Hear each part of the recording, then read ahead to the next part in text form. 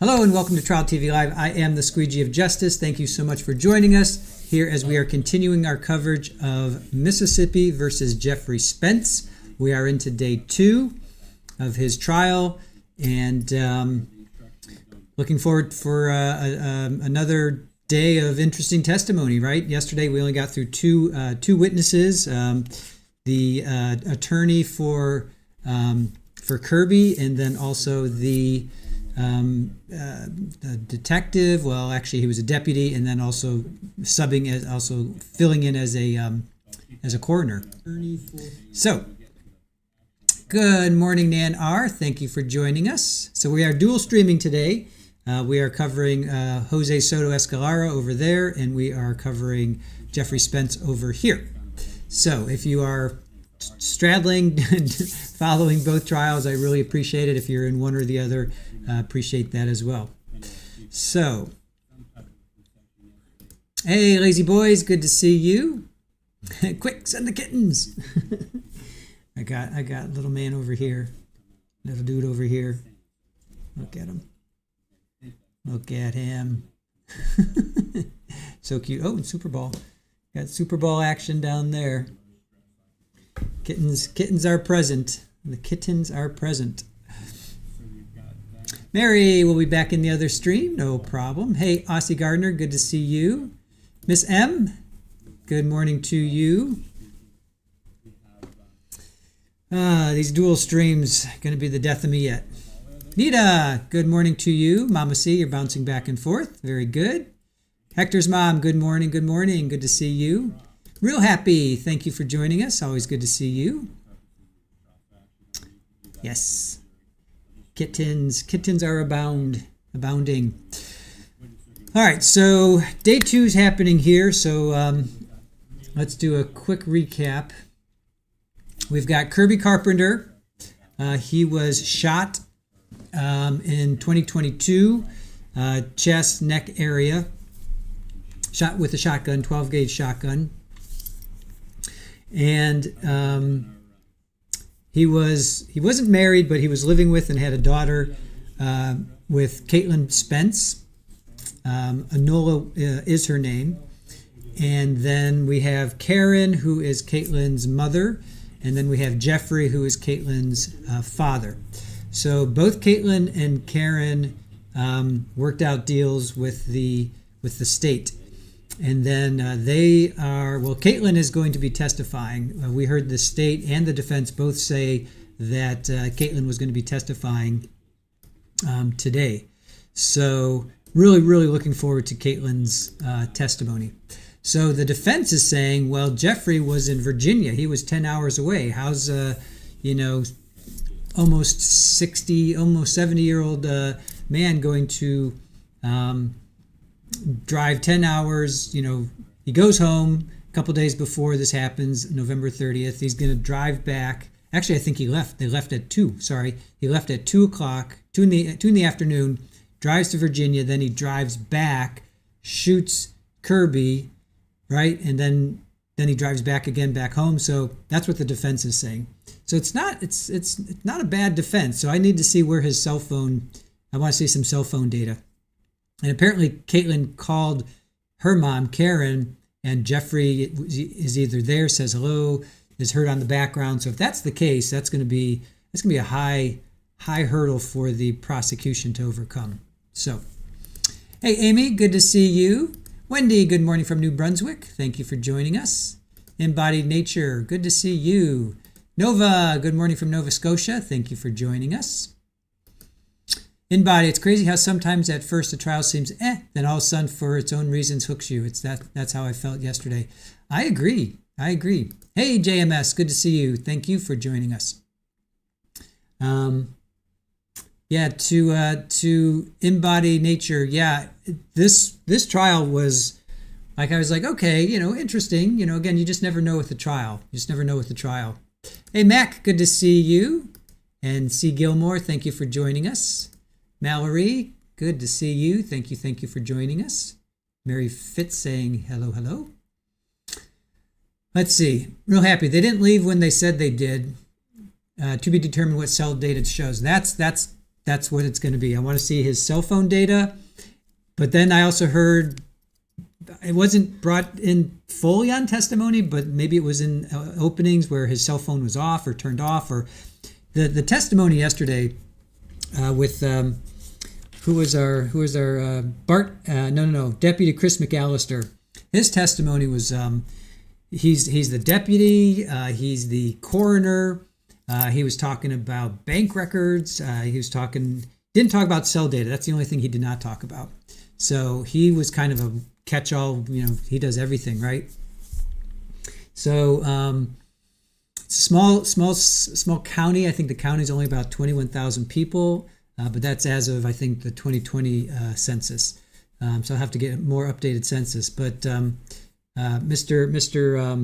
McAllister there was doing a lot. Then we heard from Bart Adams, who was Kirby's lawyer, and he was talking about Kirby had so much stuff. He was a collector.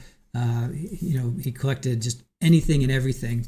And they took his stuff after he was shot. They took his stuff to the Army National Guard armory, and it was broken into.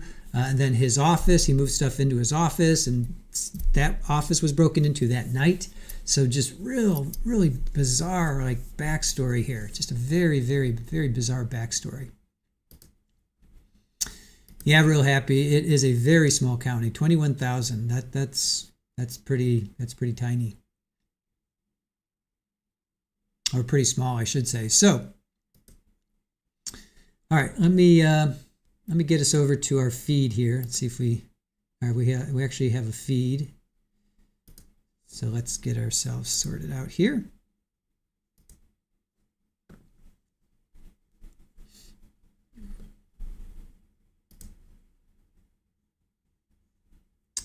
And just give me a moment.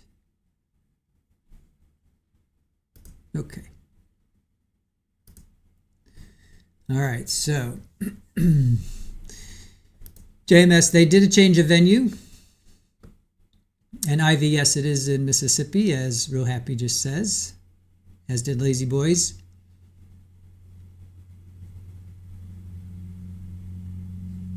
Good morning, Little Lulu. Good to see you. Thank you for joining us.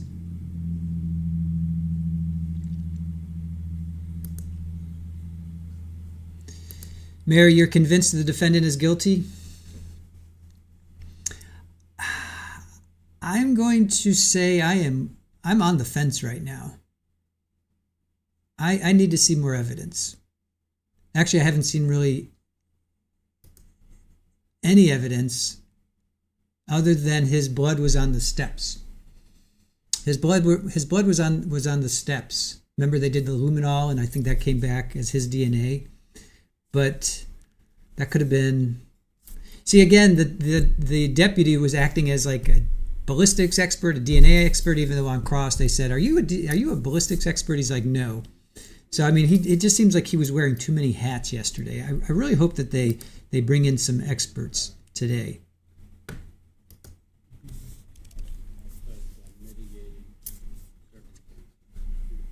And Real Happy, those break-ins weren't coincidence. Very, very strange, right? Very odd, those break-ins. The armory had been broken in before. They talked about that. Let's see. Because it sits up on a hill. It's kind of in an isolated area. What else? And this guy, Ray Palmer, they're mentioning all kinds of people, right? We have David Barnes. He apparently burned down a church. He apparently burned down a church. He was robbing. I think he was trying to rob it or something, and he couldn't. How's my audio? He burned down a church. All right, I guess it's okay. Yeah, they were talking about he was trying to SWAT at the what do you call it? At the closed captioning or the closed circuit surveillance TVs, cameras in the church, and he was smacking it like a piñata, and he couldn't move those, so he burned down the church. I mean, just nuts.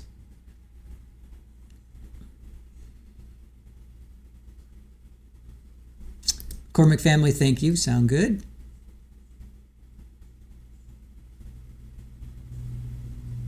Sparkling Princess, I never heard of it until yesterday. Yeah, I have not been following this. I've not been, thank you, Ivy. Thanks.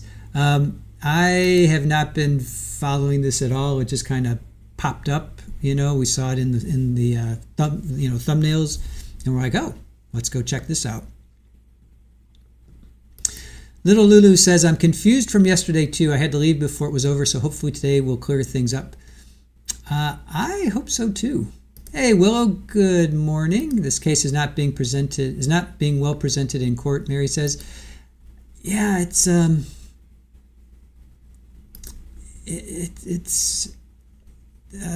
deputy McAllister got destroyed yesterday on cross too. He just was destroyed. He came across as not very reliable on cross, I thought. Let me read some of the things on cross. Let's see. How did Jeff get to Virginia? I don't know. There's a lot about this case you don't know. The proof is Caitlin. So she's going to testify Jeff was there. You don't have proof that Jeff was there. He doesn't have proof that Jeff... So the only thing that he has that Jeff was there is Caitlin. All right. Looks like we have some action here.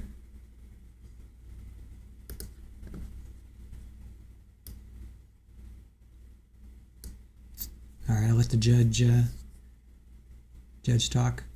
And if you guys watched the Timothy Harrington trial, that was the same judge. We covered that, I guess that was last year.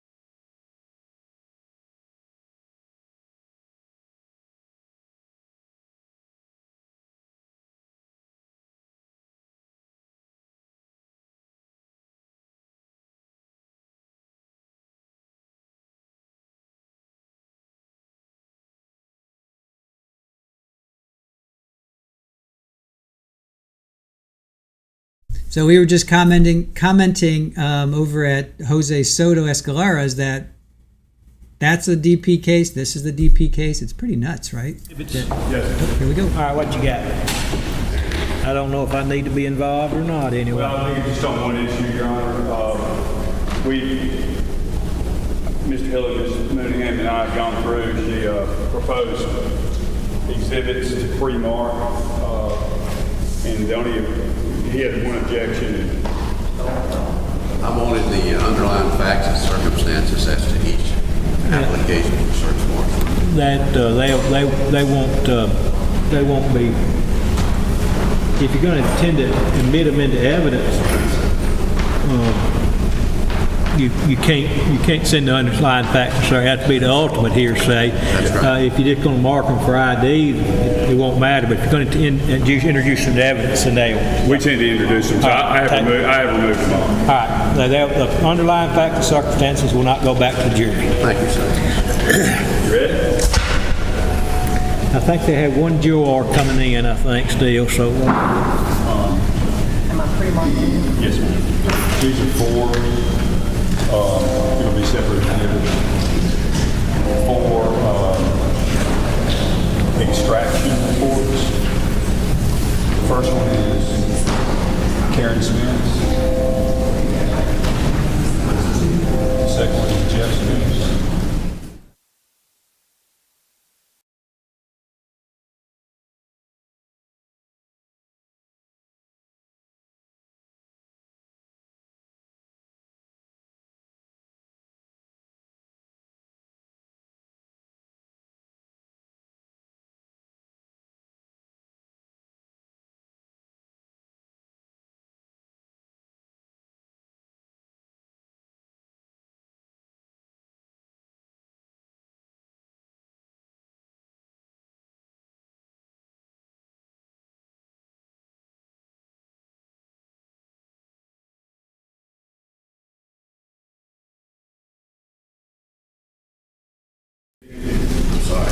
Are you going to have any objection to admitting that this?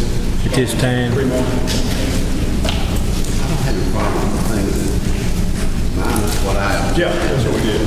All right, y'all make sure, I'm gonna go ahead and mark them admitted if y'all agree that they, what was said they were. You remove the objection. I did.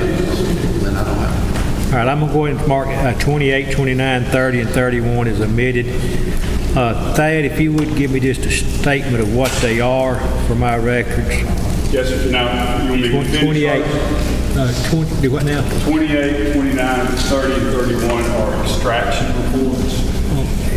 Phone extraction Yes. reports on all four of them? The first one's on Karen Spence. Give me 1 second. All right, what's the next one? Second one is Jeff Spence. Okay. Third one is Jeff Spence 2. And the fourth one is Kirby Carpenter. Jeff Spence too. His phone's extracted. Second phone. Apparently had two phones. No, same phone is extracted twice. Okay. Second extraction. Is that 31? That's 30. Second extraction is 31. Kirby Carpenter's 31. 31 is Kirby Carpenter. Okay. So the next thing I've got is the autopsy report, That's 32. and 33 would be the death certificate. And these in evidence. Any objection to admitting them, David? I didn't hear that. Any objection to omitting the autopsy report and death certificate?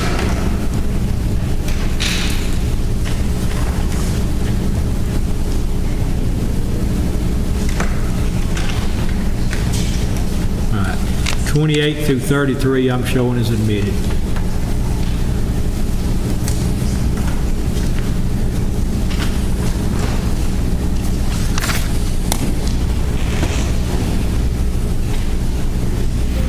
We have 1, 2, 3, 4, 5, 6, 7 photographs from the arrest of Jeff Spence. 7 photos from arrest of Spence. Are we going to do these A, B, C? Collective style. That's it. Collective 34.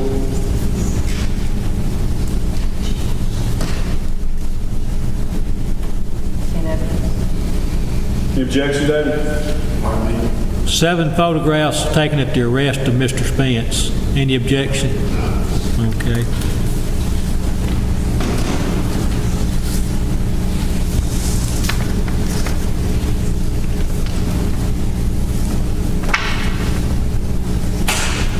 $35 would be the search warrant for the Saltville branch of Bank of Marion with the underlying facts removed. You're welcome, David. And then 35. That was 35. Okay, 36 would be the safe deposit lease and entry law. Is that the Saltville branch? Yes, ma'am. Yes, sir. That contains the visitation log and the What's that now? It said it was the, contain the visitation log we Yes. coming back in. Yes. Right. I understand it where some people come and go, who's been in and out, and when and where they've been in and out of the safe deposit. That's in there. That's what he says 36 is anyway. 35 and 36 are connected.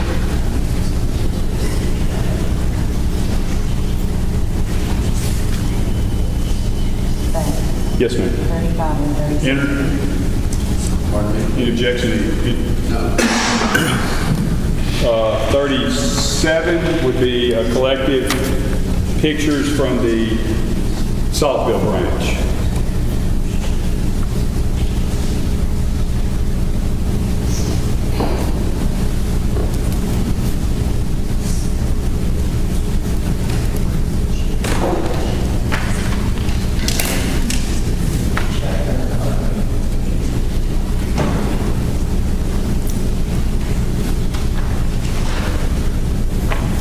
Good. Entered. 38 would be the search warrant, less the underlying facts for A1 storage. Entered. Yes.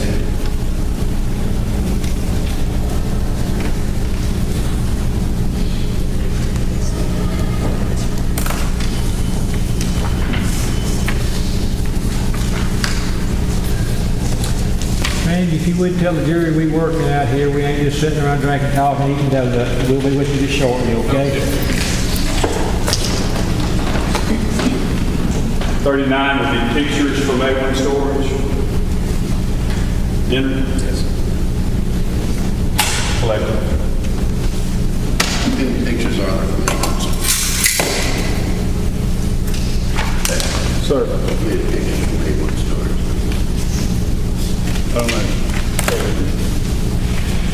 102. I counted 20. How many? 12. Is there a picture for what? Not drawn down. A lot of stuff.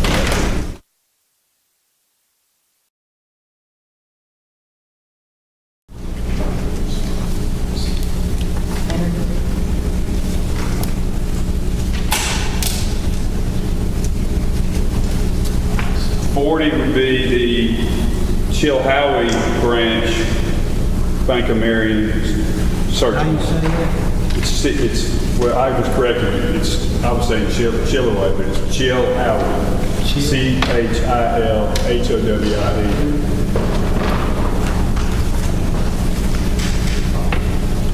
And that's the search warrant? Yes, sir. Without the underlying facts.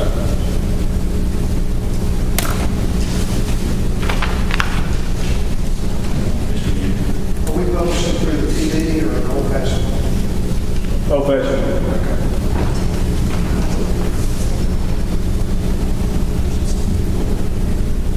41 would be the safe deposit lease agreement and the entry log from Chilhowie.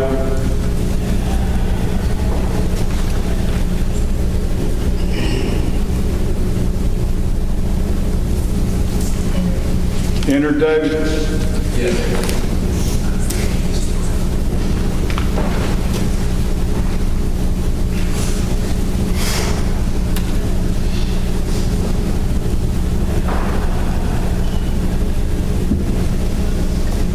42 would be pictures from the Chilhowie branch. We can count how many there are there.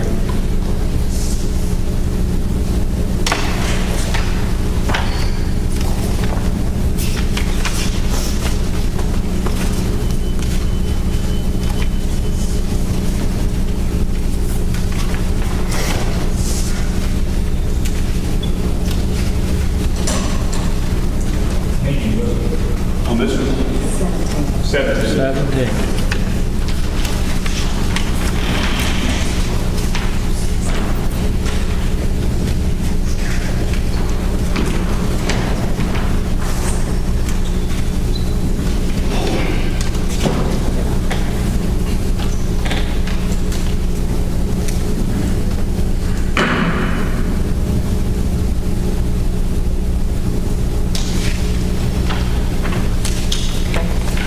Would be the search warrant for 5817 Charlie Taylor Drive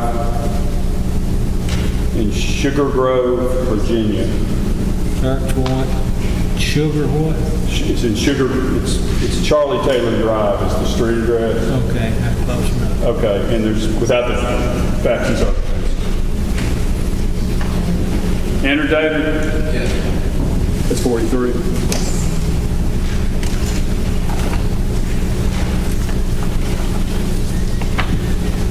44 would be the pictures from Charlie Taylor Drive. Then give me a count on it. You better count. No, really not. No.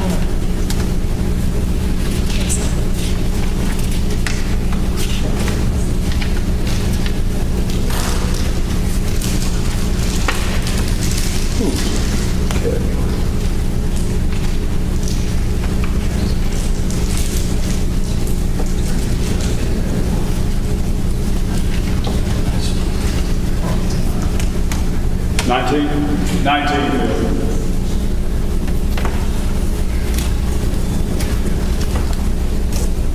$45 would be the search warrant to First Community Bank without underlying facts and circumstances. Admitted? Yes.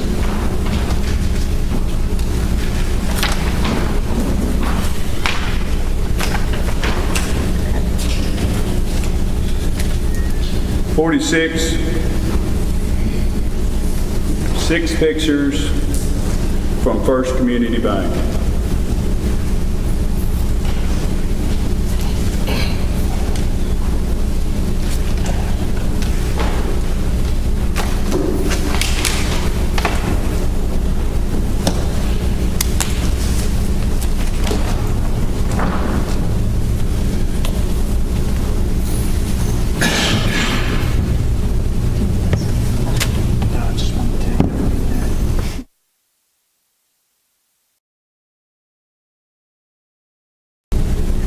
At all of them? Thank you, yes. Everybody ready? I would ask the members of the audience, I'm not going to restrict your coming and going while testimony is going on, but I would ask that you come and go through this door if you come and go. And if you come and go while testimony is going on, just come in and sit down over here on this side if you were to leave and come back, okay? All right. Don't give me just 1 minute. We'll bring the jury. Okay.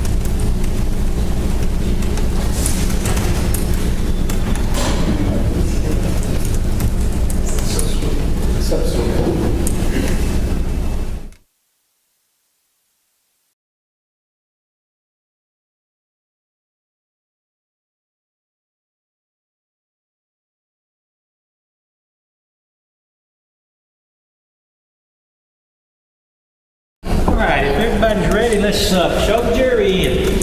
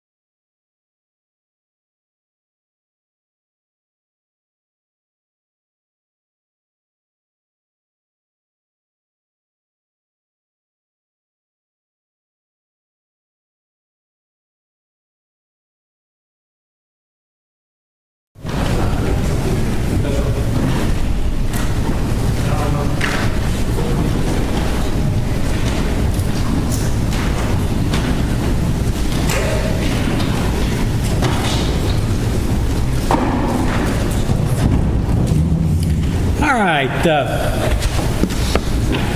Good morning, everybody. Thank y'all for being here promptly. We were running a little late, not because we was just sitting around drinking coffee and eating donuts, but we took care of a good bit of pre-marking exhibits and admitting exhibits. I think that will hurry the process along a little today. So I think a few minutes late start this morning will save us a good bit of time today. I trust no one had any problem with the court's instructions not to discuss the case, allow anyone to discuss the case with them, investigate the case in any way, hear about the case in any way, read about the case in any way. If you did, let me know at any time, okay? Assume not. Who would state call as the next witness? Your Honor, the state calls Scott Watson, please. Watson. Scott Watson. Big, tall, bald-headed fella.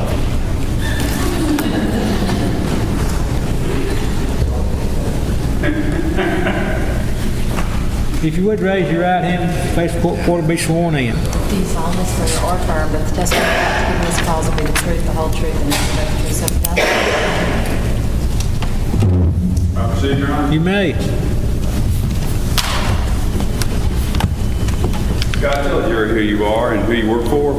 My name's Scott Watson. I'm the Assistant Chief and Chief Investigator for Ripley Police Department.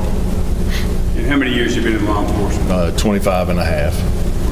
Can you move the podium? I don't know if you raise that microphone or whether you can or not. You raised it? Yeah, but, Is it on? I didn't say it, but even though. I don't think it's on. This part's on, but we have to turn that. You have to turn that one on anyway. This little switch on the very end of it. There you go. There you go. We got contact.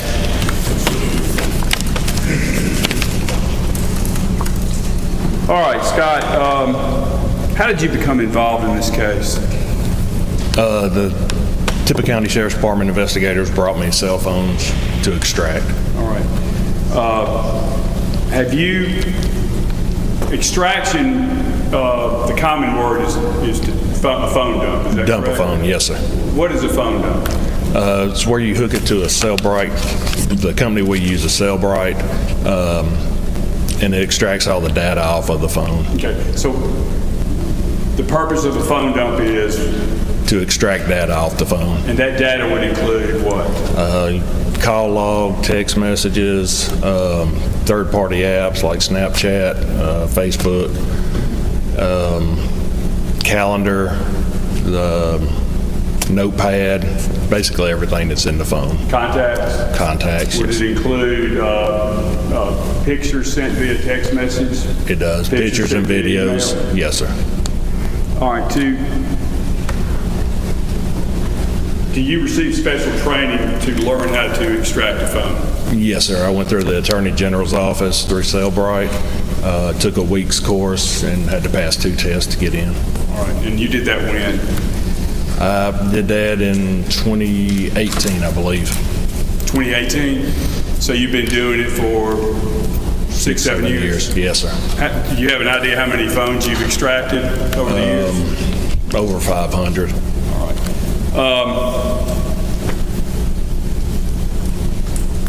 Can you generally describe for the jury the phone extraction process? Sure. Once you receive the phone? Once I receive the phone, it has to have either a search warrant or a chain of custody for me to, or consent, I'm sorry, for me to dump the phone. Can you speak in the... When they bring me the phone, they'll have to have a search warrant with it or a consent for me to do it. Once I get the phone, make sure it's in airplane mode and make sure that the battery is charged. I will hook it to the Cellbrite. Cellbrite, once it hooks up, it will identify what phone it is, and it'll give me the option of what kind of extractions it can do. Once the extraction starts, depending on the size of the phone, brand of the phone, make of the phone, depends on how long it takes for it to dump. All right, I'll submit to you that S15 and S16 were previously admitted as search warrants authorizing the search of those, of Karen Spence's phone and Jeff Spence's phone. Okay. Y'all approach 1 second anyway.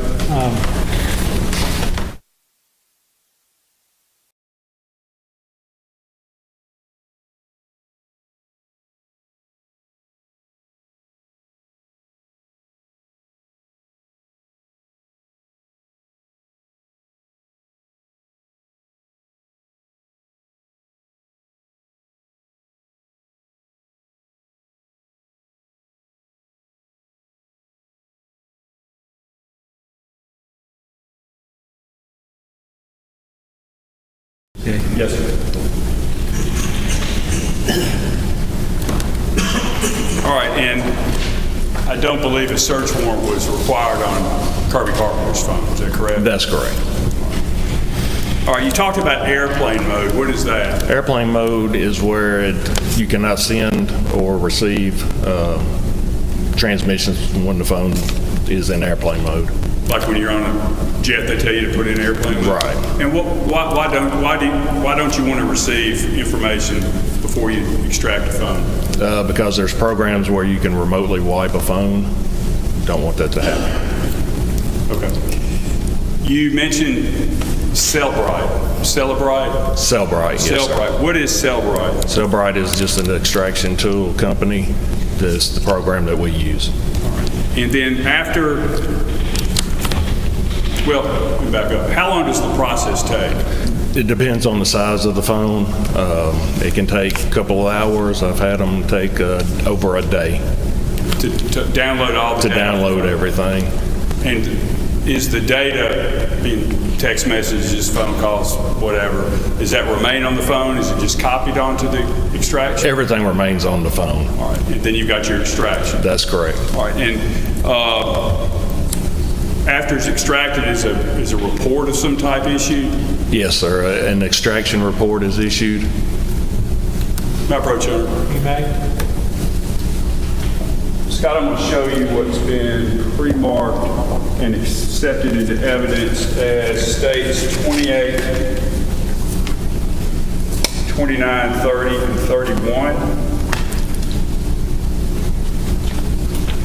Could you read through those?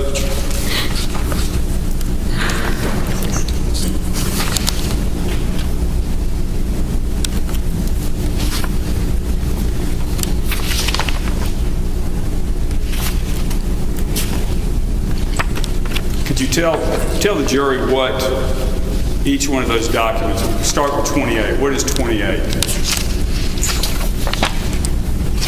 28 is going to be phone extraction report, the beginning of the report of Karen Spence's phone. Because I believe that's 4 pages. And is an extraction report, a total extraction report, much bigger? Yes, sir. I believe on Ms. Spence's phone, it was around 11,000 pages. All right, let's just start with Ms. Spence's phone, Karen Spence's phone. When did you receive that phone? Looks like the 12/14/23. On December 14th of 23. That's correct. And when was the phone extracted? On the same day? On the same day. What type of phone was it? Hers was an iPhone XR. What type of extraction was performed? On hers, it would have been an advanced logical. All right, we haven't talked about that yet. What is advanced logic? Okay, advanced logical, when you hook the phone to the Cellbrite, it gives you the option of which kind of extraction you want to do. Advanced logical takes logical extraction and file system extraction and combines them together, makes it a simple one-step process. One-step process with advanced logical. What's the alternative? Logical or file system. And why would you do that? Logical basically gets everything that comes on the phone. It does no third-party apps, cannot get deleted data, whereas advanced logical you can through the file system. All right. And with respect to Karen's phone extraction 28, Exhibit 28, you said that does not represent the entire report, and you said how many pages was? I believe Ms. Spence's was around 11,000. What are the last 4 digits of the phone number associated with that phone?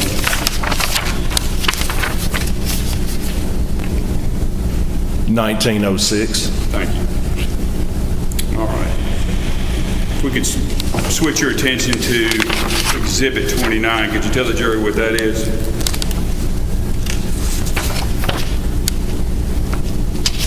This is going to be Mr. Spence's phone.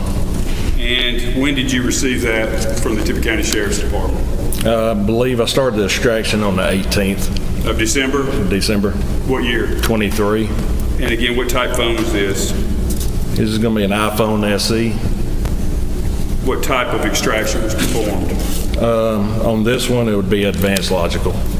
Now, you're holding the first 4 pages of the extraction report, correct? That's correct. How many total pages was this extraction report, if you know?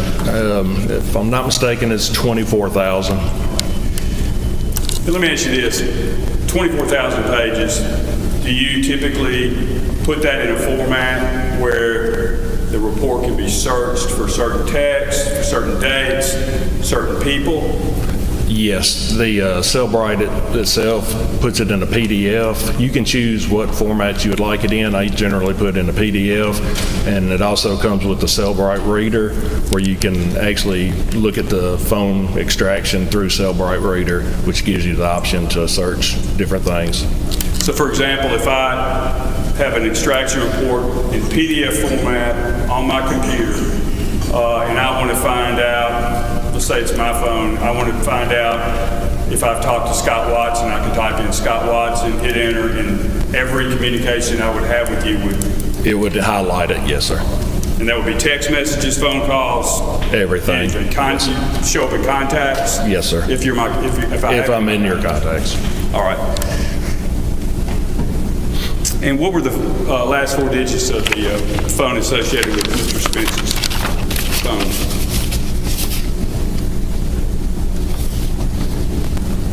1907. Thank you.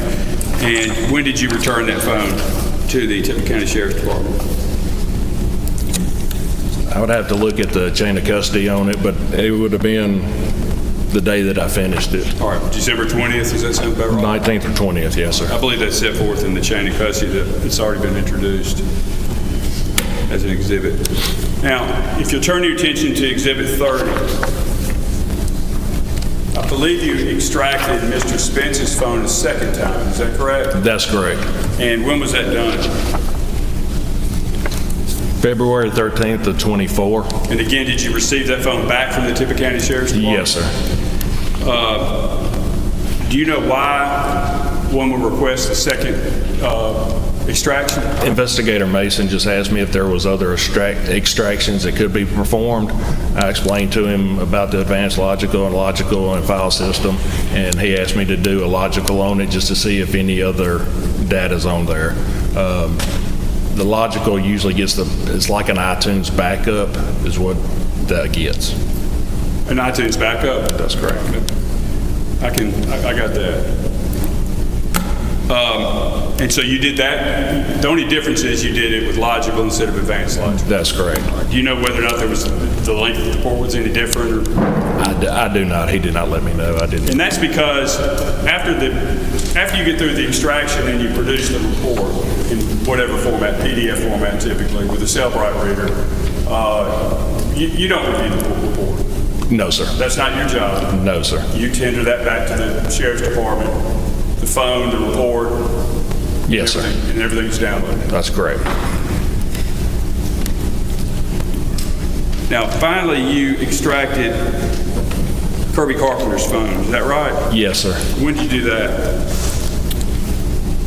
December 2nd of 22. What kind of phone did he have?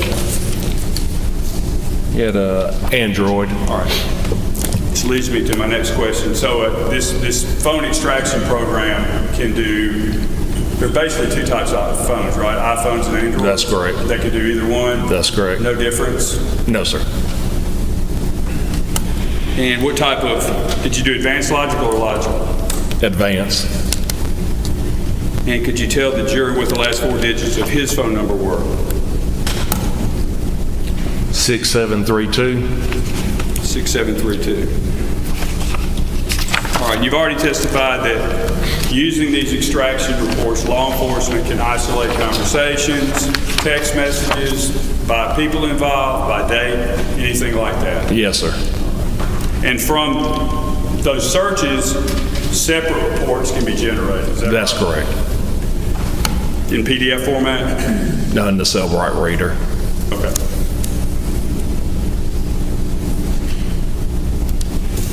Big ones.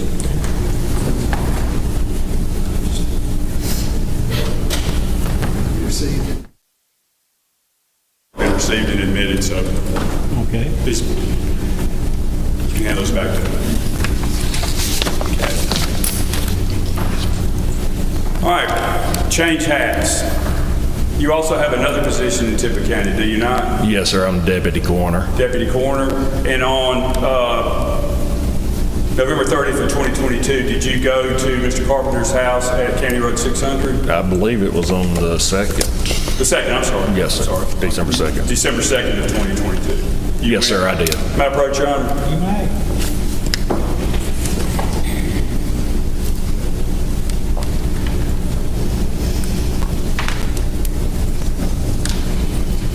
Scott, I'm going to hand you what's been admitted into evidence as States 32 and States 33.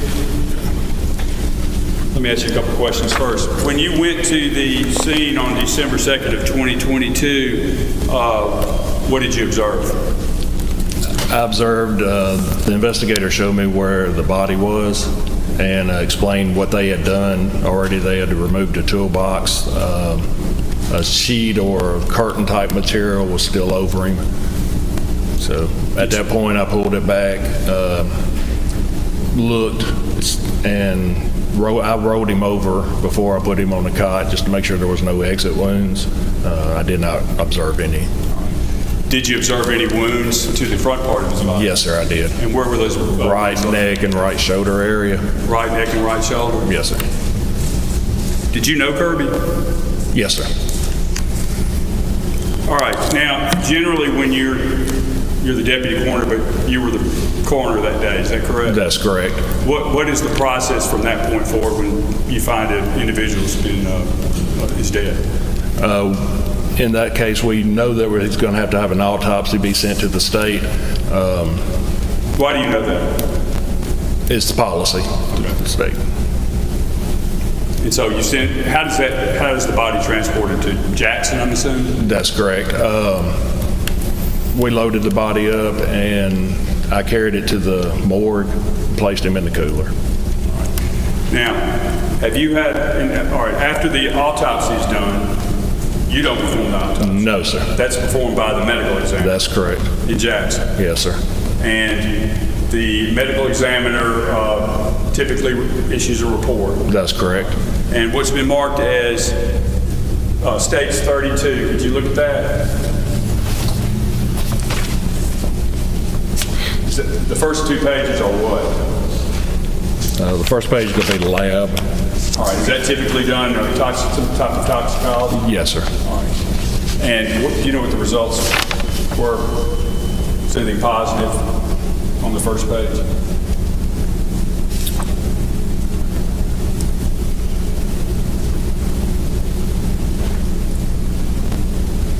I believe it's toward the top, on the first page. No, nothing was detected. All right. And what are they testing for? They test for drugs, alcohol. Okay, nothing was detected? No, sir. All right, and now turning to the autopsy report, it contains different sections, is that right? That's correct. And could you just tell the jury what those sections are?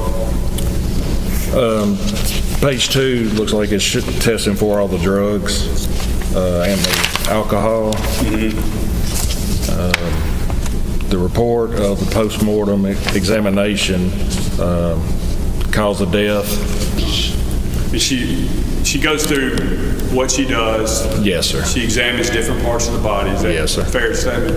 And at the end, she reaches a conclusion. That's correct. And she states a cause of death and a manner of death. That's correct. And what was the cause of death here? Cause of death, shotgun wound to the neck and chest. And the manner of death? Homicide. If you could look at what's been marked as 33. Tell the jury what that is. It's a copy of the death certificate. Is that issued after the autopsy is completed? That's correct. Do you participate in that? Is your name on there anywhere? My name would be on there as the certifying. That means that I went out, I did view the body, and I can say that yes, he is deceased. And who was the medical examiner in this case?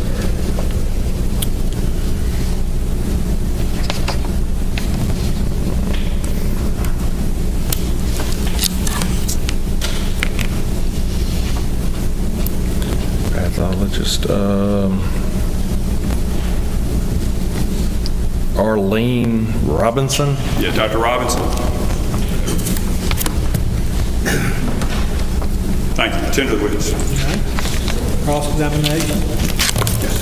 Okay.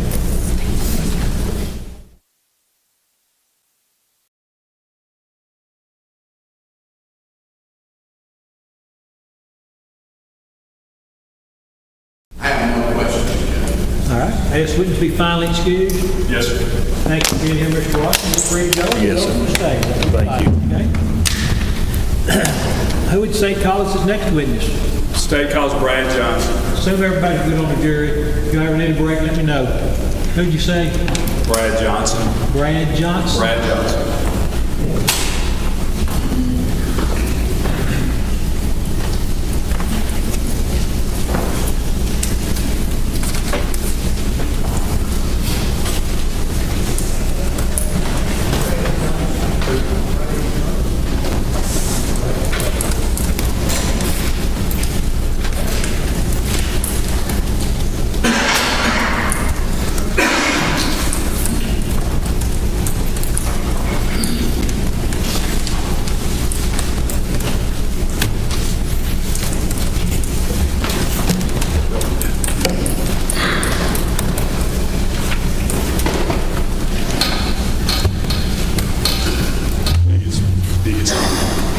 Do you solemnly swear or affirm that the testimony you're about to give in this cause will be the truth, the whole truth, and nothing but the truth, so help you God? I do. See credit with this chick. Am I proceeding, Your Honor? You may. Brad, tell the jury who you are. I'm Brad Johnson, Who do you work for? Smith County Sheriff's Office in Virginia. And that's Smith with a Y for court reporter. Yes. S-M-Y-T-H. Yes, sir. All right. And what part of Virginia is that in? Southwest Virginia. Now, I believe you drove over here yesterday. Is that right? We did. How long did it take you? About 8 hours. And then Virginia's on the Eastern time. Is that right? Yes. Excuse me. It's hard to bend down sometimes. As opposed to here, we're on Central time. Yes. So when you're coming back, you lose an hour. Yes, sir.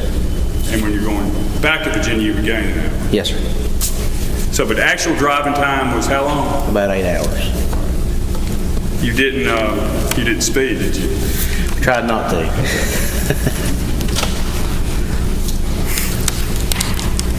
About how many miles if you did? I think it was around 400 and some, I believe. And you drove from what town in Virginia? Our county seat is Marion. Marion. And how far is Marion from Saltville? About 20, 25 minutes Okay. drive time. Which way? Saltville would be kind of northeast. Northeast. All right. You're sitting here in Pontotoc, Mississippi. How in the world did you get involved in this case? Well, sir, some of our officers in the department, including myself, are TFO officers with U.S. Marshal Service, with task force officers.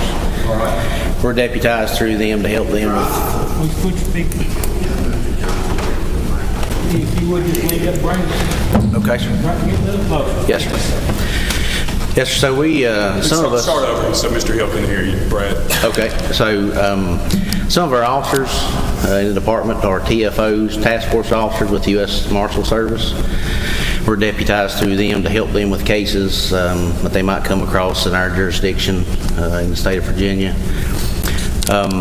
We were notified by them that Mr. and Mrs. Spence and Caitlin may be in the area. They got an information that they may be living in the Sugar Grove area of Smith County, and they requested our assistance to apprehend them. Marshal did. Mm-hmm. All right, and I forgot to ask you, what's your position? Are you a sergeant deputy? I'm a sergeant in the Investigations Division. All right, how many years of law enforcement experience do you have? 16. 16? I'm not going to ask you how old you are, so don't worry about that. So after you're contacted by the marshals, what do you do? So we start to watch the house. Some of our deputies. Now, where's the house? In Sugar Grove area. Do you have an address on that? It's Charlie Taylor Drive. I can actually give you the exact address. 5817 Charlie Taylor Drive, Sugar Grove, Virginia. In Sugar Grove? Mm-hmm. And where's that in relationship to Saltville? So that would actually be on the opposite corner of Smith County, near the Grayson County line. All right. And so who were you with when you were watching that? I was with some of the Marshal Service, Deputy Henniger, one of our sergeants in the department, Randy Serber, and Deputy Greer, their department. So you're all there watching the house on Charlie Taylor Drive, is that right? So we were split up at different times. There were different times we were watching the house. On the day that they actually saw Jeff leave the house, Deputy Greer and Deputy or Sergeant Serber was there watching the house with U.S. Marshal Henniger. And you said you saw Jeff Spence leave the house? I myself did not. Deputy Greer saw Jeff leave the house. And what kind of car was he in, if you know? Cadillac, silver Cadillac car.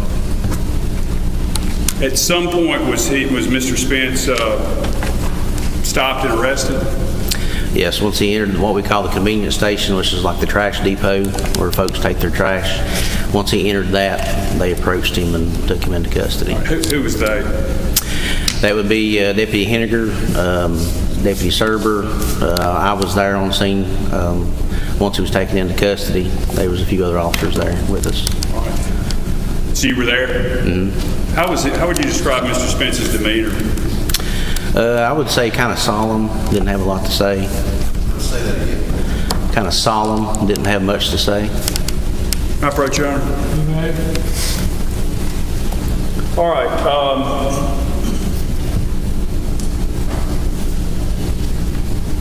I'm going to hand you what's been marked as collected, State's Exhibit 34. Okay. Now, he was arrested and you conducted a search of the vehicle, correct?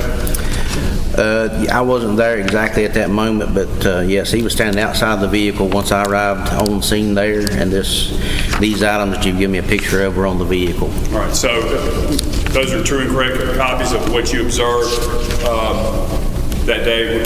What day was this, by the way? This would have been the 30th of November. 30th of November of 2023. Yes, sir. Now, let me ask you. So, just quickly going through there, could you tell the jury what items were seized that day in association with Mr. Spence's arrest? These were found in his vehicle or on his person? Yes, so a significant amount of cash, loose cash.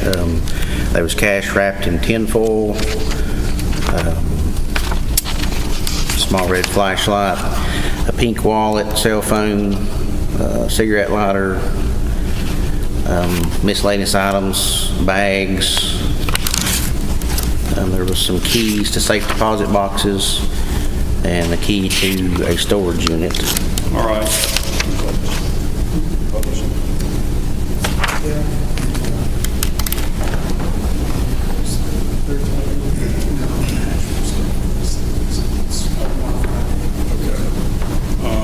know what that's marked as?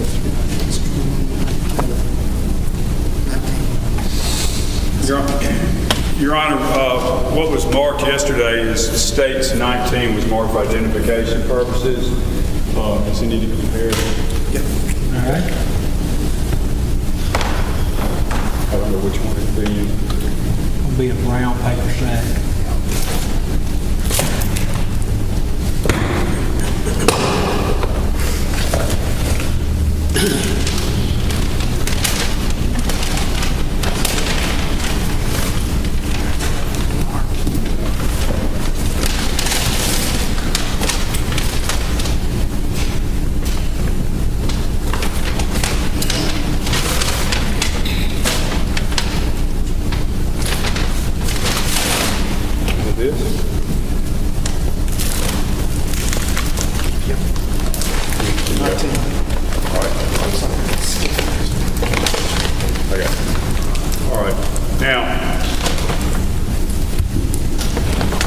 If I could ask you to look through that bag and see if match the items that are taken, where photographs are taken of match these items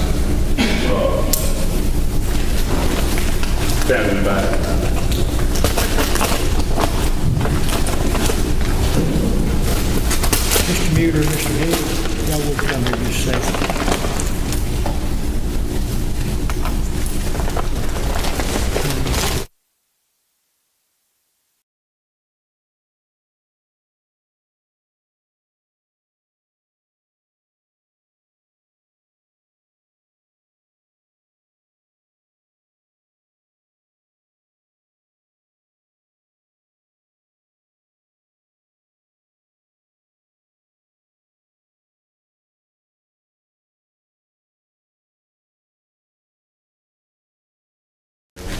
shot that day, and also photographs. All right.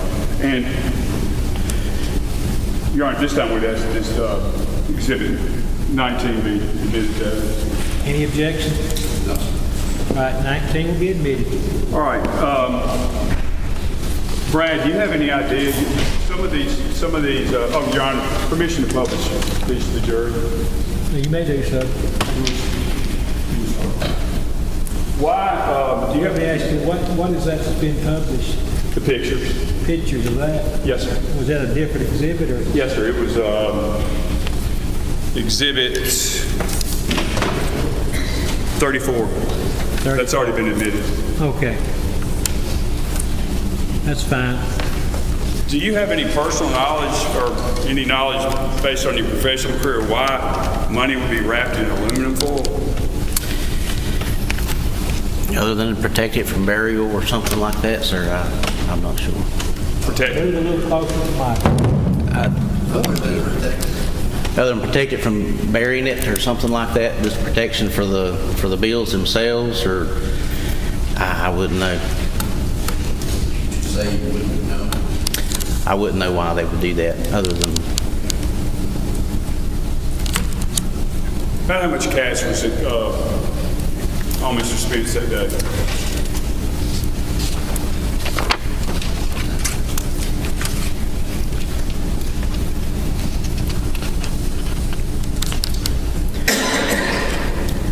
I think there was multiple $1,000s. I was seeing if it was here in our report.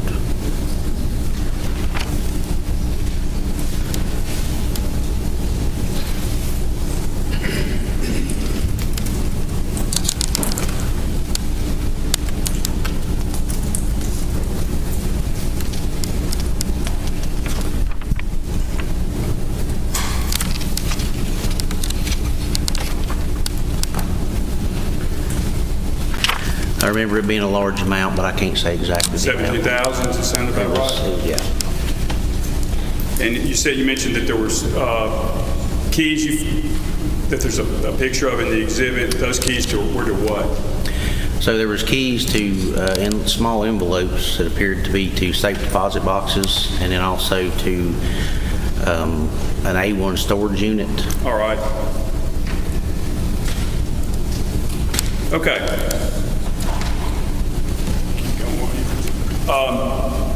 After the arrest, what happened next? Arrest of Mr. Spence, what happened next? So then we proceeded back to the home at Charlie Taylor Drive to take Karen into custody. She was found there and taken into custody without incident. All right. Was there any another vehicle in the driveway? There was a U-Haul there. Where was that parked?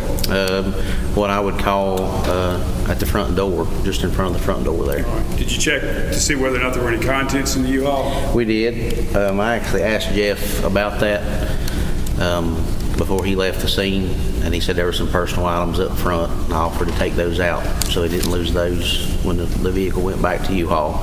And we checked the back of the vehicle as well. No items in the back. Nothing in there? Okay.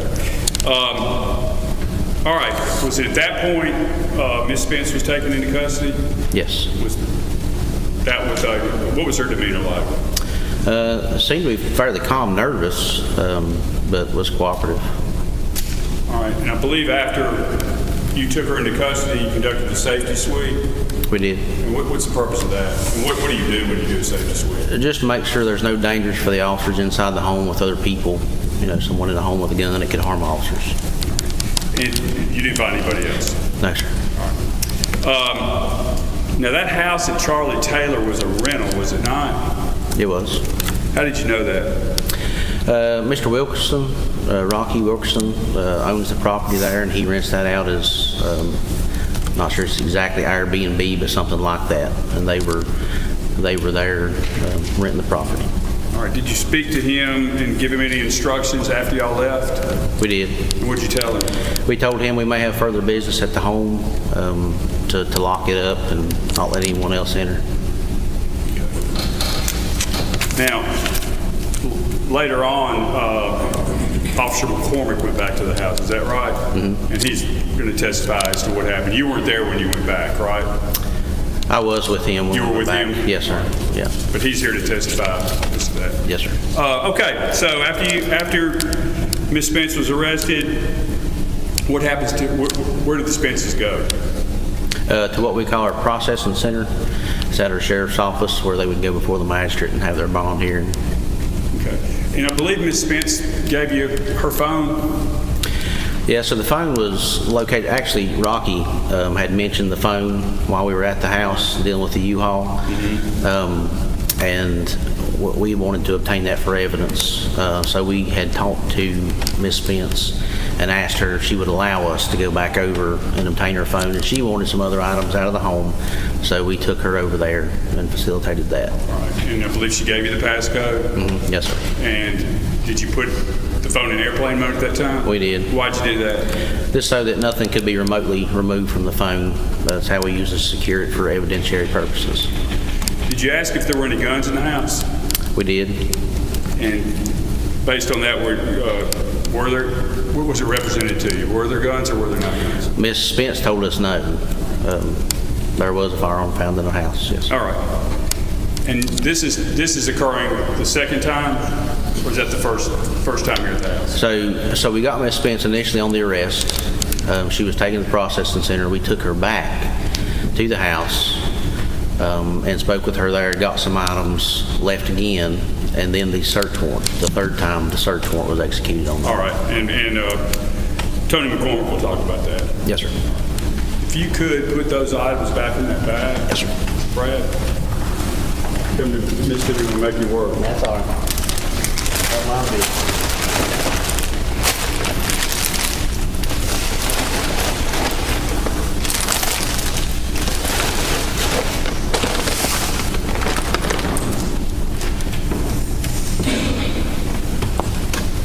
All right.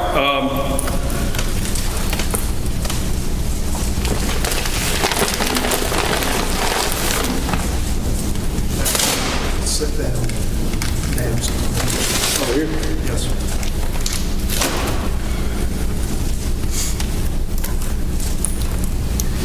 All right.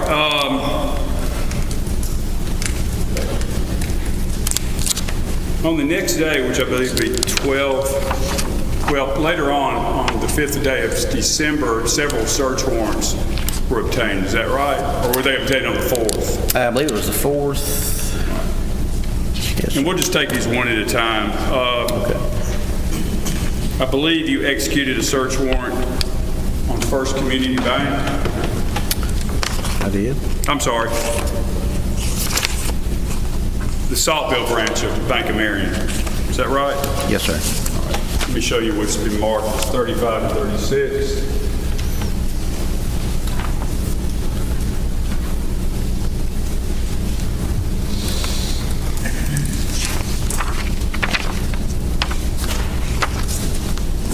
All right.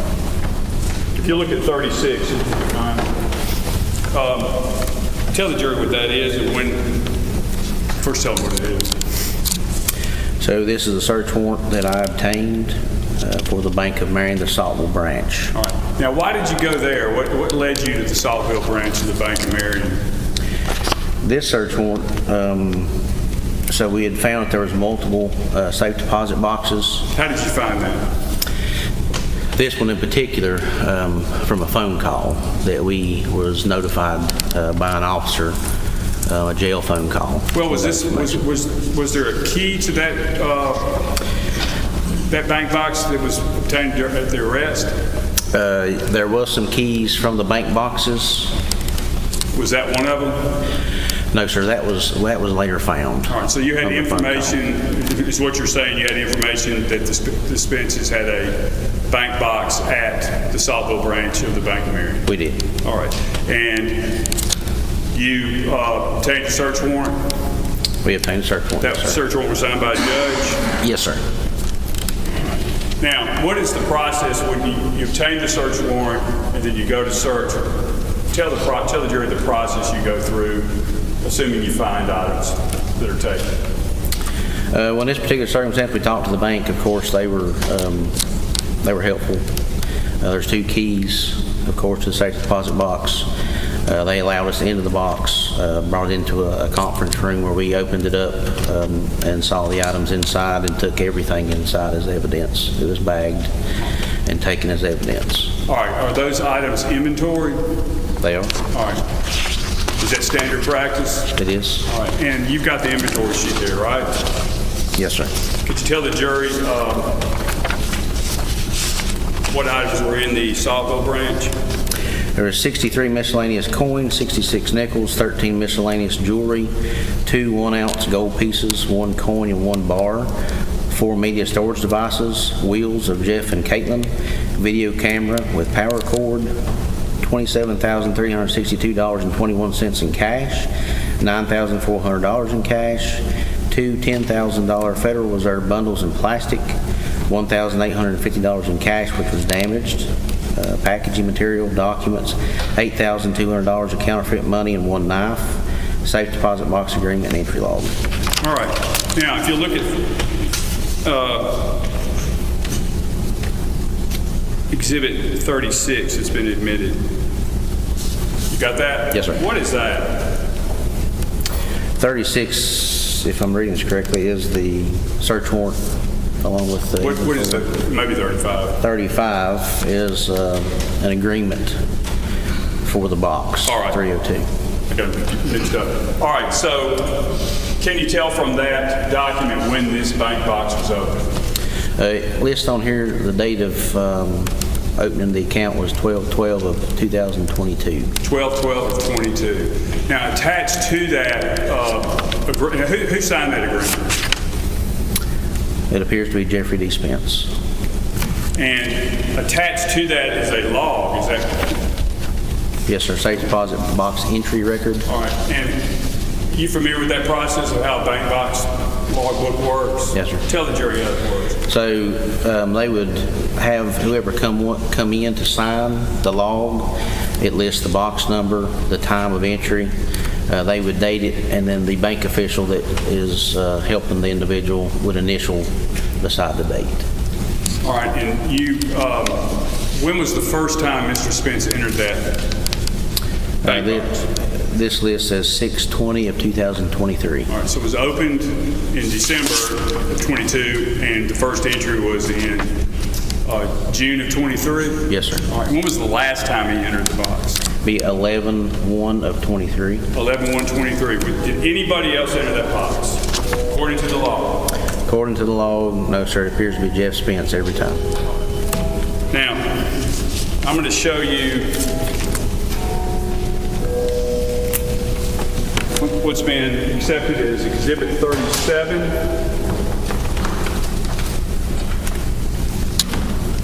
Again, it was your standard practice to photograph the items. Yes, sir. And actually, when you take them back to the police department,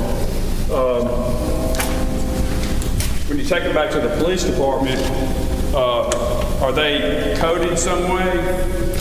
I'm sorry, I didn't hear you. Are they coded some way where you can?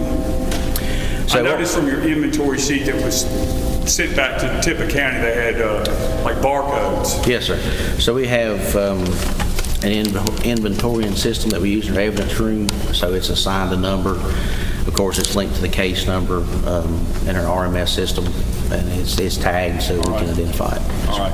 And could you look through those and tell me if those are true and accurate copies of what you observed, or at least part of what you observed in the Saltville branch box? And I believe that was 302?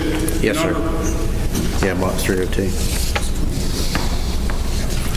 Yes, sir, I do recognize this as items that we located in the box. All right, you've already gone over the inventory sheet. Yes, sir. And if you could... That says 23.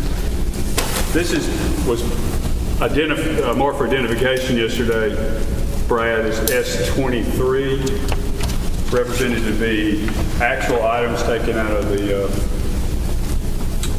Saltville branch of the Bank of Marion.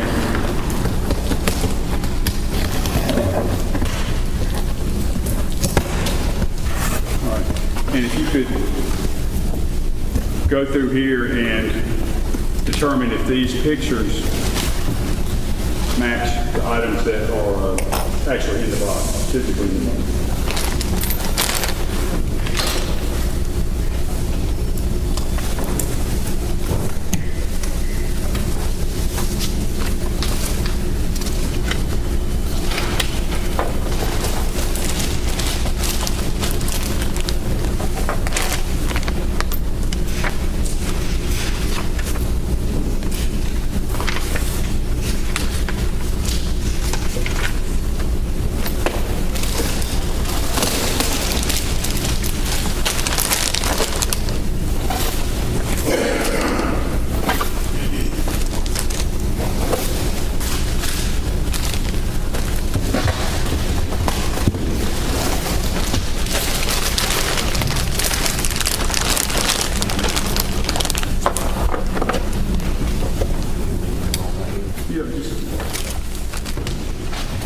Have you noticed any picture of any item that's not in this box?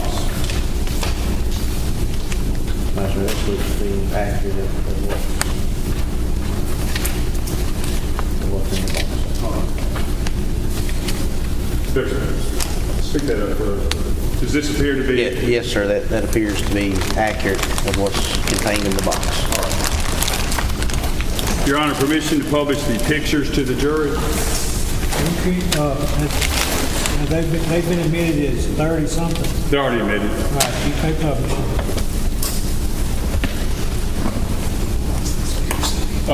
We'd ask,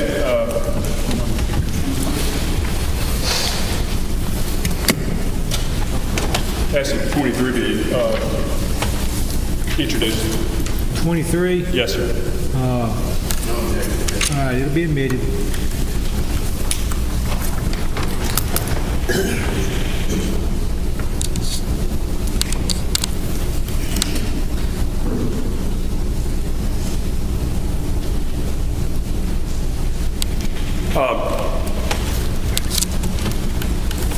Based on your own observations, Brad, were these items that were stored in this bank box, were they organized or they appear to be haphazardly thrown in there? Or Yeah, especially some of it was haphazardly thrown in there.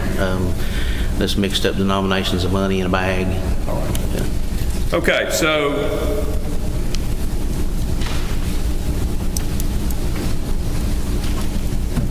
now, you also went to A1 storage, correct? We did, yes, sir.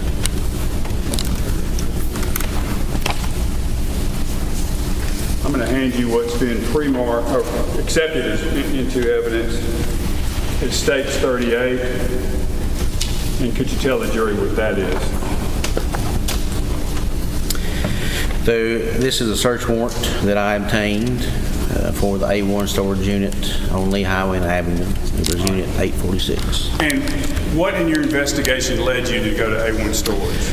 Originally, when Mr. Spence was arrested, there were some keys with a little green keychain that actually listed A1 storage on it and had the phone number. All right.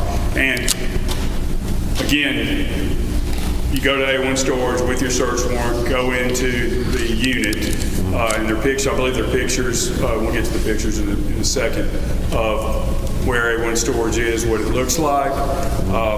You go in there and you inventory everything. I'm not going to ask you to read off the entire inventory, but I'll ask you to look at what's been accepted as states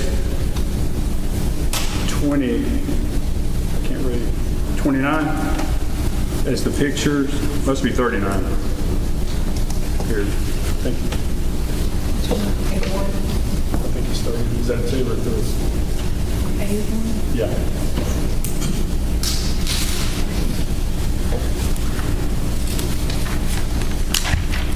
Yeah, because the next one. Okay. All right, it's been accepted as the state's 39, and could you tell the jury, is that, do those pictures, were they taken at A1 storage?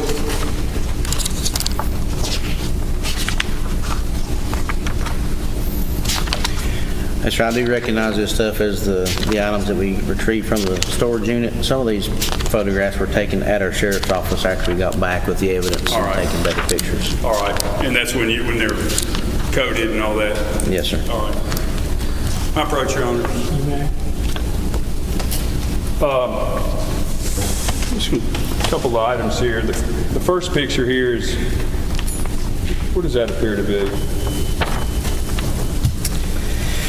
Patch, looks like a shoulder patch with Apollo 2 on it with, looks like maybe a silver bar, some type of precious metal. All right.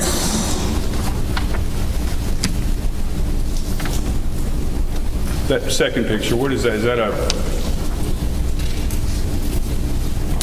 It's go ahead. a gray bag, Velcro bag. You don't know what that is? It appears to me to possibly be a Faraday bag, what we would call a Faraday bag. What is a Faraday bag? Faraday bag is, sometimes we use those in law enforcement to try to protect devices, particularly cell phones, and from having any communication that blocks any signal, supposed to block any signal in or out of the phone. All right. And the third picture appears to be of some tube. That's right. Was there an address on that tube? Yes, there is. Or addressee? It states Kirby Carpenter, 6071 County Road 600, Boonville, Mississippi, 388296867. Do you know what was inside that tube? It's a poster. All right. Finally, what does that picture show? It shows, looks like some kind of documentary money that's been damaged in some way. Does it reference a historical event in the labels? Yeah, it's salvaged by the Doria Project from Italian line flagship, Andrea Doria, sunk July 26, 1956. That's right. In the Atlantic. Famous Italian ship that sunk in the Atlantic in '56.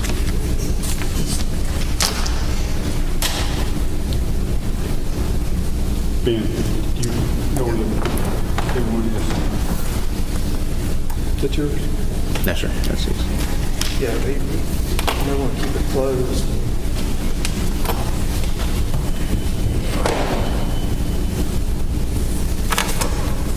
There's two for ID. All right. Guess 21A first. Just ask that actor. Yeah. Well, do you want to go through it? Not pictures, just All right. see if he can. If you want to open it up? If it actually fits what they took.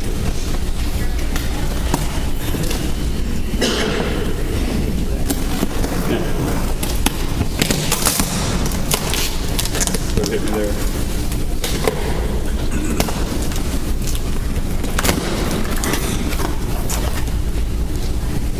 Okay, just look through there. And Mr. Pritchard said, does that accurately pick what we'll see with the A1 storage?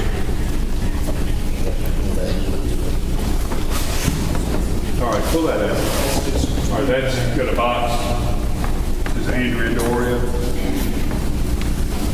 Okay. And we saw in the pictures, that's some of the damaged money. From the assembly and shipwreck.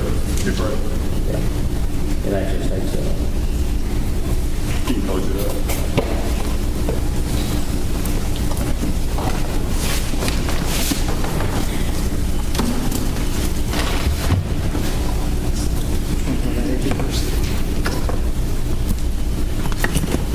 That's at 21A be received. Any objection? Yeah.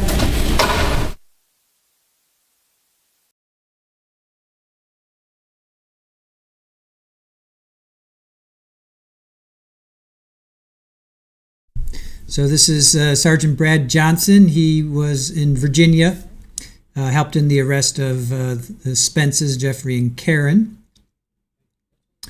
We also heard from a Scott Watson, Assistant Chief Investigator. He extracted the cell phones.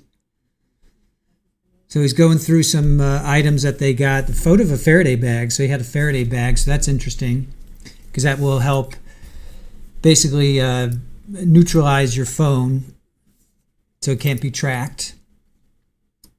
There was an address of Kirby's on a tube with a poster inside, a document of the Andrea Doria with money. So this is stuff that Kirby had collected. B while you're here. Would that say be received? 21A is going to be received. You object to 21D being received? Okay. We'd ask that 21D. You're going to, A and B will be admitted.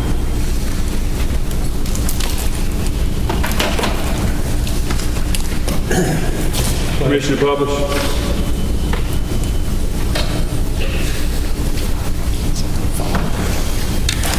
Not on me.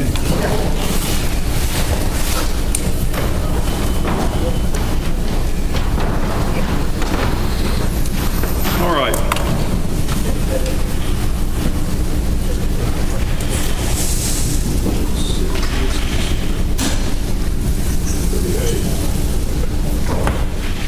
All right, Brad, I'm going to show you now what's been introduced as State's Exhibit 40 and 41. Could you tell the jury what Exhibit 40 is? 40 is a search warrant that I obtained for the Bank of Marion Chilhowie branch. All right. Now I was calling it Chilhowee, but you told me yesterday it was Chilhowie. Chilhowie, yes, sir. All right, so that's just a separate branch of the Bank of Marion? Yes, sir. All right. And the distance between Chilhowie and Saltville is what? 15 minutes. 15 minutes? All right. And again, you execute that search warrant We did. and inventory the items that were taken. We did. Could you just Yes, sir. run through what was seized in that bank box?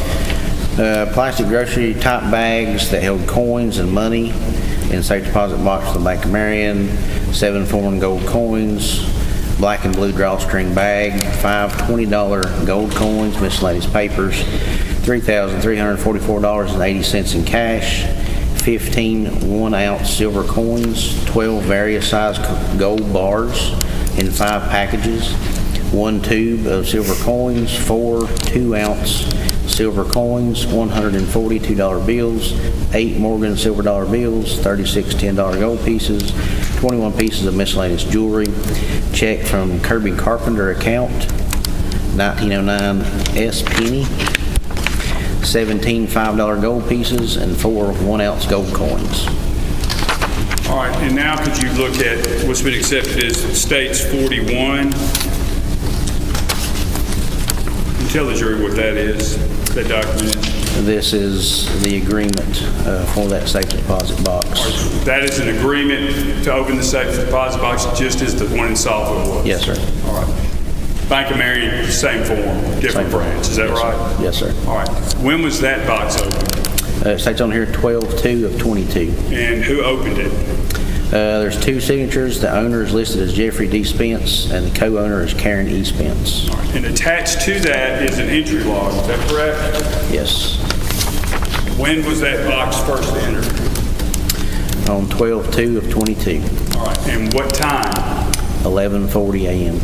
11:40 a.m., that's Eastern time? Yes, sir. Who signed that entry log? Jeffrey D. Spence.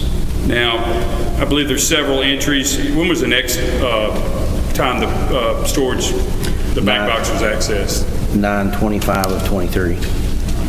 So 12/2/22 to September. When was the last time it was accessed? 11/6 of 23. 11/6 of 23.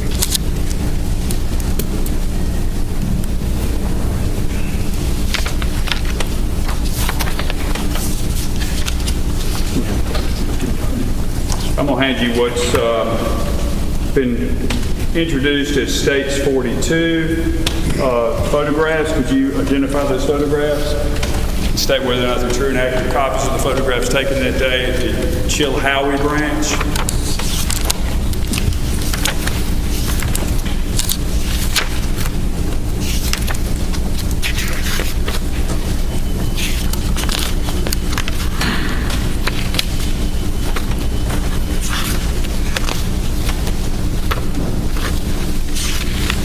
Yes, sir. These are the items that were taken from that box. Your Honor, approaching it. Okay. All right, couple of items I'd like you to, you mentioned from the inventory log there was a check found in there. That's a check written to who?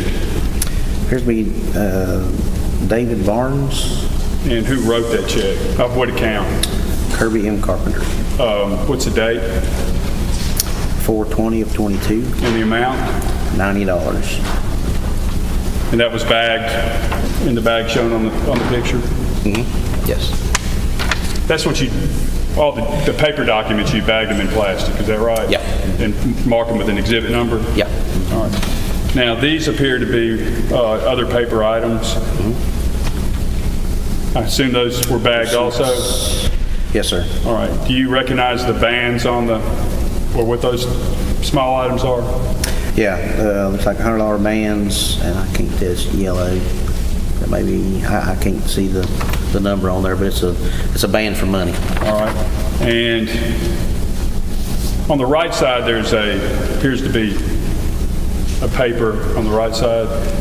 What bank is that from? The People's Bank, And where's the People's Bank? it states on here Ripley, Mississippi. Ben, where's the? It's 3 exhibits. Exhibit 24, 24A, and 24B. All in the same box? Yeah, we separated. Brad, I'm going to ask you again to go through this, verify that all the documents, all the items that you took pictures of are in the box that contains all the items from the Chill Howard. That, I believe, 24A and B on the side.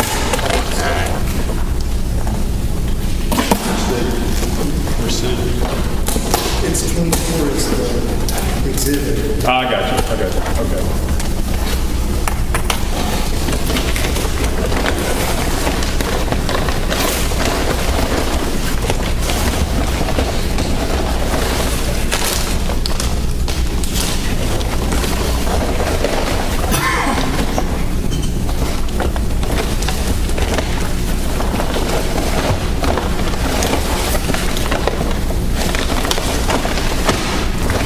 Bag is not from this bank here, it's from the home. That's what you're saying.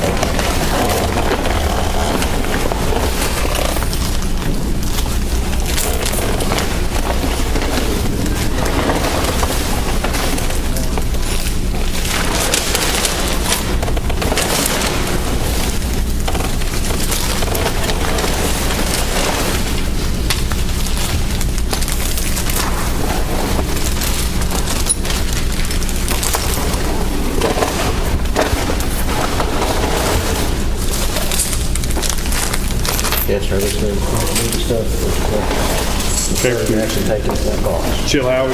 Yes, sir. All right. Your Honor, we'd ask that 24A and B. 24, 24A, 24 being the big white box, 24A being the check, 24B being the bank receipt, and the name from the bank, is that right? Yes, sir.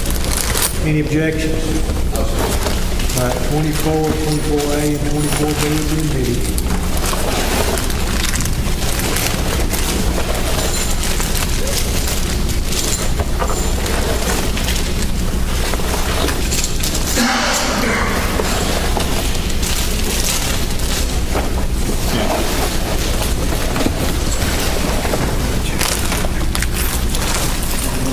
She's got it.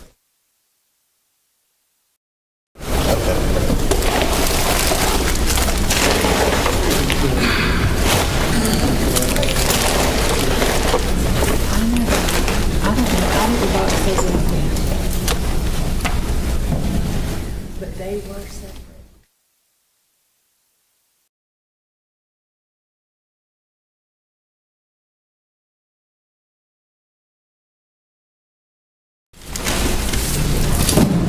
They're just little evidence bags.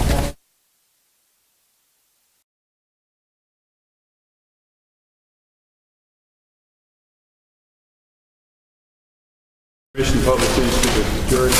You may publish.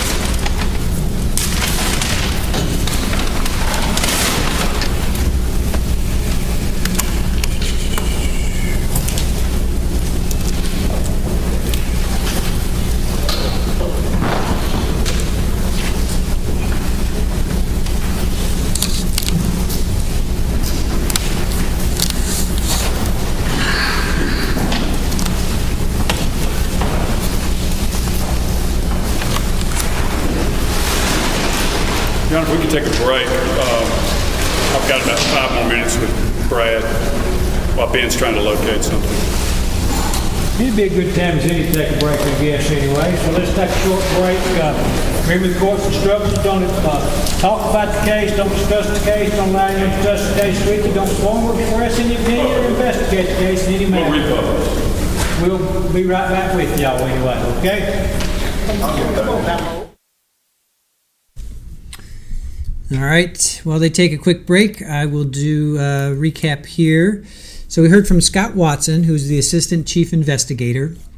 He extracted the cell phones, but he didn't get into any analysis. So I hope they bring in maybe a cell phone extraction expert so we can actually see where phones were, who was where, why were phones on, were they not on.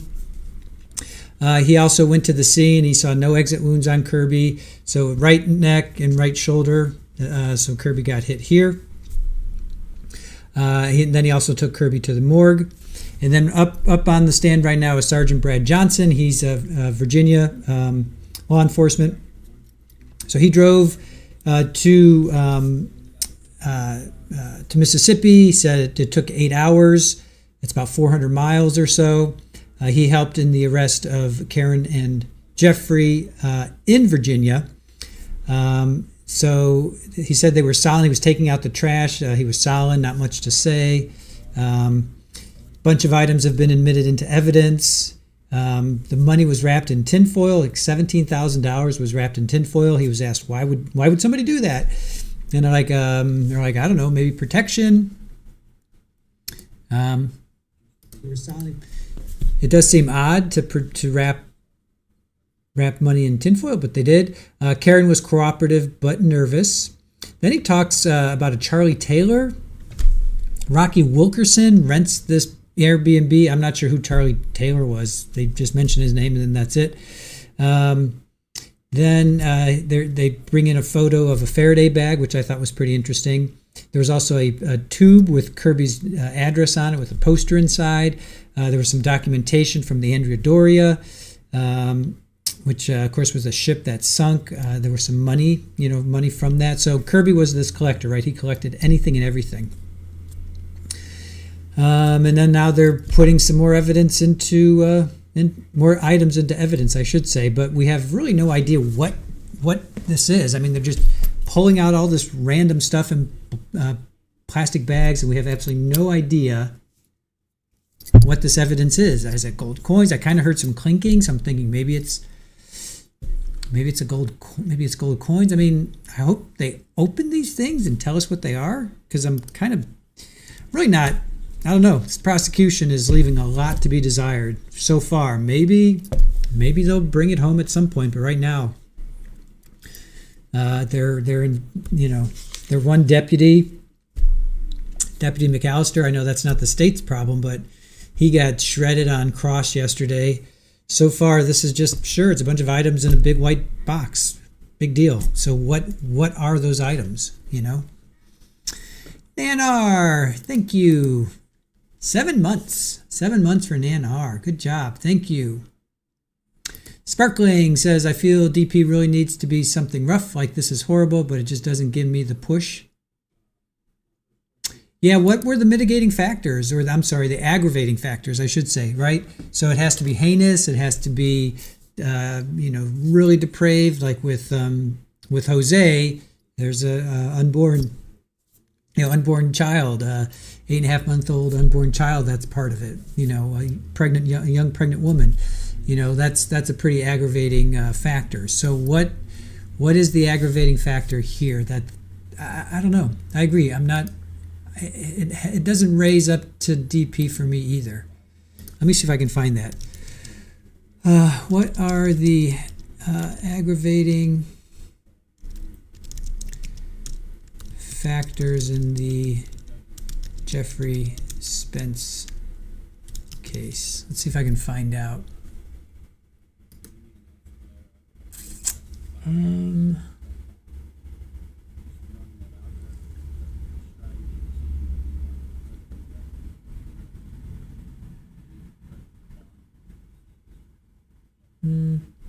Not really finding why. Why is he? Okay, let me try. Why is he being? Why is the death penalty?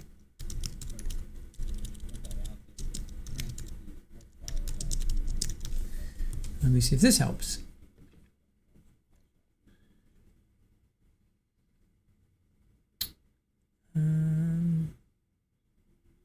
They're just talking about Caitlin, capital murder.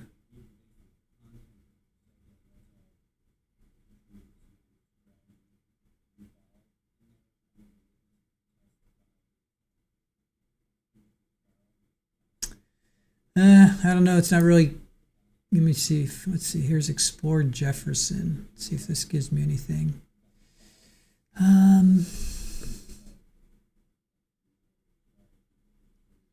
So, oh yeah, I think, Richard, you had posted about the Alford, under the provision of Alford versus North Carolina. So Karen, she's a former school nurse. She entered a plea to be an accessory after the fact of grand larceny. So under the Alford versus North Carolina, meaning she did not admit to the act, but acknowledged sufficient evidence for a conviction. So she's court sentenced her to 10 years in prison, suspended in full, placing her on 5 years of unsupervised probation. So it was grand larceny. Prosecutors allege Karen knowingly aided Jeffrey after he committed a felony grand larceny. So the charges stem from activities surrounding the aftermath. So she's not even up for the shooting. She's up for grand larceny.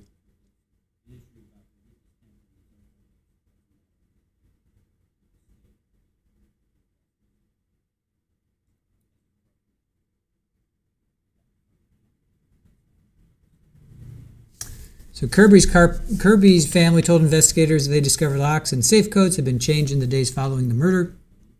December 4th, Kirby's mom, Maddie, confronted Jeffrey after allegedly finding bags of precious metals in his car.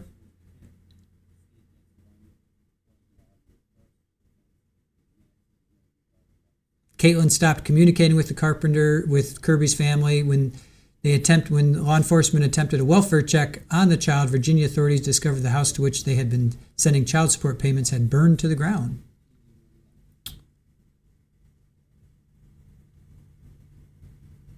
All right.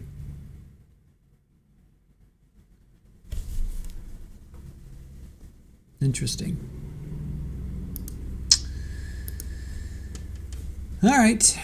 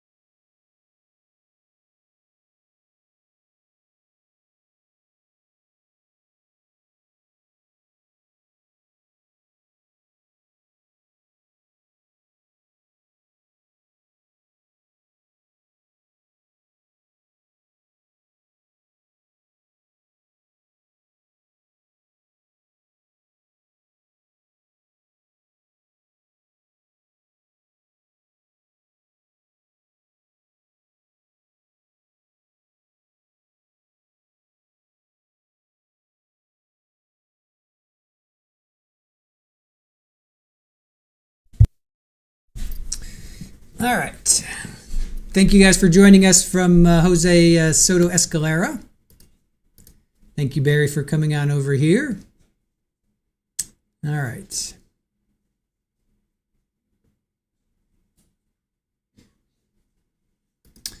JMS, the motive was to rob Kirby. They found several items belonging to Kirby in the Spence's home. Yep, that seems to be, and they also bought a home for like 95,000.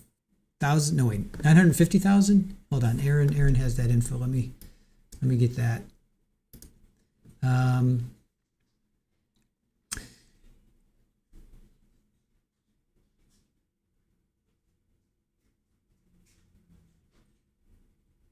So Caitlin reached a plea deal in April of 2025. She pled guilty to accessory after the fact, a far lesser charge than murder or conspiracy.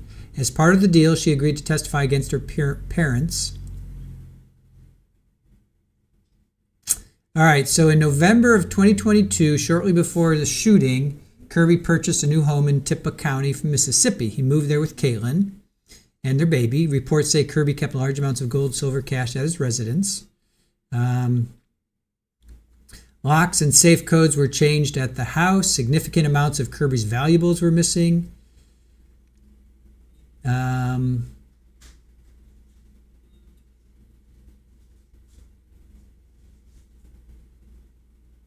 Let's see.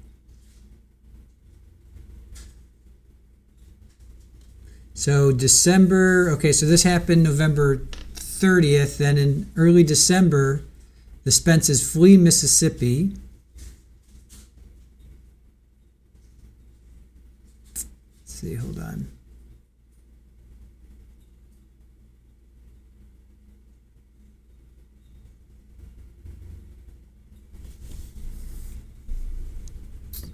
All right, so yeah, it was Kirby's mom. They were sorting through stuff at the property. Remember, she called Bart Adams. So Jeff's car was on the property. So Kirby's mom, Maddie, looked into Jeff's trunk, and there were bags of Kirby's precious metals. So I think that's when she called. That's when she called Bart. Bart's like, "Well, that's a civil thing." She's like, "No, Kirby's not with us. Kirby's dead." Right?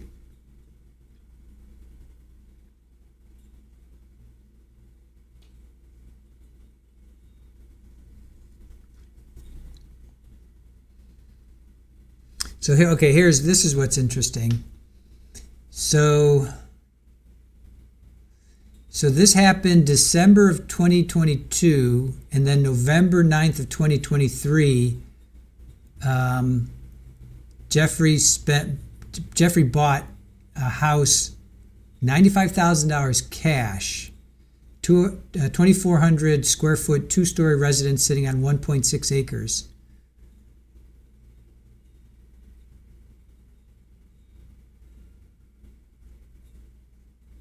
So he also installed a new garage door, did some small repairs.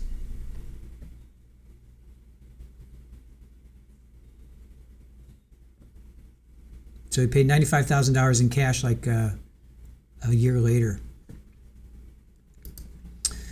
So I'm still having, this is still a leap for me. I need to hear more of that cell phone data. I need to hear more of that cell phone data.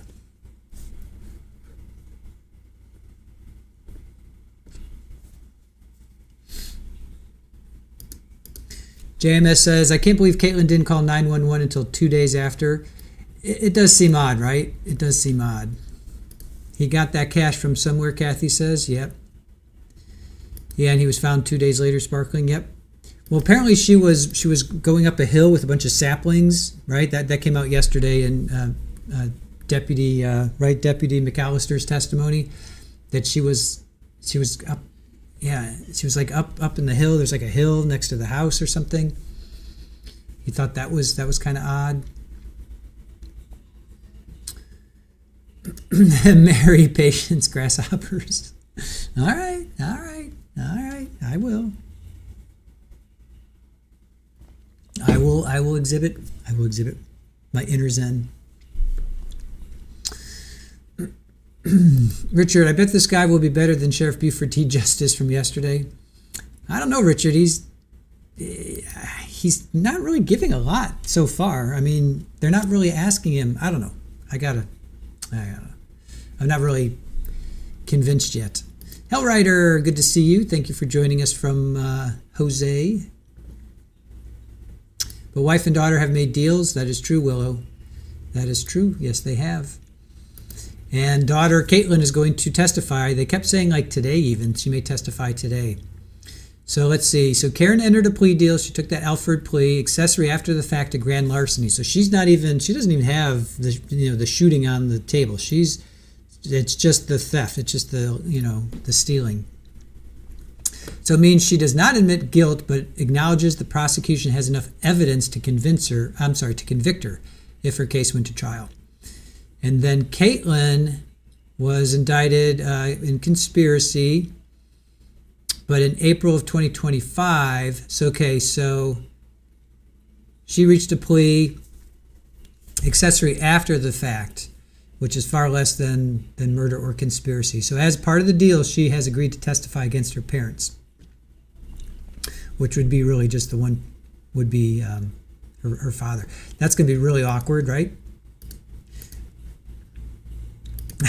Can you imagine also if Jeffrey does end up not, if he's found not guilty, that's going to be really awkward Thanksgiving meal with, hey, Caitlin, daughter of mine, thanks for testifying against me.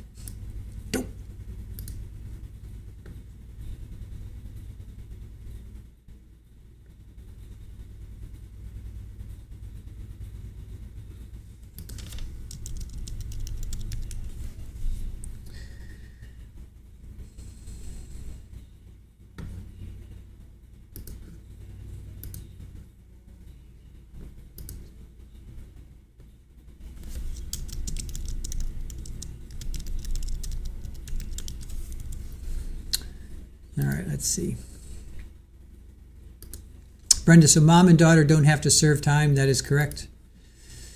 Yeah, basically, mom got 5 years probation, and Caitlin, let's see, she'll receive a reduced sentence. So reduced. So she had a potential life sentence for a reduced and the chance to help the state to put her father away. So we're not quite sure what I guess when she testifies, we'll find out. But mom has 5 years probation. We're not quite sure what Caitlin's full plea is, other than she has to testify. So we will probably hear that when she does testify. Jennifer, they were saying yesterday, a couple times they said yesterday, we're going to hear from Caitlin tomorrow. I heard that at least twice yesterday. So when Deputy McAllister was on and the defense during cross, they were saying, oh, we'll hear from Caitlin tomorrow. You're going to hear from Caitlin tomorrow. So, which would be today. So I'm thinking. Hellrider, something don't add up. I know, this is a bizarre one. This is a bizarre one.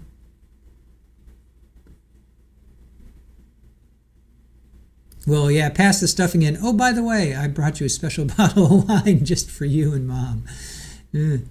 Right? That's going to be an awkward Thanksgiving. Northwest, playing catch-up. Has the state tied him to actual? Nope. They're just doing, we've heard from the assistant chief investigator, Scott Watson, who did a cell phone extraction, but that's as far as it went. We didn't really hear anything more than that. And then Sergeant Brad Johnson, who's from Virginia. And they're just bringing out a bunch of items and placing it into evidence, but we don't really know. The only thing we saw or we heard about so far was a photograph of a Faraday bag. And the money. There's money that was wrapped in tinfoil. But everything's in a bag. He hasn't pulled out thing. From the Andrea Doria. Is it Doria or Andrea Dora? Andrea Doria or Andrea Dora. Andrea Doria, where the ship went down. It's a documentation with some money. No. So to answer your question in a very roundabout, painful way. No, they haven't. Barry, something ain't right if the conspirators got to walk and they're looking to DP him. I have questions. This sounds iffy. I agree. Now with Jose, that's a lot more clear cut, right? With Jose Soto Escalera, that one's like, I think we can all kind of get with, at least 85% of you said, yeah, we can still find him guilty with DP. But Callie, so he's accused of stealing the coins? Yes. And shooting. He's accused of shooting. Only because Caitlin is going to say that. If Caitlin didn't say anything, then we wouldn't know anything. It's only because of Caitlin. Northwest says you're convinced he took the coins? Yeah, I think that's pretty much not in dispute right now. It's the shooting. That's the part. Hellrider, listen, I've lived in small towns in Georgia. There's a lot of corruption out there. There's a lot of corruption anywhere, man. Small towns, big cities. Yeah, a lot of corruption everywhere. Deb says, is this case already done with sentence? No. If so, they did not get what they deserved, then may not watch. No. Just the daughter and the mother. And daughter flipped. Mom took an Alford plea, which basically just means they have enough evidence to convict her. Yeah, the dad are trying to get it from that. What's this thing? What's that thing there?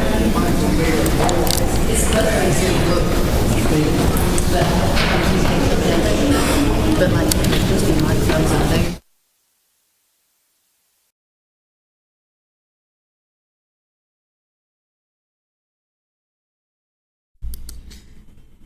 Lori asked, did the daughter see the shooting? Possibly.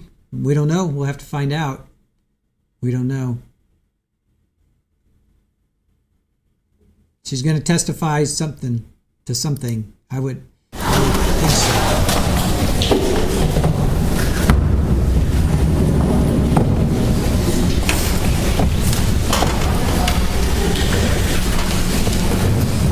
All right, is everybody ready? Y'all ready, Mr. Creekmore? Yes, sir. All right, you may resume your examination. Thank you, Your Honor. Officer Johnson, in front of you are two exhibits that are marked and accepted into evidence, 45 and 46. Could you tell the jury what Exhibit 45 is? It's a search warrant that I obtained. On what? First Community Bank. And where's that? That's in Abingdon, Virginia. Abington? Uh-huh. All right. Is that far from Marion? Just the next county over in Washington County. And this was a search warrant on a bank box? Yes, sir. Box number 38. Belonging to? Mr. Spence. And marked as Exhibit 46. Well, let me ask you this. You took an inventory. I'm not going to ask you to go through it, but you took an inventory Yes, of sir. everything. Took pictures. Did you flip through those pictures? Yes, sir. And verify those true and correct copies of some of the items that you took out of the First Community Bank box?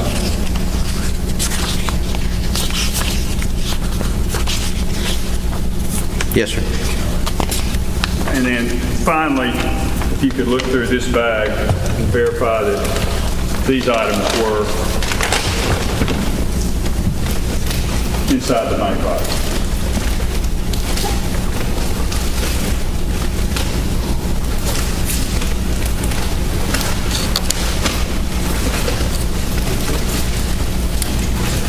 Yes, sir, along with the agreement.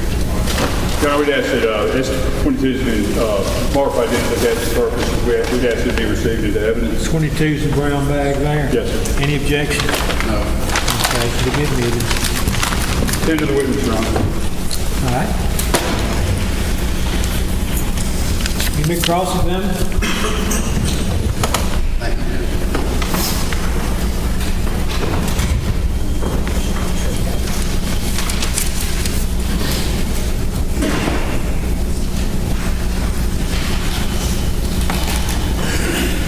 Do you have within reach the inventories for each of these boxes and bags? I've got the inventories from the individual search warrants. Pardon me? I've got the inventories from the individual search warrants, which would be contained in the boxes. I don't have an inventory of the boxes themselves on me. Trying to save us some time here. Keep going through each one of these boxes and each one of these bags. I think that master list is already in the as it is. Text the phone chain.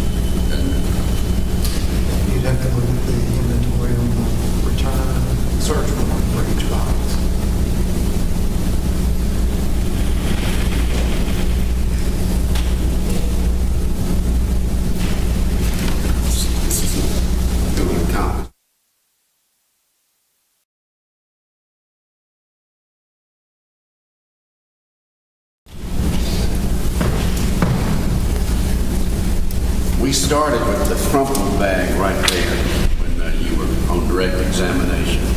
You agree? Yes, sir. Would you mind fetching that and bringing it back? Sure.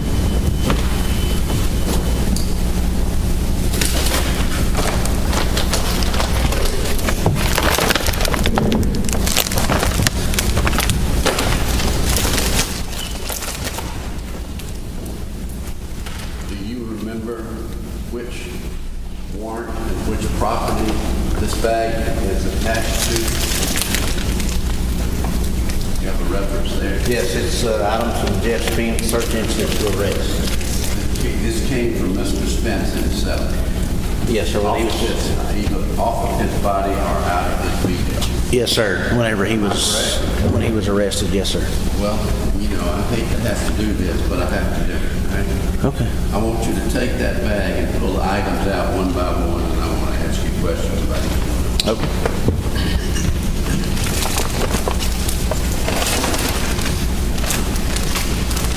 So what is that? It's what we call a pink wallet. It's got miscellaneous cards, papers, receipts contained in the bag. Nothing illegal about that. Not at first glance, no, sir. Second or third or fourth or fifth glance, anything illegal about it? No, sir. Thank you. Pull out the next item. It's miscellaneous items, including a cigarette lighter, flashlight, a key to a vehicle, miscellaneous keys, a pencil. The contents of that bag contain nothing inherently illegal. No. Thank you.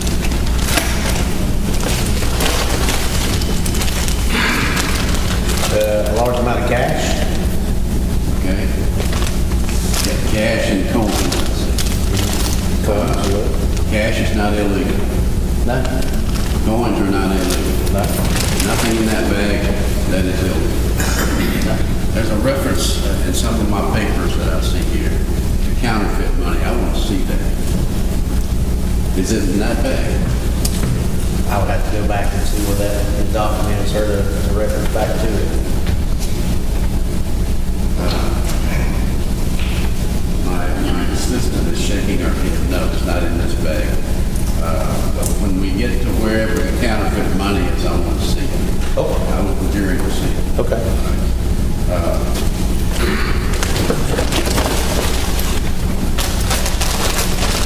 like this packaging material, aluminum foil, bank envelopes, bags. Nothing inherently illegal about what's in that bag. Nothing. And that is it. Okay. Thank you, Mr. Johnson.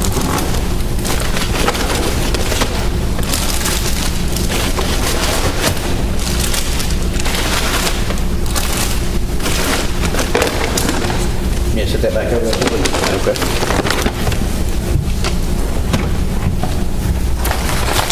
If I was paying attention correctly, I believe the next container that I want to go through is the one on the bottom. I think it was next. Okay. All right. You know, and I'm actually not so old that I can't do that myself. I'll help you out. Thank you.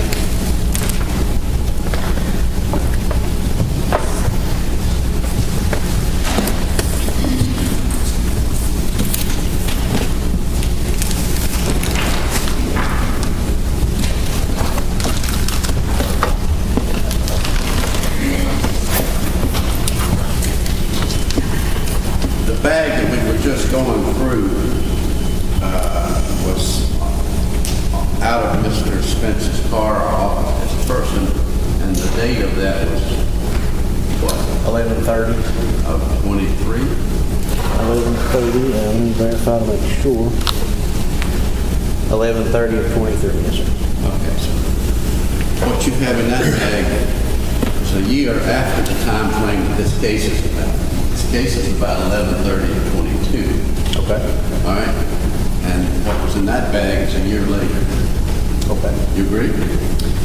I'm not particularly, I'm not knowledgeable about the case down here, it's more so what we done here. I did hear in the case that we were working, it was about a year later. Just take my word for it. Okay. This case is about 11:30 to December the 2nd. Okay. Okay. And so that bag is a year later. Okay. Right? Okay, yes, sir. John, I'm going to object. The case isn't clear. The case is stretched out over a year. Just clarify your statement. The death alleged to occurred on November 30th.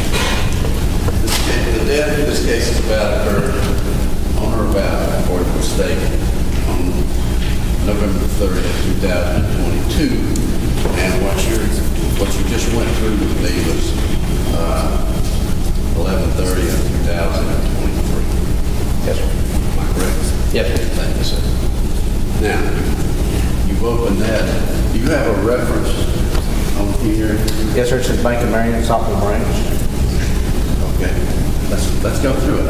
And do you have the date written? I can reference the search warrant. And tell you when we've done the search, is that what you're interested in? Yes, sir, that's what I mentioned. Okay.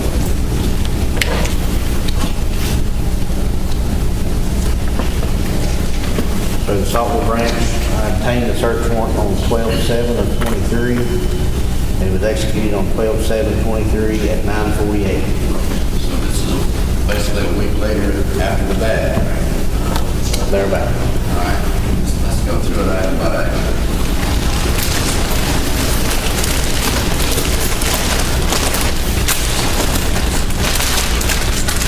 Right in there.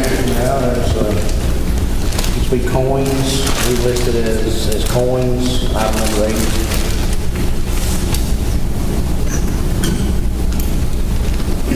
A lot of them marked stuff. Lay it here, let me look.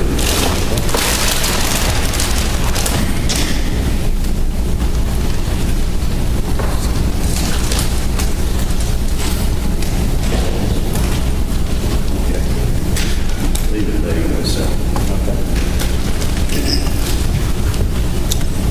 You referenced that bag containing coins. We're not talking about loose change, are we?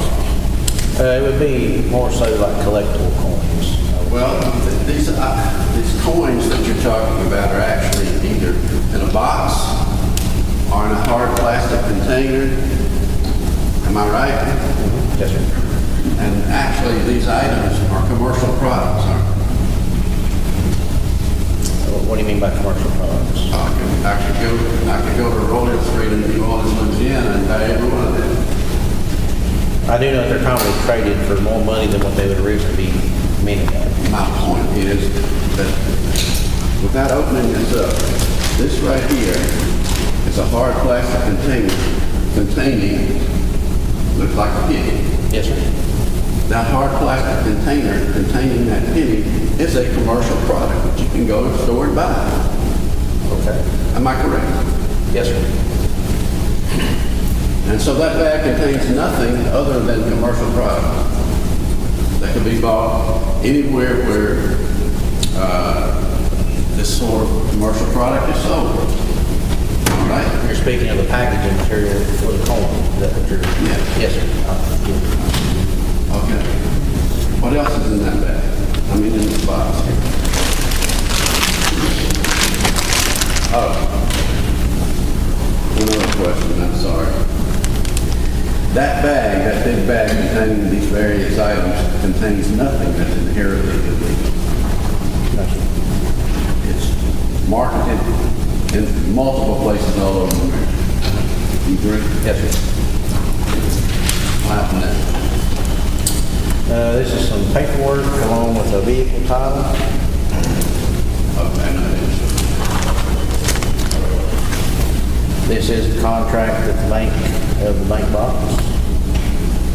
what's the date? The date it was opened was 12/12/22.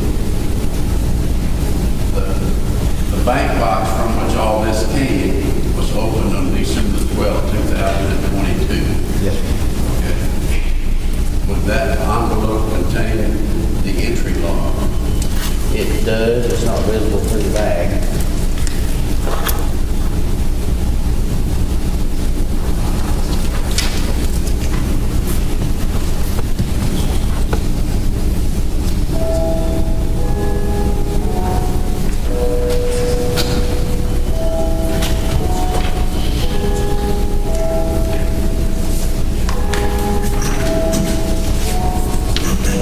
Let's see if I can help you out.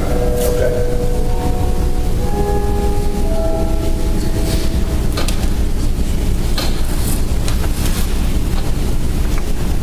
You told me that this agreement with that bank box was 12/12/22. Yes, sir. I'm handing you my personal copy of what's there. Okay. And I want you to tell the jury when the first entry was made. According to this, what you've handed me is 6/20/23.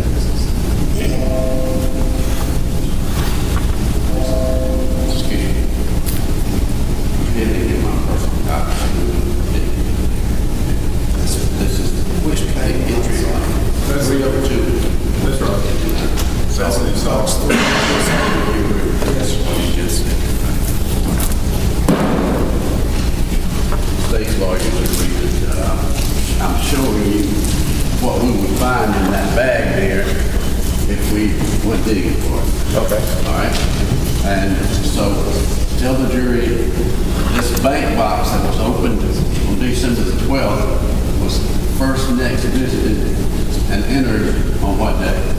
6/20/23, at 11:15. So just because it was open on a given day doesn't mean it was visited and stuff was put in it that day. Would you agree that that's what that said? I feel like that's what it indicates, yes, sir. Okay. So we had a 6-month delay between opening that box and putting anything in it. Would you agree with that? As it appears, yes, sir. Okay, good, thank you.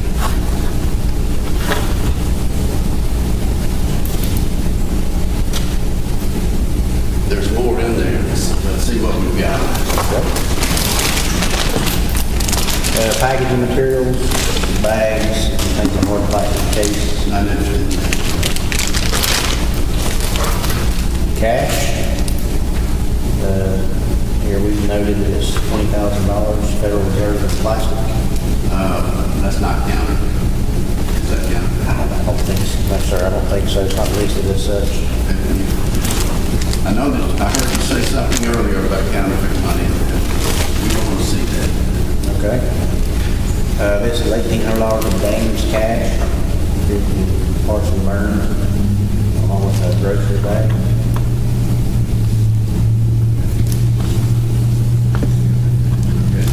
All right. What else?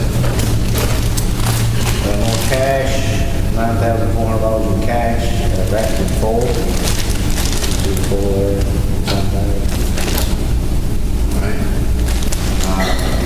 As to, go ahead and finish this. Keep digging in the box. More cash, this states on our notes is $27,362.21. Some of it is packaged with bank tags. There are some coins in there.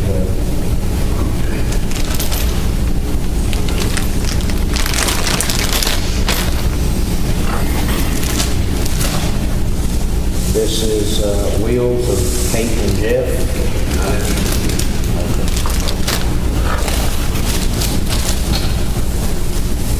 $8,200 in fake money and knives. So here is the counterfeit money.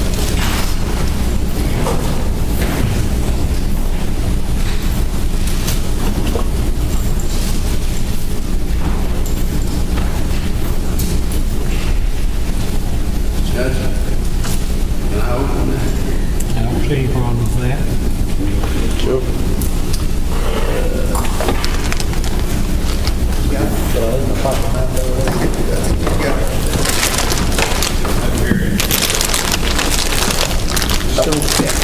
Still with Mr. Hill have it. No, I don't.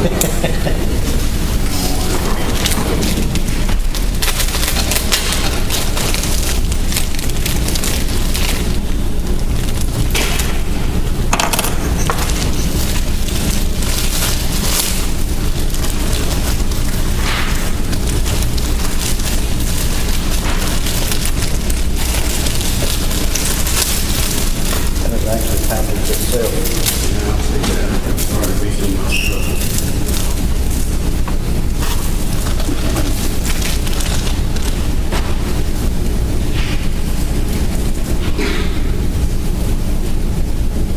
I need to go.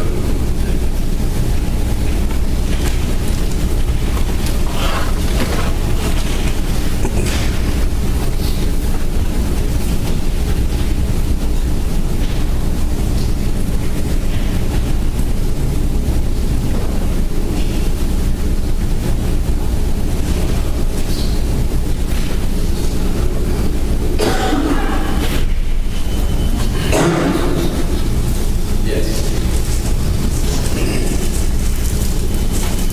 I'm not gonna make you go through every one of these, but the one I pulled out, I want you to look at, Okay. and I want you to flip it over. And it has a stamp on it, doesn't it? It would normally be on a dollar bill, yes, sir. It has a stamp that says profit money, doesn't it? Proper copy. Profit copy. Profit copy would be like movie money, right? It would be, that's not counterfeit money, Mr. Johnson. It's actually play money. Okay. Would you agree? I'm okay with you with that. I would call it counterfeit because it's not real. You can't use it as tender, but that's fine. Well, no store clerk's gonna take this as tender when it says profit copy, right? Okay. And I'm not gonna have you go through every one of those, but since they were bound up together, can't we conclude, you and me, that entire package is play money? You can indicate here on the back of these, and then I can flip through. Yes, sir. Okay. So we have play money. Play money. Yeah, if you want to play poker, just playing poker, you can use that. Okay. Yeah, it's sort of like a sophisticated version of Monopoly. Would you agree? Yes, sir. Thank you.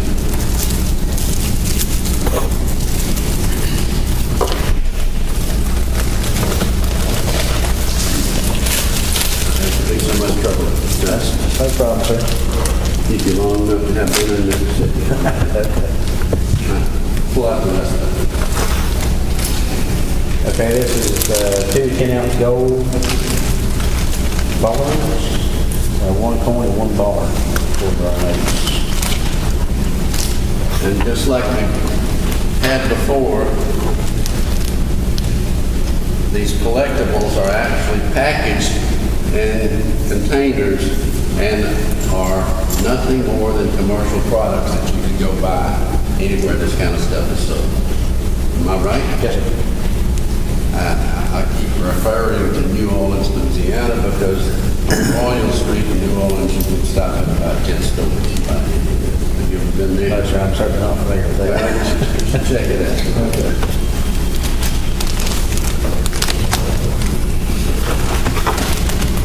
13 pieces of jewelry and packaging.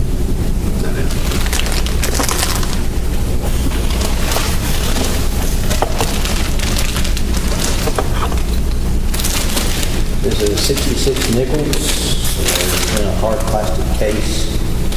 Appears to be some type of an auction tag in there as well.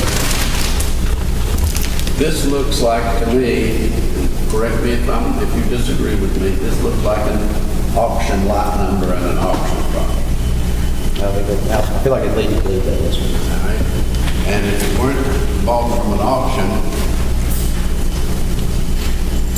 it's packaged like a commercial product that you could buy in a store, right? Yes, sir. The only thing left is a photograph. Now, before you start packaging all this back up, other than the playbook, is there anything inherently illegal in those piles that you pulled out of this box? No, sir. Other than monopoly? Thank you.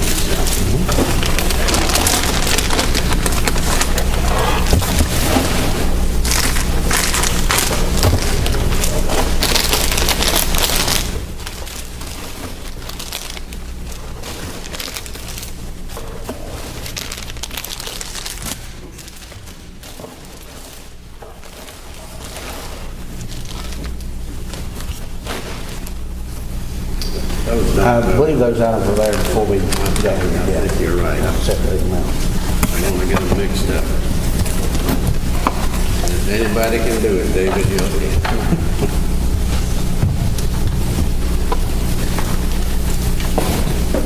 I don't remember how you moved these. I don't know which one is next. Do you? That's right, I can't remember. Well, let's just pick one. Flip a coin. Let's go.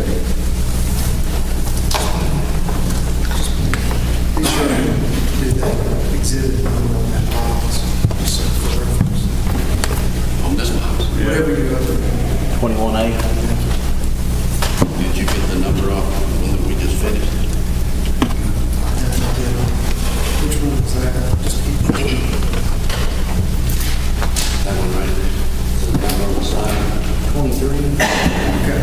Mr. Johnson says 23. Okay. Thank you. Yes, sir.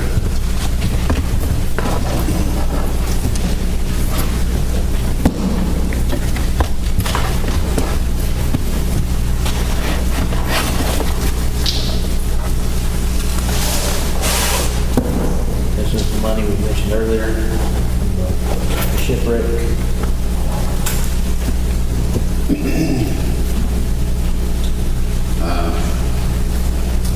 You're showing me a plastic or cardboard box containing,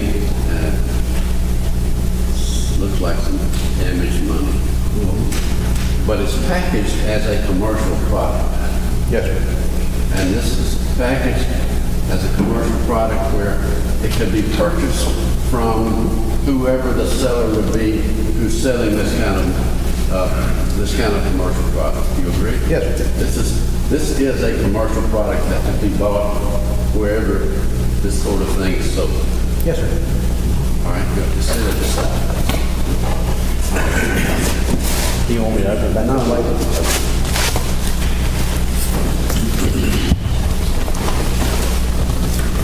I think this would be Same thing? same thing.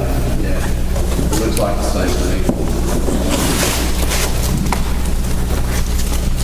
Looks like the same thing, and I would ask you the same question, but I don't know. They got more time than they're taking. This is a gray bag, we believe to be a Faraday bag. I don't know what a Faraday bag is. It looks like something that I could buy someplace, right?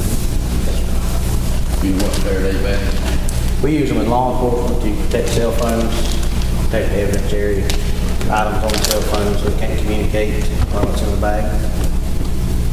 And that's something I could buy wherever that sort of item is sold. Yes, sir. All right, what else? Large amount of coins packaged.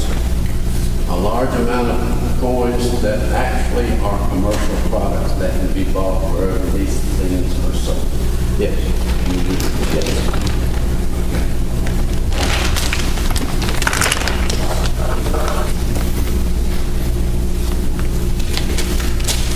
This is just notes. Not interested. These again are coins packaged. You have a bag full of coins that are packaged as commercial products to be sold to the public wherever that sort of thing is sold. Yes.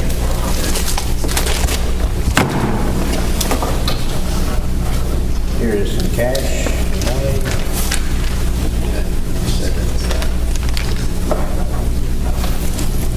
Copy of search warrant. Let me hold that. I want to make sure that what I was reading.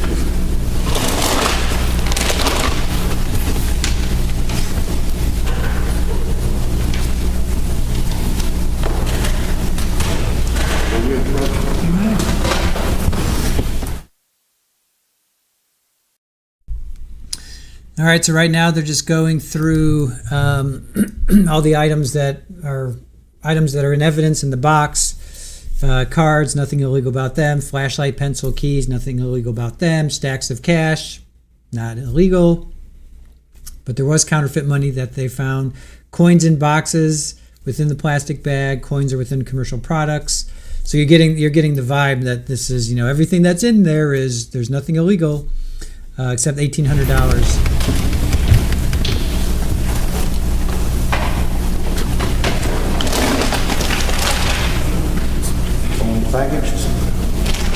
Packaged as commercial products to be sold wherever the public could buy that at whatever vendor would be selling that sort of item. Yes.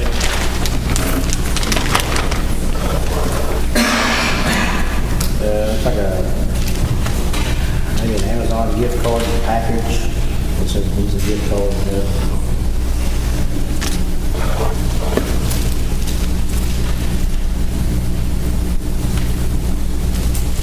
It looks like some jewelry with a note. It says, Dad and I are cleaning out drawers.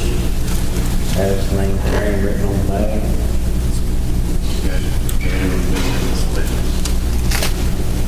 I would assume. Load her around. Yeah. She's going to let you have her cell phone. Here's a patch, color number 2. And a coin, package, heavy coin.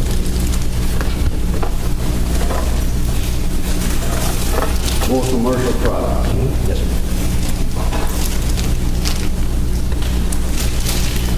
This is the keys and the green key ring that says A1 storage with the number on it. So that's A1 storage key ring. So is this the A1 storage content? Yeah, so we had to explain why that was in this box. Yeah. So we had to use these keys to get into the storage unit itself, so then we placed that with the item. What you found in the storage unit, open with those keys, and then you put the keys with the stuff. Yeah, with the stuff that was found at A1 storage, yes, sir.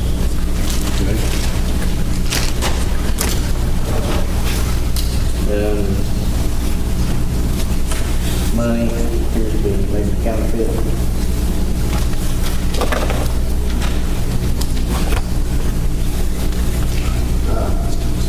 More play money. More play money.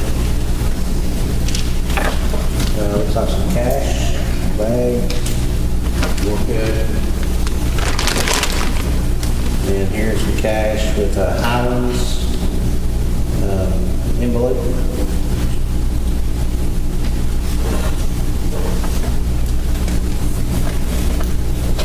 Highlands is the reference to. I know there's a Highlands Bank. It doesn't actually say Highlands Bank, but I would assume that's a banking envelope. Drawn from a bank and put in a bank on it. Yes, sir. More cash. Is the rest of what's in there cash? Here's some jewelry, Okay. bagged up, and then here's a little cash in another bank, Bank of America envelope. Okay. Is there a Bank of America nearby? Nearby to where you're from? I'm not familiar, I don't use them. I can't say for sure. You don't have to pull out a small amount of cash. Okay. That's on the, this is from our area, Bank of America, yes, sir. Now, before you start putting it all back, Okay. what's remaining in the box and what we have talked about, other than the play money, there's nothing inherently illegal. There's nothing inherently suspicious about a man who's almost 70 years old having accumulated these sorts of items. There's nothing illegal about it. Nothing unusual about a man of his age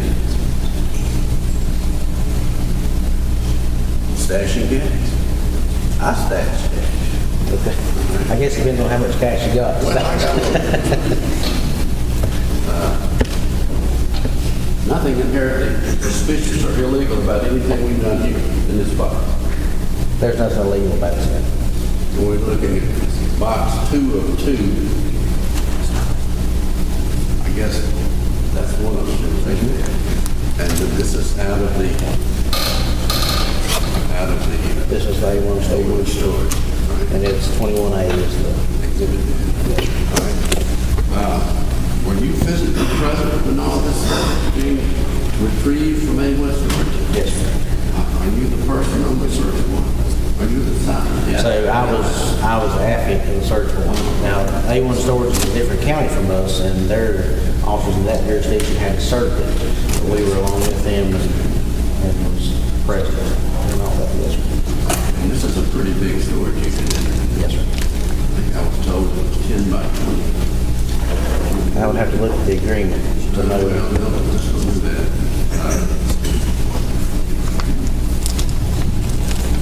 That storage unit actually contained a lot of other items that we're not seeing. Oh, yes, sir. An immense amount. It contained a whole lot of stuff that was obviously belonging to somebody who at one time had their own place to keep furniture, right? Look like household items. Household items, furniture. How about women's clothing? Yes, sir. There was a lot of women's clothing, right? Clothing, furniture. Didn't take any of that. There were personal items that belonged to somebody other than Jeff Spence. Would you agree? Yes, sir. Thank you.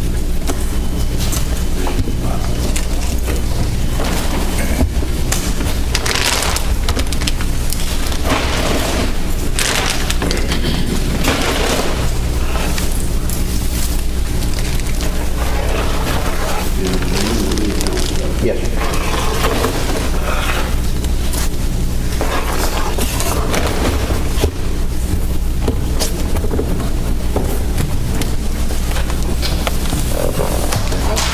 Yeah.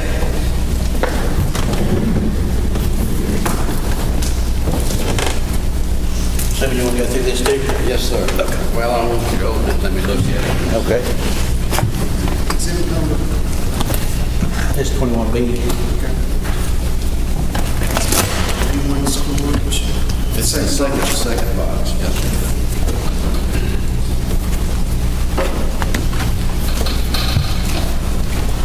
So this is the inventory sheet that Washington County filled out for us.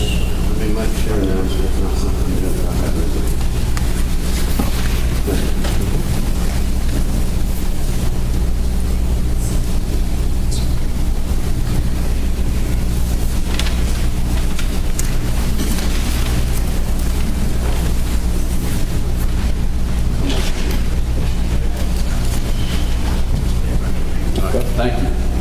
Yeah, go ahead, focus on that. That looks like a travel bag. Does have plain silence in the box. There's some bars. Similar to what we've been looking at as commercial products and several of the other things. Yes, sir. Do you agree with that? Here's an envelope with some coins that has Jeff on it. It's like an envelope. Bank of Milan, Tennessee. Got some notes written on it. Small bag. Pocket watch.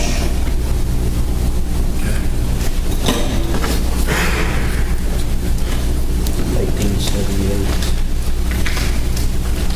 Coin package. No coin package as a commercial product that can be bought anywhere, all that sort of thing, so.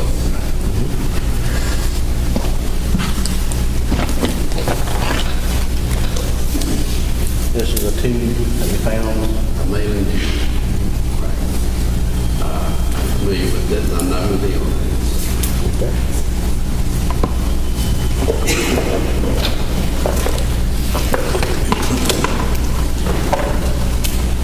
It's a box. Says Kate Shoes. I'm sure the Jocelyn around there. Kate spelled C-A-I-T. Apostrophe would be an apostrophe that's not there, but shoes that belong to somebody named Kate, C-A-I-T. Right? You agree? That's what it indicates. Fine. There's a coin inside the box. Put it back. So here you have another box from the ship. Same sort of product we saw two of and one of these other containers.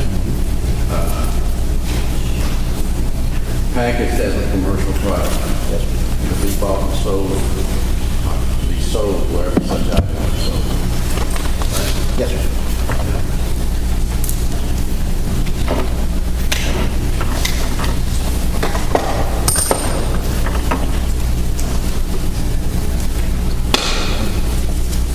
More coins.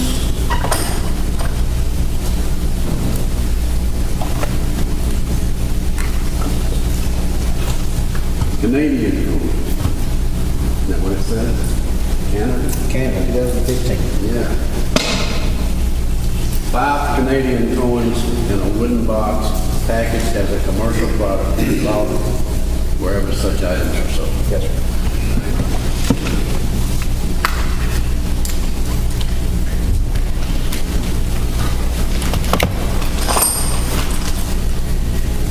It's got a napkin in here. It says Baby Girl Spence Carpenter. There's some money kind of wadded up, tied with ribbon and tears.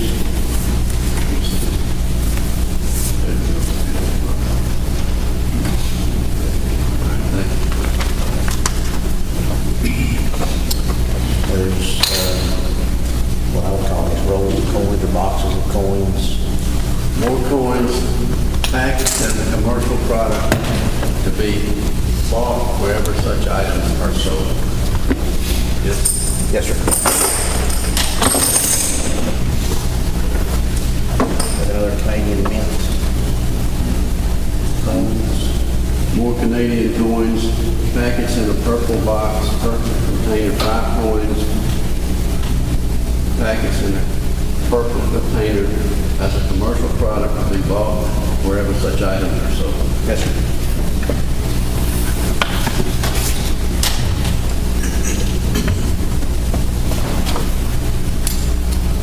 These are silver dollars. I collect silver dollars. Let me see. Ounce of silver dollars. 1 ounce proof silver coin.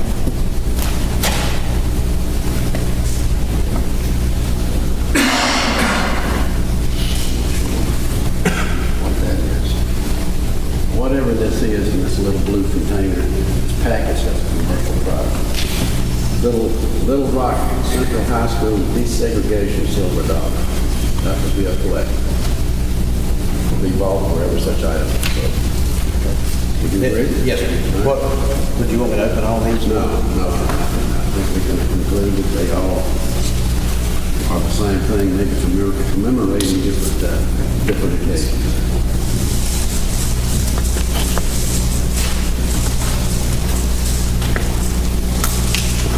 It's a pearl necklace. Okay. A large coin.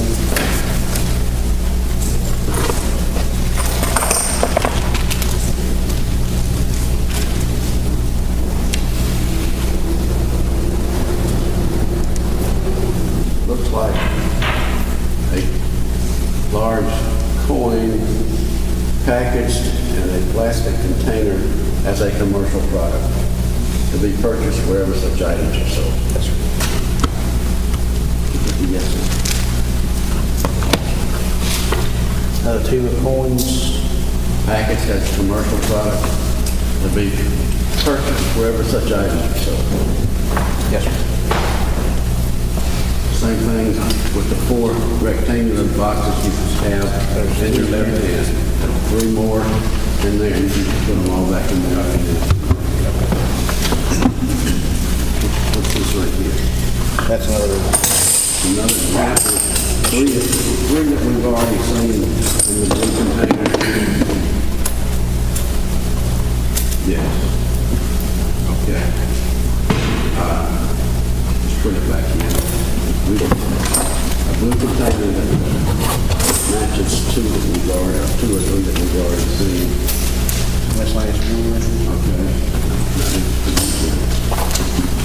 And then here are the keys to the box. This was actually taken from Mr. Spence on the day of the arrest that they've been placed in here. He wasn't where they were. A1. These are community bank. These are, okay, these are bank boxes, you say, in A1 storage, right? Yes. And you've got miscellaneous loose, look like silver dollars and 50 cents. So, I'm not going to pull each one of those. okay. All right, now, other than if we had any counterfeit, any play money in here, other than that, everything that we pulled out is basically marketable as a commercial product. Yes, sir. Nothing inherently illegal about having any of these. No, sir. Okay. All right. We have one more box. Yeah. Appreciate you being so.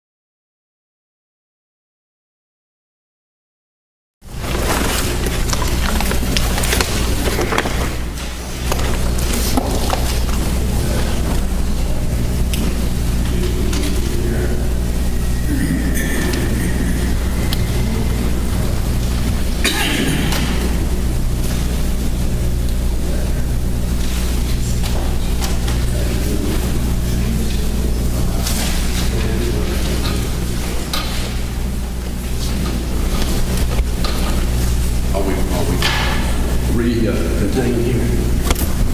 Yes, sir. I've got the other box. What number is that? Right. It is 24. Exhibit. This is Bank of Marion LA branch, and then we had as well, House, Jeff Spence, the other bag that was in here before we opened it.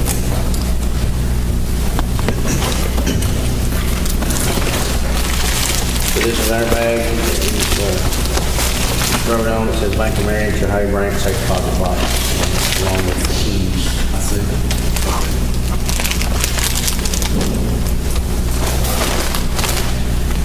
This is miscellaneous bags. It's like grocery bags, Ziploc bags.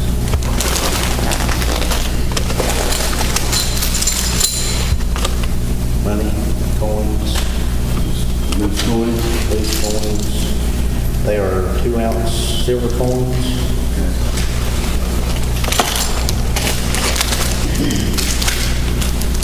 Okay. 8 Morgan silver dollars. Okay.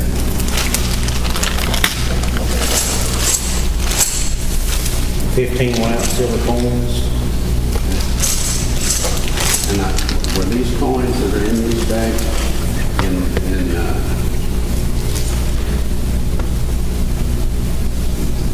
the Chill Tower? Is that what you pronounce that? This is, yes sir, Chill Howie branch. This is the box, and were these coins just loose in the box? I would have to refer back to the photos to say for sure, sir. How they were in the box. Let's see if we can speed this up a little bit. Okay. Coins. All these bags are coins. That's a blue bag. Jersey bag. Coin package. Here's some cash, coins. $3,344.80. Cash, $142 bills. 4 1-ounce gold bullions.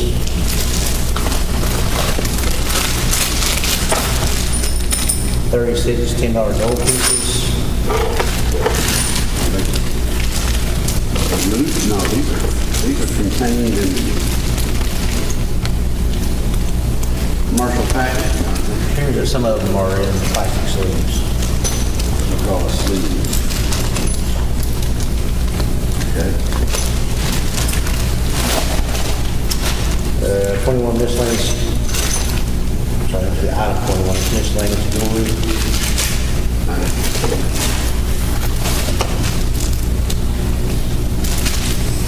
This is small bars, precious metals.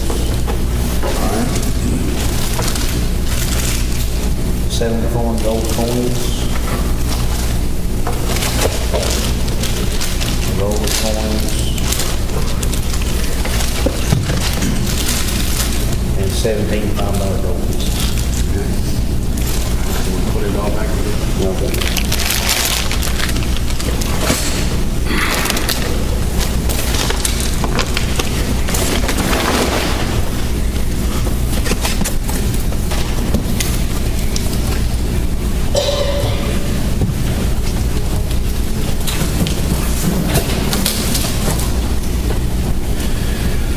Have we gone through these bags? I've not. Standing here talking to me. I don't think we so. haven't done this. No, sir, I don't think so. I was hoping to be through. Let me just pick them up and see if there's something I want to do.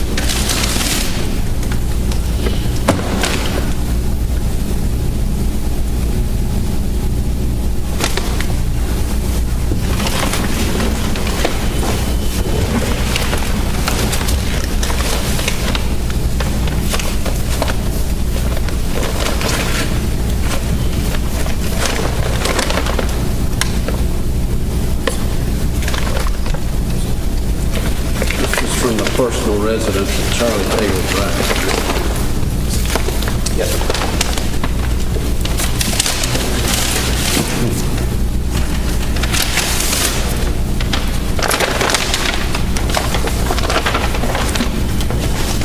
I don't know what this is. I don't see it.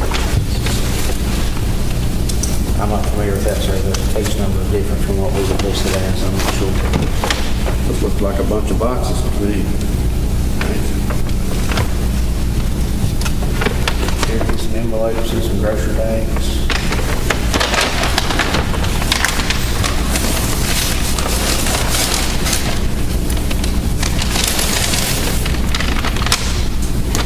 What I had you open before? No, sir, that's not our evidence. It says here Tippah County Sheriff's Office. That would be as we would package it.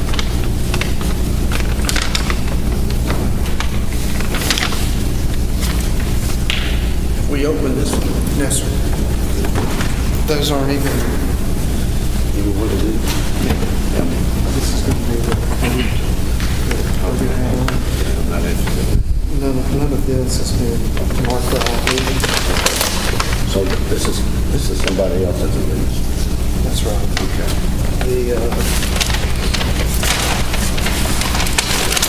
Okay, I'm jumping ahead of you. I don't mean anything. Okay. These are already received. These are the exhibits from the hearings. Right. And then there's some things down here. Okay. Approval. And then jump drives that have been received. I got it. And the blade lines. I saw that yesterday. Okay. So you can kind of leave this over here. This is all received. I'm not fixing to touch any of this. Okay. All right, thank you. Yes, sir.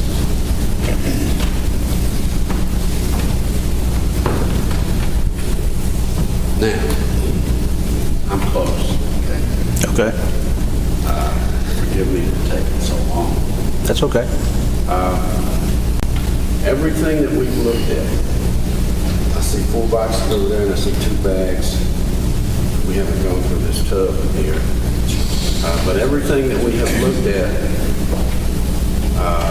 and we pulled out and we've talked about, there's nothing in any of that stuff that we have talked about that screams, I belong to Kirby Carpenter. Would you agree with that?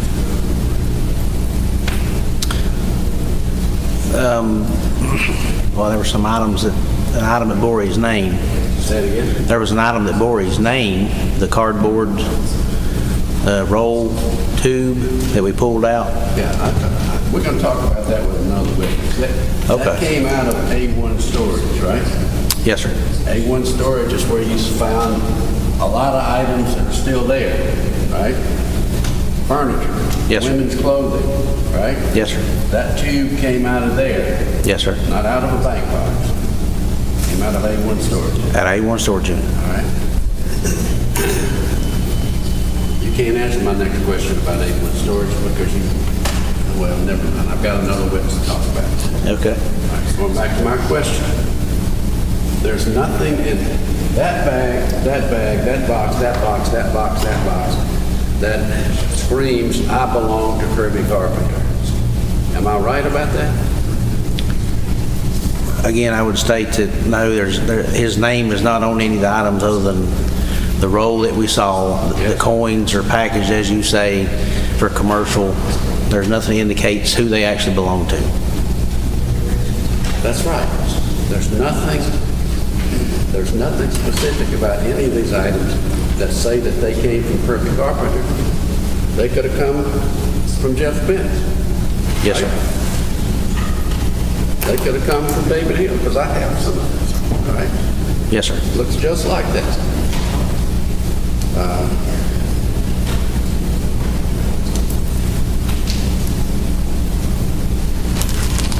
The one item that says, at one time I may have belonged to Kirby Carpenter is this, right?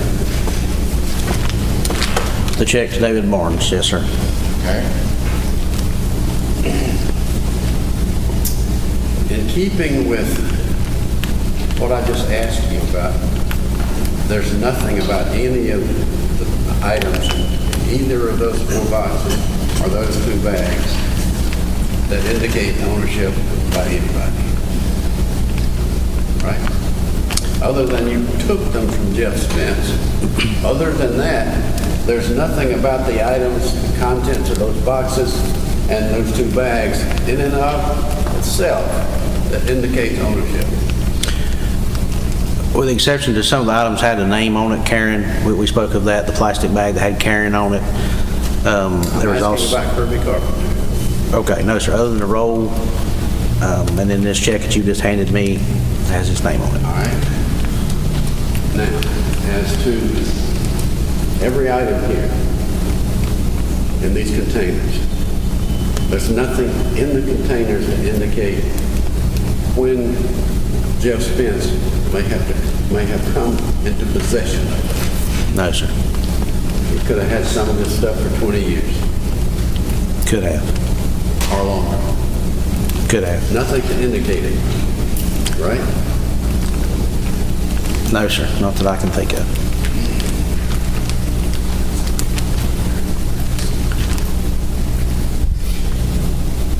Did I ask you about opening a bank box? Just because you opened it on December the 12th doesn't mean you put anything in it, right? We covered that, yes, sir. We covered that. Yeah. All right, we don't want to do it again.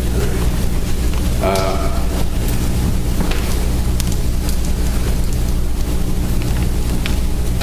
Just give me a minute to make sure, see what my assistant's got to say to me. Okay.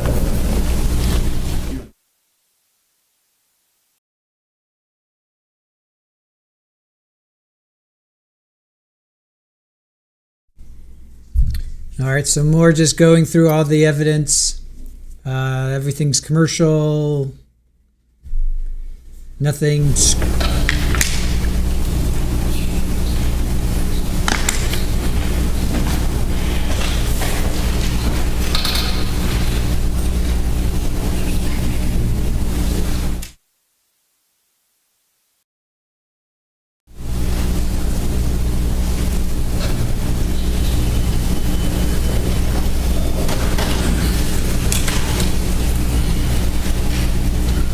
I don't know which container it was, but you said there was some damaged money in a plastic bag, and you said it was burned. I don't agree with that. I think it was water damage. Is that possible that you could be wrong? Certainly damaged. I think I myself would disagree. I believe some of it was burnt. I'm not saying I couldn't be wrong, but when we inspected it there before, it appeared that it had some charring and some places missing on the bills. I'd be happy to find it for you again and look at it. My information from my investigation is that it was rotting because of water. Okay. You wouldn't want to go to war with me. Okay. And there was no analyzing of that in a lab or anything like that, so that would be my opinion. It's just your eyeball opinion. Yes, sir. All right. Let me see what my boss over there said.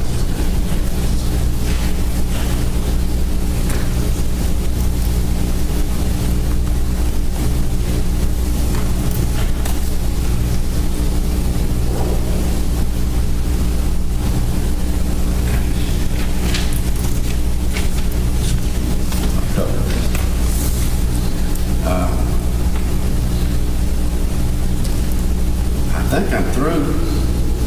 Okay. Please forgive me for taking so long. That's no problem, sir. It's an important matter. I hope you No, I don't think nothing of it. Pardon me? I don't think nothing of it. Well, you know, got some folks that I'm trying to be level-headed with, so I want to make sure I'm not offending anybody. Objection, Your Honor. Any further questions? No, I just want to wish Mr. Johnson a happy stay in Mississippi. All right. Thank you, sir. How long do you think you're going to take on redirect? All right, let's hear it then.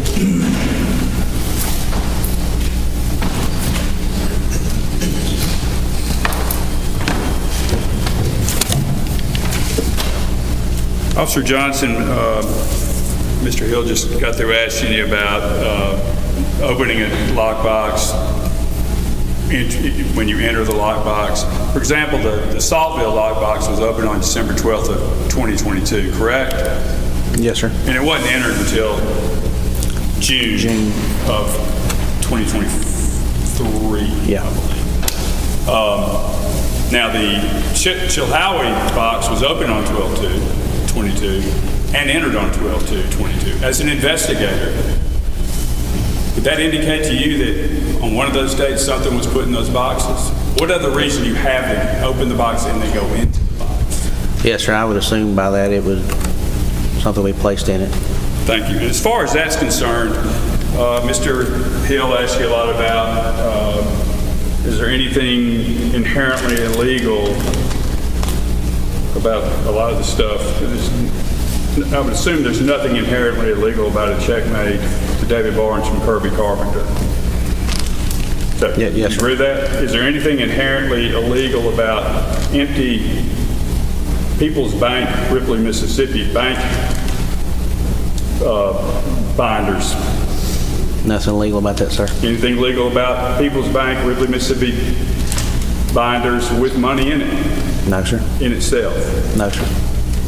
And all these items were mixed in the Chilhowee box, Yes, sir. with all this other coins. I think there were some gold bars, silver coins, etc. Is that true? Yes, sir. All right.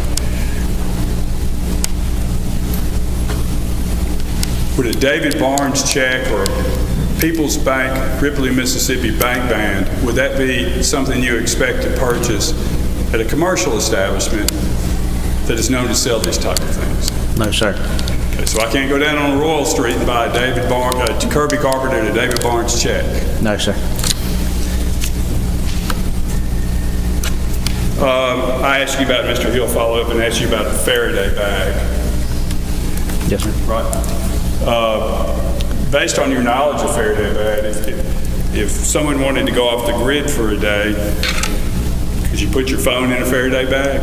Yes, sir. It should block the signal of the cell phone. In or out? Should be both.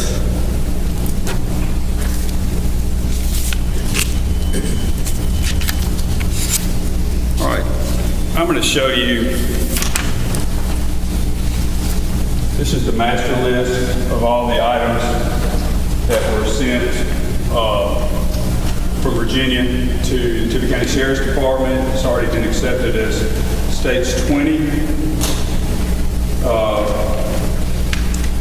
I'm going to direct you to page 2. Mr. Hill asked you about every item. Is there anything inherently illegal about any of these items? I'm going to ask you to look through page 2 toward the bottom.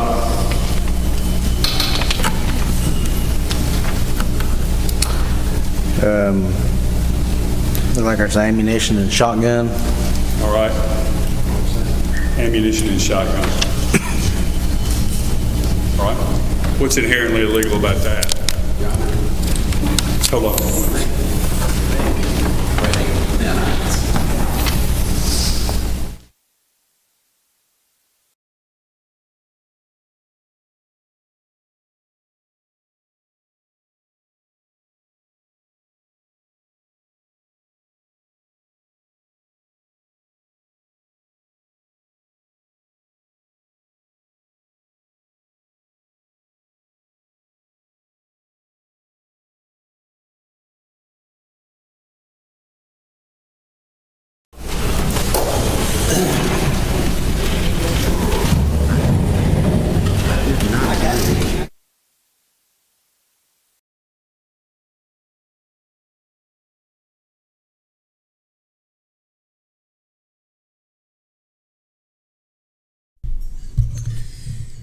All right, just going back through my notes, nothing in any of these, these bags or these boxes screams, I belong to Kirby Carpenter.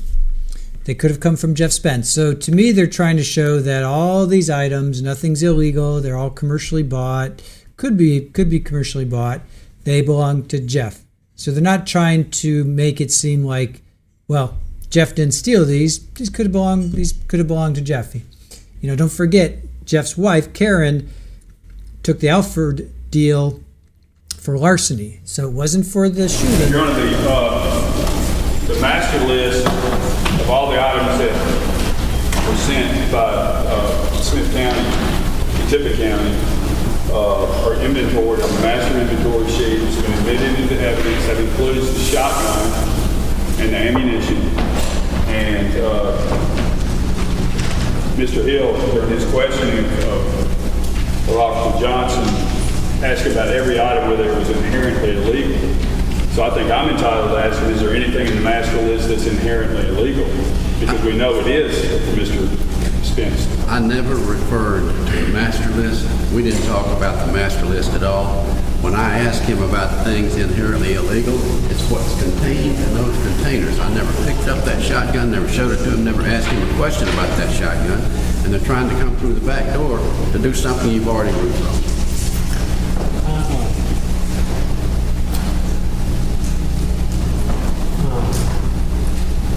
State that he had a response. Yes, Your Honor, I think it's already in evidence that the shotgun was taken into custody by the Sheriff's Department in Virginia. That gun was transferred to the custody and control of Tippah County. Testing was done. That's before the jury. They know that there was a shotgun there. And we spent probably 30 minutes. Let me ask this question. Was there anything referenced? The shotgun was taken at the house. Yes, sir. Did y'all question about anything? Did you question about anything that was taken at the house? No, not just now, not a question, no. Close. I think it was just about banks and sheds, all I remember. Yeah, that's all I talked about was what's in those 4 boxes and those 2 bags. All I talked about with Mr. Johnson was those 6 containers, and I never said a word about a shotgun, never asked about a shotgun, didn't even ask what was taken from the house. We didn't even talk about that. No. I agree with that 100%. But every single question, almost, for 30 minutes, or at least 90% of the time of that cross-examination, was going through each and every item and saying, is there anything inherently illegal for Jeff Spence to be in possession of on its own? And right now, if you look at the master inventory and you take everything that's before the jury right now, based on that examination, I believe that the state should be allowed to ask this witness whether there was any property that was inherently illegal for this defendant to be in possession, custody, and control of, specifically a 12-gauge shotgun under his bed that had buckshot in it. All right, y'all can step back anyway. The defense has not asked anything about the items that were taken at the house. If he had, I would allow testimony about the shotgun and the fact that Mr. Spence was a convicted felon and it would be illegal for him to have it, but there were no questions asked about items taken at the house, only what was taken at the bank and the storage shed, and I'm not going to, I'm going to find that the door has not been opened anyway. All right. Thank you, Judge. Show the jury back in. Your Honor, I'm not going to have any questions. Do what? I'm not going to have any questions. All right, just bring them back in and we'll break for lunch.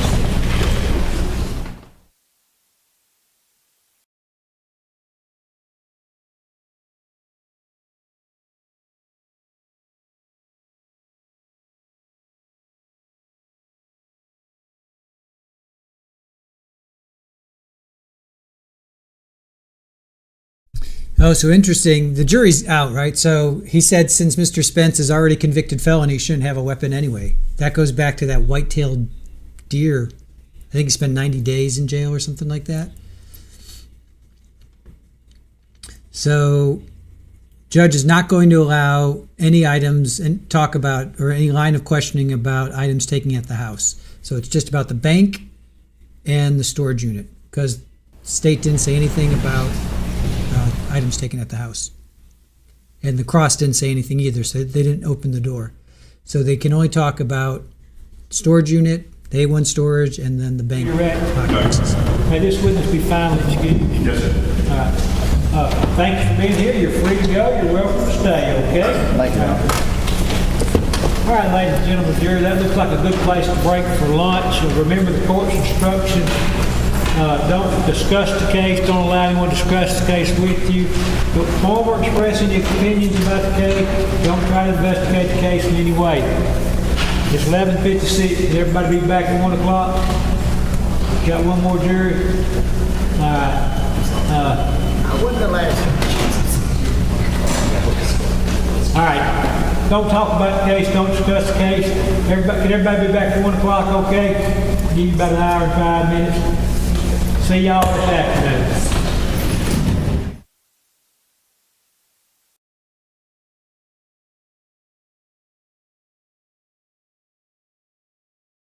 All right, hold on, guys. Somebody's knocking at my door, so I'll be back in a second. Just give me a brief minute here. I'll be back in a minute.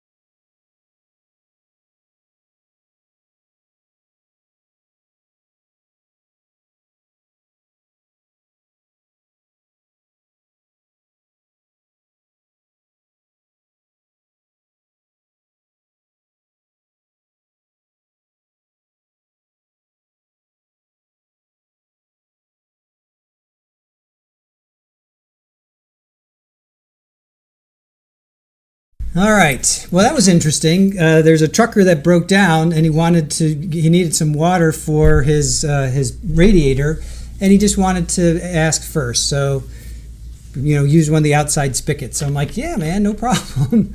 So that was really nice. See, restoring faith in humanity. People actually knocking on your door first before they use your water. Now, I don't know how much water he's going to use, if he's going to use like 20 gallons. that I don't know, but he broken down trucker needs some water for his radiator. Says he's got some gallon buckets, so he's gonna suck my well dry. I should have asked him, right? Sounds shady. Well, I can see his truck broken down. All right, let me go keep an eye on him. Let me go keep an eye on him. All right, so we're at lunch here. So let me put a thing here. All right.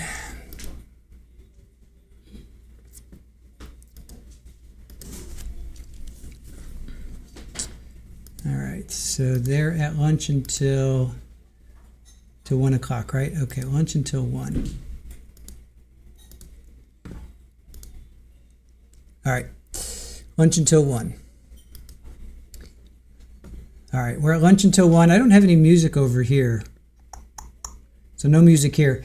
All right, we're going to jump back over to the Jose Soda Escalara, and I'm going to take this moment to get some food because I haven't had any lunch yet. So I will be back in a little bit. I'll be over at the Jose Soda.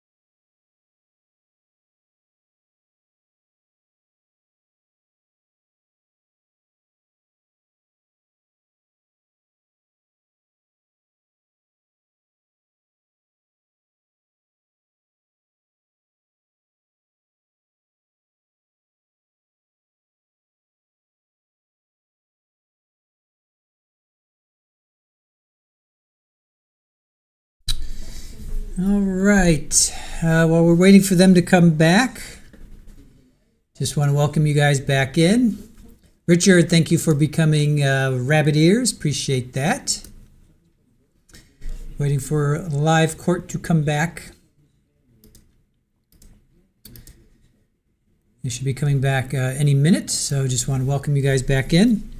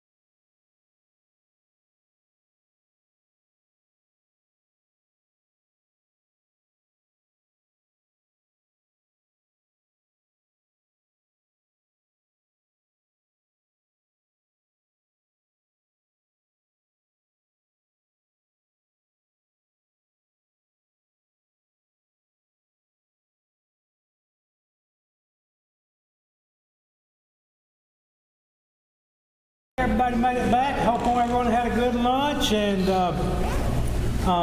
trust no one had any problems with the court's instructions about not discussing the case or investigating the case. If everybody's ready, who would state callers as next witness? State cause Tony McCormick? Yes, sir. All right.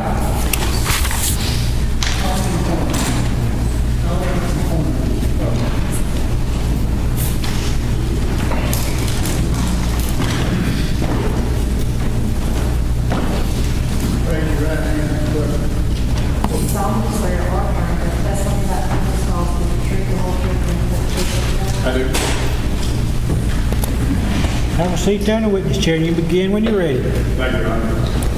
Tony, tell me who you are. Investigator Tony McCormick, And who you work for. the Smith County, Virginia Sheriff's Office. How many years of experience do you have? Well, how long have you been with Smith County?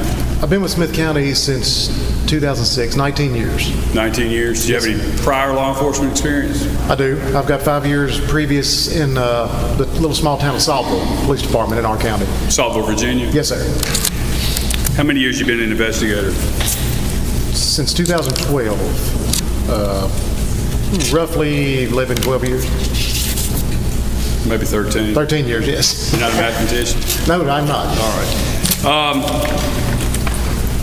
All right, I ask, Excuse me one second.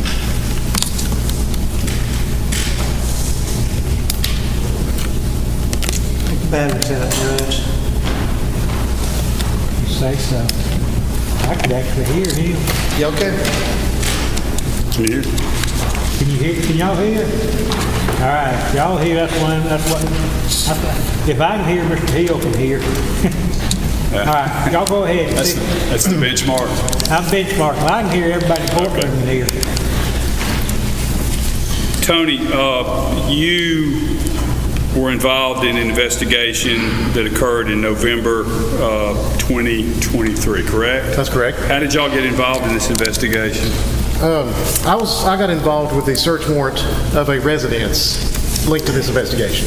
May I approach you, Honor? You may. I'm going to show you what's been accepted into evidence. It states 43, it states 44. Like that. Got a lot of stuff on your thing. Pay attention to the first exhibit. Just read that over and tell the jury what that is. This is the search warrant, excuse me, this is the search warrant for the residence at 5817 Charlie Taylor Drive in Sugar Grove, Virginia. And Sugar Grove is where? Located in Smith County. Smith County. And why did you obtain a search warrant for that residence? This was the current residence of Mr. Spence and his wife, Karen. At that time? Yes, sir. In November 30th of 2023? Yes, sir. Officer Johnson took us through that y'all went there. I don't know if you were involved in that, and got Mr. Spence and came back a second time? I was not involved in that. Were you involved in the executing the search warrant? I was. You were there. Who were you there with? Sergeant Johnson, Sergeant Dusty King, and Sergeant Carol Smith. All from Smith County? Yes, sir. And typically, an inventory is taken of items that were seized in the search? It is. Correct? Did you attach an inventory sheet to your search warrant? We did. And that's filled out when you get back to the office? Yes, sir. We fill it out roughly on scene, but the final copy's made at the office. And you take pictures at the scene? Yes, sir. Could you just, there weren't not that many items taken from the home, were there? There were not. Of note, what was taken? The whole, do you want me to read it? Well, just, you can read through it, it's not that much. Okay, it's $179 cash, $570 cash, a partial box of 12-gauge number 4-shot ammunition, a Tommy Hilfiger extra large blue winter jacket found wrapped around a shotgun, the 12-gauge pump shotgun, and 6 shotgun shells. All right. I'd ask you to look through these pictures that have been marked as States 44. Ask you if you recognize, just flip through them. Tell me if those accurately represent the photographs taken on the scene on 11/30/2023.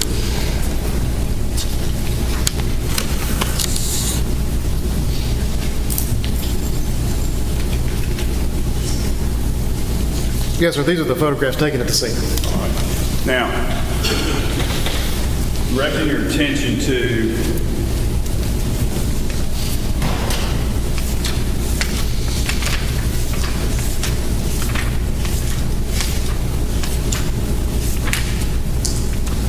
this photograph. What does that show? This shows the shotgun after it was unwrapped from the blue jacket, in the condition that we found it in, containing one live round, one live shotgun shell. And you found that underneath the bed in what room? The master bedroom of the residence. And again, who lived there? Karen Spence and Jeff Spence.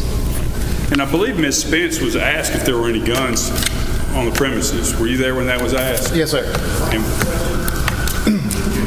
Ms. Spence, Karen Spence, was asked if there were any guns in the residence, and she said no. Is that right? That's correct. So you conducted your search. Did you search every room in the house? We did. Search under furniture, et cetera, et cetera? Yes, sir. Were you looking for anything in particular? Based on the circumstances of the case, we were looking for any kind of precious metals, cash, weapons, firearms. Did you find any precious metals? No, not at the residence, no. And a small amount of cash? Yes, sir. And I believe there was a U-Haul parked to the side of the house? There was. And there was nothing in the cargo part of the U-Haul? No, sir, it was empty. All right. Now, you said that you found a box of shotgun shells and you found 6 shotgun shells. Is that correct? Yes, sir. How did you obtain those? Were those discharged from the gun? These were inside the shotgun. Inside the shotgun, so you yourself discharged them? I did. Was it a pump? It was. So you discharged those shells, and there's 6 shells. I believe there's 3 greens and 3 reds. Reds. All right. Are any of those buckshot? The 3 reds are labeled 00 buck, which is what we call double aught buckshot. All right. And the other 3 are the number 4? Yes, sir. You want to pull the gun?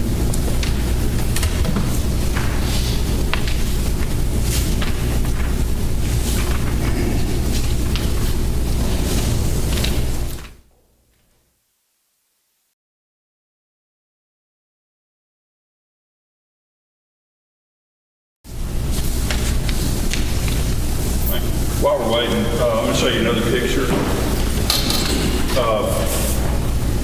Tell the jury what that represents. This is the end of the gun barrel of the shotgun. And what does it appear to have in the engine gun? Rust and dirt. Was that on anywhere else in the gun? Just on the... Just on the barrel.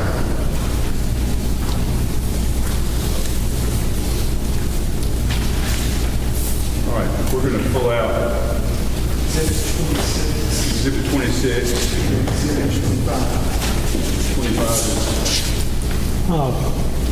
When you open the 26, what's supposed to be the shotgun, take it outside in the hallway there and double check it. Double check it for not being loaded anyway.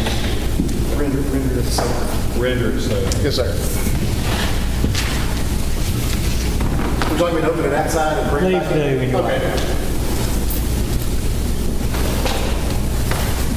Better safe than sorry. Or point it yonder way, boy.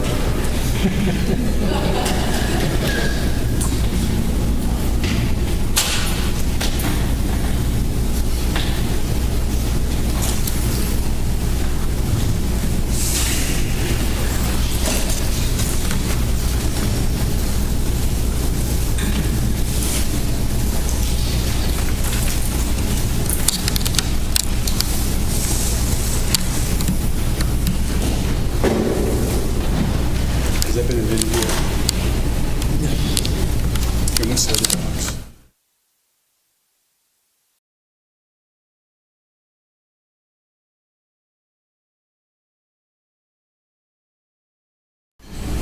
Any objection, 25 and 26 been admitted?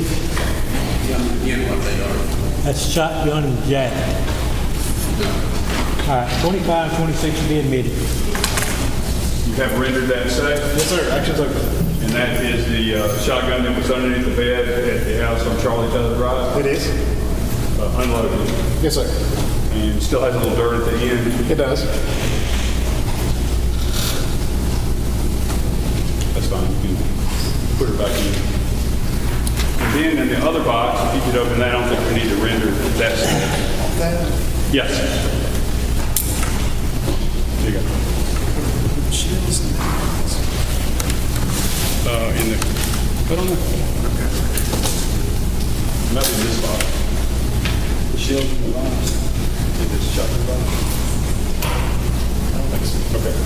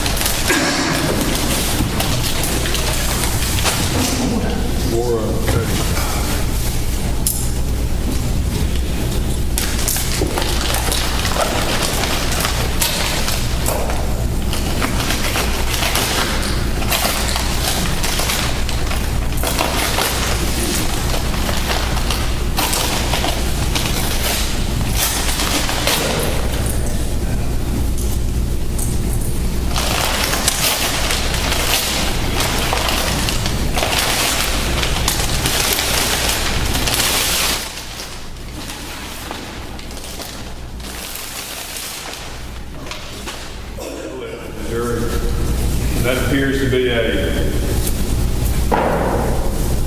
Tommy Hilfiger coat. Yes, sir. And is that the coat that the gun was wrapped up in? It is. Underneath the bed? Yes, sir.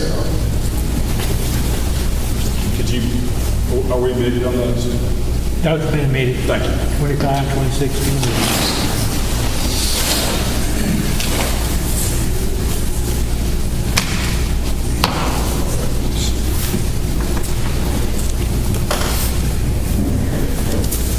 So that would be a fair statement. That's the house, the search of the house was your main role in this investigation? Yes, sir. Now, were you aware of Mr. Spence's purported interest in gold, silver, and collectible coins? Yes, sir. Is that something you do personally? I have, yes. Do you still actively do that? I do occasionally, yes. Do you have a network of people you deal with? I do. And did you, when you learned of this purported interest that he had, Mr. Spence, did you investigate in the area that you deal to see if he'd been dealing in that area? I did. And what did you find? I checked with everybody I know, that pawn shops, local brokers, precious metal dealers, to see if he had sold any items in our area, and I couldn't find that he had sold anything. It was not known? No, sir.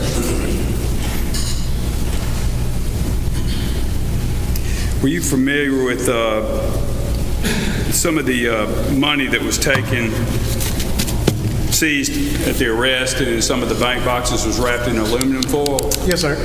Based on your personal knowledge as a policeman for law enforcement for a long time, what is the purpose of that?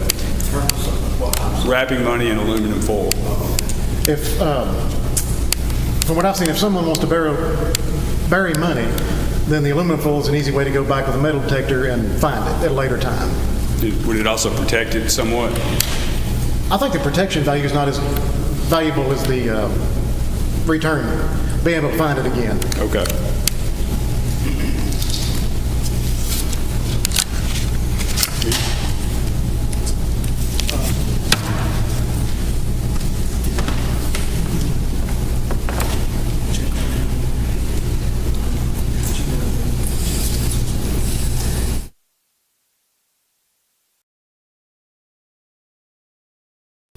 Tender the witness, Your Honor.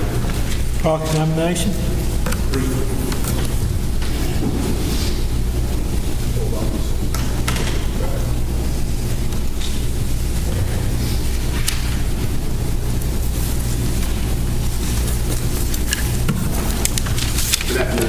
Good afternoon, sir. You say you visited certain spots to inquire about Mr. Spence selling homes? Yes, sir. Selling. Yes, sir. And those communities would be in Southwest Virginia? Yes, sir. Tell me what they are. We had a pawn shop in our area at the time. It was Broad Street Pawn. Say it again? Broad Street Pawn Broad Street Home. was located in our area And where? Where? in Marion, Virginia. In Marion? Yes, sir. We have a Skyland Coin and Jewelry. They're precious metal dealers out of Bristol, Virginia. Okay, which is just south of Abingdon and Marion. Yes, sir, right on the Tennessee line. Yes, right across Bristol, Tennessee. Yes, sir. There is a Gardner's Pawn Shop in the town of Whitfield, Virginia, which is about 30 miles north of us. And in that same town is a it's 101st Street Pawn in the same town of Whitfield. Are those the only places you went to? Yes, sir. That's my network that I usually deal with. That's where you deal? Yes, sir. In precious metals? Yes, sir. Okay. And when you were going to the places where you deal, you were asking about Mr. Spence selling, right? Yes, sir. You didn't ask about him buying. No, so they probably would keep record of that. They would keep records of them buying, but not them selling again. That's correct. So if he'd gone to all these places that you just mentioned, buying precious metals, you couldn't tell us. I could not. No, sir. Thank you. You enjoy your stay in Mississippi. Thank you. It's nice. Redirect? No, Your Honor. Right, Ms. Whitney, please find excuse. They may be on their way. Thank you, sir. Have safe travels back to Virginia. Thank you. Thanks for being here. Everybody good on the jury? Who'd state call us as next witness? Caitlin Spence. Caitlin Spence. Somebody get Miss Spence.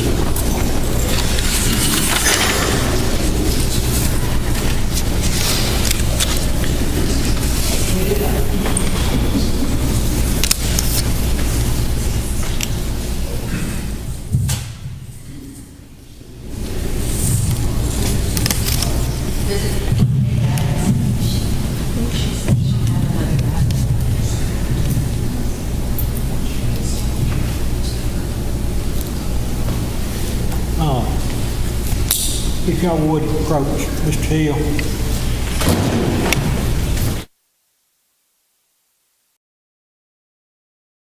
Woo, Caitlin Smith. Oh, listen to me, Caitlin Smith. Caitlin Spence.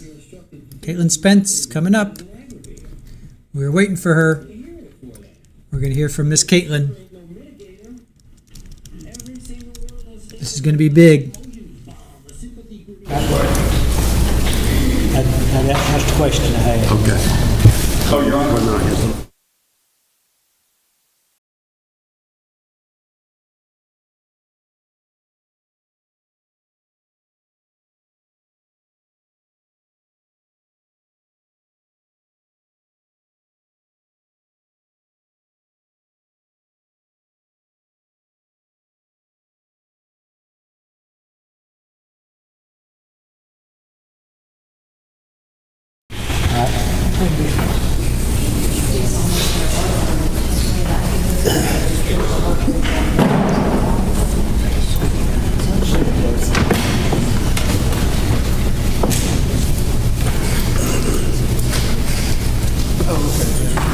You may proceed when you're ready. Thank you, Your Honor. Can you tell the jury who you are? My name is Caitlin Spence. And Do I need to be closer? Close to that microphone. this courtroom is so big Okay. that it swallows up everybody's voice. And the battery's out.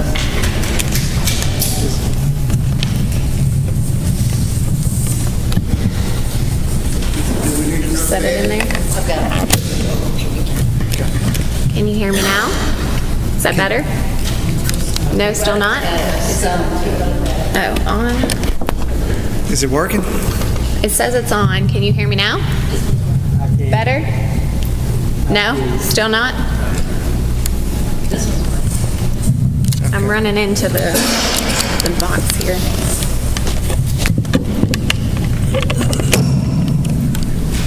Thank you. How's that? Better? Yes, guys? Much better. Yeah? Who are you? My name is Caitlin Spence. And when were you born? July 2nd, 1986. Where were you? Where'd you grow up? Grew up in Pennsylvania, Whereabouts? Brookfield, Pennsylvania. Who's your mother and father? Jeff and Karen Spence. Okay. Do you have any siblings? I have a sister, Carolyn Spence. Are you older than her? I'm older. I'm Okay. like a year. About a year older than her? Yeah. Okay. Now, how did a girl from Pennsylvania wind up in Tippah County, Mississippi? Can you tell the jury? First, I went to school in Ohio. Then I came down to Mississippi to go to Mississippi State. Then from there, I started work at Tractor Supply, and I've been all over Mississippi. Opened up a store in Boonville. So I was in Prentiss County, and then I met Kirby, and he took me to Tippah County. Okay. Turn that microphone down towards you. There you go. Like that, okay. Now, what did you study at Mississippi State? Mississippi State was for veterinary medicine. Did you get a degree? I did not. Did not finish your degree? No. And I believe you told me you worked for different places around the state in that field? So when I first moved to Mississippi, I worked at Starkville Veterinary Hospital and as their office manager and head technician. And then after I was finished with vet school, decided to go a different way.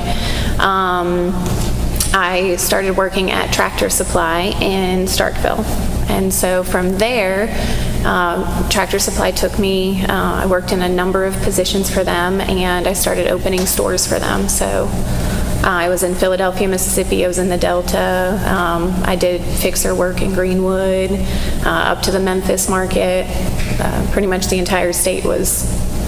So when did you move to Boonville and began working at TSC?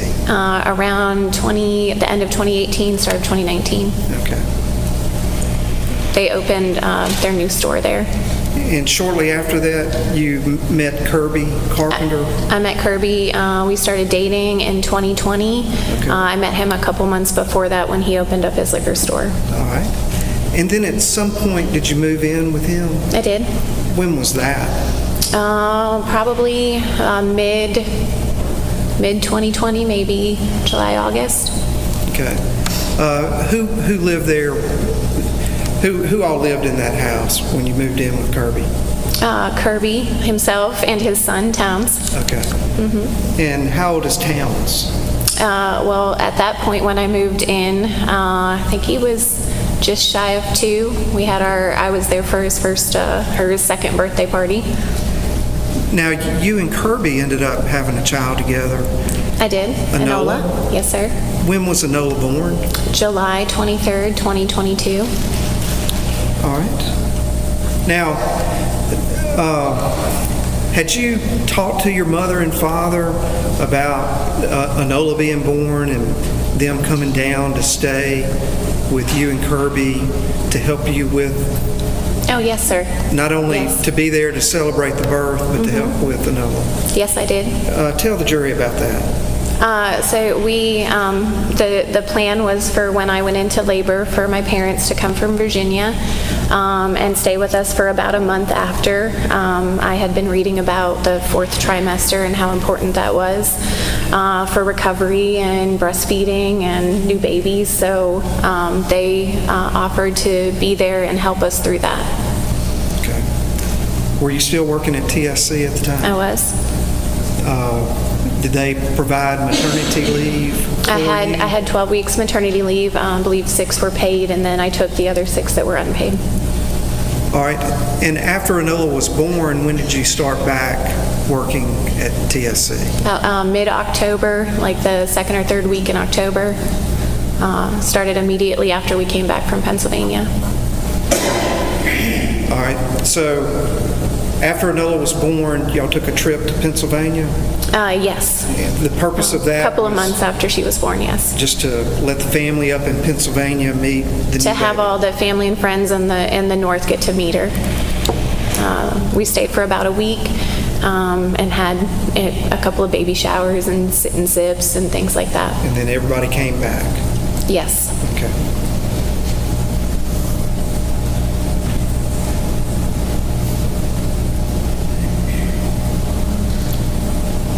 All right. Had you talked to your mother and daddy about when they planned to go back to their home in Saltville, Virginia? When? In November? In November? Do you know when they went back, when they left Tippah County and went back? Are you talking in November of 2022? November 2022. Yes, when they left on Tuesday the 29th, and we had not had anything planned for them to come back. I think it was going to be contingent on Mom's doctor's appointments. And I guess what I'm asking is, was that something that y'all discussed? Hey, Mom and I are going back to Saltville, Virginia on November the 29th. Or was that something you knew a few days ahead of time? I did know a few days ahead of time that they were leaving. I had to set up childcare. We had discussed that. All right. So would that have been the first day, the day they left, on that Tuesday, November the 29th of 2022, the first time you had to set up childcare for Enola because you were having to work that day? That was the first time, yes, that we had to have all-day childcare, yes. Okay. And I think you set that up with one of your friends Yes. in Boonville? Yes, Is that Bailey, correct? yes, Bailey Reese. Bailey Reese. That morning, November the 29th, when you left for work, was Kirby at home? On Tuesday? Yes, ma'am. Yes, he was. And you went to your friend's house before you went to work, correct? Not on Tuesday, the 29th. Wednesday, the 30th was the day that I took Enola to Bailey's house. Okay.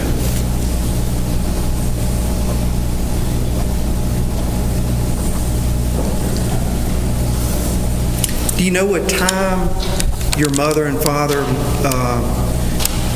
left on Tuesday, November the 29th? Early afternoon, around 1 or 2. Were you there when they left? Yes, I was. All right. So 1 or 2 in the afternoon? Yes, sir.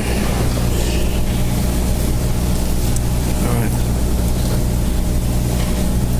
Did you have any communication with your dad after he left between November the 29th, 1 o'clock, through the next day, the following day, November 30th, 2022? No, I did not have any phone calls with him. The first phone call I had with my parents was that Thursday. Did you try to call your dad? I don't think, I may have messaged. I'm not sure if I was texting, but I don't think, I didn't try to call until Thursday because that was when I had a doctor's appointment. All right. So,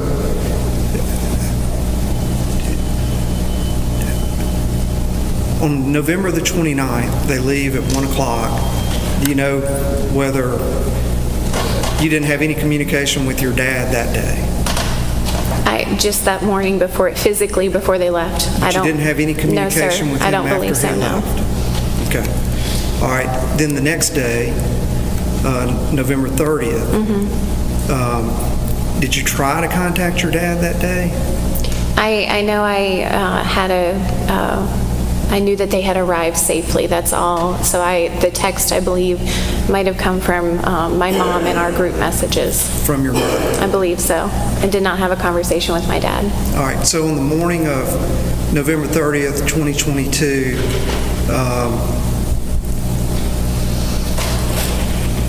Do you know whether you talked to your dad on the phone or not?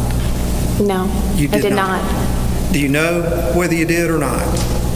The first conversation I had with my dad, I believe, was on Thursday. Okay.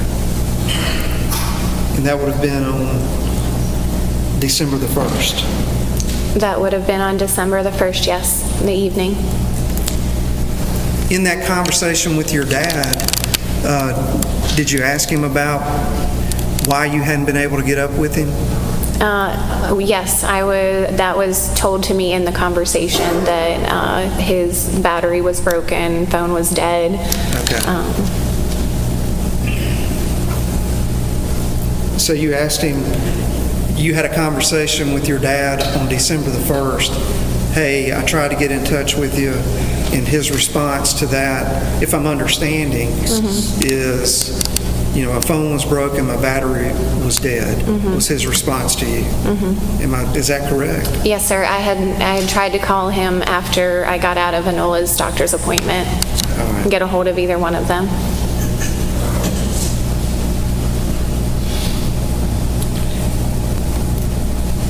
Now,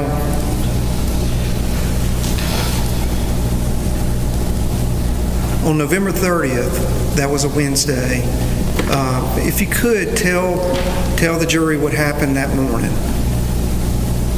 of Wednesday, November 30th, 2022. From Wake Up? Wake Up. Okay. Yes, on November 30th, I was going to Memphis for work, so I woke up about 4:15, got myself and the baby together, had left the house probably about 5:15, 5:20 to go to Boonville, which is to the east of where I needed, so that's why I had to leave so early, because I had to leave Boonville by 6 in order to get to Memphis by 7:30. Okay. I needed to be at our meeting by 7:30. I took the baby to Bailey's, dropped her off, got her situated, and then took off for Memphis. Okay. When you left the home, was Kirby at home? Yes, he was. He was in our bed. All right. And he was alive? He was sleeping, yes. Was that the last time you saw him alive? Yes. Okay. Now, you don't normally go to Memphis to work, right? I worked in the Memphis market the last 6 months that I worked with Tractor Supply. Okay. So I was up there often. Okay. Now, did you work all day long? Normally, I switched positions when I got pregnant, so my job went from being a salaried employee to an hourly. I worked from 7:30 to 6:30 normally. Did you work all day long? I worked until about 3 or 4 o'clock probably. All right. When you got done working, were you headed to, did you go straight to Bailey Reese's house? I traveled to Bailey Reese's house, yes, after we were done with our meeting. I stopped at the Goodwill and I think I got a Starbucks, but I hit 72 and was right home to the baby. All right. Now, on November the 29th, the day before, had your dad given you any instructions or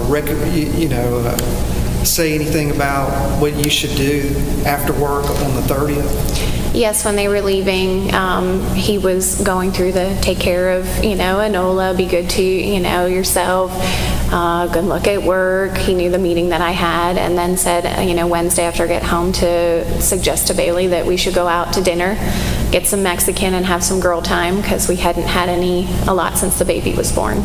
Okay.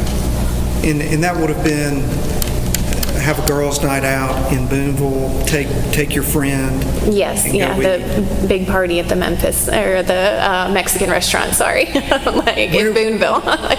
It is in Boonville? Yes, sir, yeah. Well-known place to go? There's a few. Just like in Ripley, that's the restaurant to go if you're... But that's what you took that to mean? Yes. And that would mean not lunch, but supper? And it would have been, supper. All right. Now, do you know about what time you went to Bailey's house? Got to Bailey's house? Around 6. To pick Enola up? Yes, sir, 6. All right. And Did you suggest that to Bailey, that y'all go have a girls' night at the Mexican restaurant? I asked her if she wanted to go to dinner, yes, and she said she was tired from the day. Her husband was home, and it wasn't a good time. So after that, what did you and Enola do? We went back to Boonville and went to Walmart. Okay. Now, how long were you at Walmart?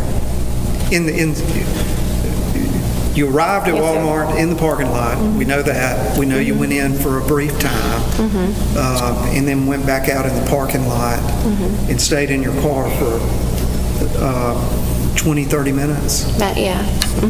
But all in all, about 45 minutes. Would that be about right? I believe I arrived at Walmart around probably 6:30, 6:40, and then went in the store. I had some, and I was back to pick up our Chinese at 8 o'clock. I believe that I was in the parking lot after shopping at Walmart for 20 minutes to breastfeed. All right. And that's all on surveillance? Yes. And if I represent to you that the time that you leave the parking lot at Walmart, that was 7:52 at night, would you have any reason to disagree with that? No, sir. Okay. Sound about right? Yes. Now, in between the time that you pick Enola up and the time you leave the parking lot at Walmart, we're talking about 6 o'clock to 7:52. Do you have any communications with Kirby? I did. All right, and what was that about? I believe the first communication we had was I asked where he was, Okay. and he replied back that he was at Gino's. Does that mean anything to you? That's a local tire place. Local meaning local to Local to Boonville. Boonville? Yes, sir. Okay. And so you knew exactly where he was? Yes. Yes. And what about after that? After that, I sent some more messages to him. I had met a woman in the returns line that we had a longer conversation than normal. I told him that I had met her and that she had kind of cornered me. So we had a talk, and I wanted him to know where I was and when I would be home. You're going to be delayed a little bit? Yes. And Okay. All right. What about after that? more messages. Any? I asked him if what he wanted to do for dinner, if he wanted Chinese. I told him I was going to pick some up, that I was leaving Walmart. Do you remember whether he responded to that? He did not respond to me after the Gino's message. All right. Do you remember his last response to you being 2 question marks? I was going to say the last question mark was in the Gino's was a string of question marks, yes. And how did you take that? When I asked him why with Gino's, it was because I thought he meant that he was at Gino's in the business, Right. not passing Gino's. Driving by? No, the way he phrased it, he was friends with the manager there and the guys that work there, and I thought he had stopped there. He was looking into buying a tire business, and he was trying to steal the manager, and so I thought maybe he was smoozing him. I asked him, why he was there. I believe he might have messaged back that, he had been working, and, it was very short, and then the question marks after were normally like end the convo question marks, I'm sure. And I represent to you that there's been search warrants and downloads of his phone. If those double question marks on November 30th of 2022 were at 6:37 p.m., would that be about right? Yes, I'm sure. Yes, that sounds right. You don't disagree with that? No, I do not. Not based on the context of No, sir. when this was happening? No, sir. End of the day? That sounds about right. All right. That would have been at 6:37 p.m. And I believe it's already been established that it would take about 15 minutes to get home from Gino's if you were driving by. Longer. 15 to 20, Like, it would take me solid 30 from Boonville. 30 minutes. Yeah. Now, the parking lot in Boonville at Walmart, if you left at 7:52, did you stop anywhere else on the way home? I did. I traveled to the other side of the parking lot and stopped at the Chinese restaurant to pick up dinner. Okay. All right. Now then, how long did it take you to get home? Do you remember about what time you arrived home? I think around 8:30, 8:40. It was late. Okay. And what were you driving? Which car I was driving? I was driving my black Suburban. And was Kirby's truck there when you arrived home? Yes, it was. All right. Anything unusual about going from your car into the home? It was dark. Okay. There was a mess in the garage. There were cans and garbage strewn all over the garage. Okay. We had a pet dog named Lucy. She was wild and tore things up a lot. I thought the dog may have turned. It wasn't abnormal for us to have that to come home to. All right. But it was dark and nobody. The house was dark. I didn't see that Kirby wasn't there. Our door was locked, but his truck was there. All right. Door was locked. Yes, sir. You used your key to get in? Yes, sir. All right. Do you know whether your dad had access to a key? We kept a spare key on our side door. It's how everyone accessed the house. Kirby's family, my family, yes. Was he aware of that? I believe so, yes. You think so, or did you tell him where it was? I'm sure while he was there, I told him or Mom. That was common if we needed to lock the house and not be there. Most of the time, one of us was there. And I believe you had on the home there were security cameras all over the place. Garage. Yes, sir. I believe. Do you know exactly where all of them were located? We had one on the front porch, one in the garage, like right above the garage door where you could see the inside of the garage. There was one on the outside of the garage to where you could see the driveway, and there was one on the side door, and that was the security system cameras. Now, was Kirby inside? No. Okay. And it's late in the evening, long day at work. Did you try to text him? I'm not sure, sir. Where? I believe I probably did. I don't know if I did it immediately, no. But over the next few days, hours, you did. Oh, yes, I texted Try to him. call, try Yes. to text. Yes, I did. Where are you? Mm-hmm. Did you see any signs of anything unusual in the home when you made entry? No. All right. And but no Kirby. No Kirby. When you woke up the next morning, was Kirby there? No. Throughout the day, you didn't know Kirby? I was gone from our house for most of the day, but no Kirby, no. Okay. No communication with him. And that would have been on December the 1st? Yes, sir. Okay. When did you find Kirby? Around lunchtime on the 2nd. Okay, on December the 2nd? Yes, sir. Were you on the phone when? I was, sir. Who were you talking to? Maddie Jane Jones, Kirby's mom. Okay.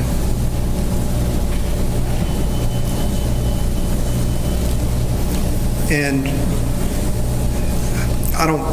do you remember what you told her when you found him?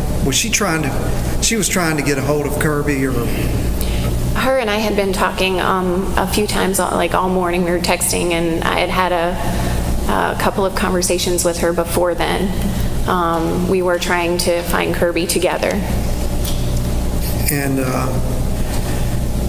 how did it come to be that you found his body? You just walked outside? I had gone up to our deer stand on the back. I'd gone up to our deer stand, and when I was coming back down off of the hill, I could see the whole property, and I could see where his body was. Now, there's been some testimony that you told law enforcement that you went up to the deer stand, and they said there's no way to, what they took you to mean, you couldn't scale up that steep slope. Is that the way you went? No, sir. Did you have a NOLA with you? I did, sir. All right. And how did you make your way up to that deer stand? We had a cutout, like a power line cutout on the side of the hill in between our house and the little beauty shop. We kept it bush hogged, and it's kind of you cut right, cut left, and then you go onto the flat part of our property. All right. It skips the slag wall that they've discussed. But on the way back down, you had a clear view of the Yeah, when you property. come back down, yes, you'd have a clear view of the landing pad that was basically our house and property. And that's when you saw Kirby? Yes. All right. You've already heard that 911 call. Did you have any trouble with the transmission? The reception of Reception? it? Yes, I had to call twice, Okay. and the operator couldn't hear me. Okay. We had to have Wi-Fi at the house for our calls. And I believe Mattie Jane knew something was wrong too, and sent her husband over. Dwayne was the first one that arrived, yes. Okay.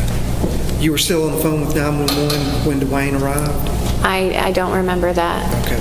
I could have been.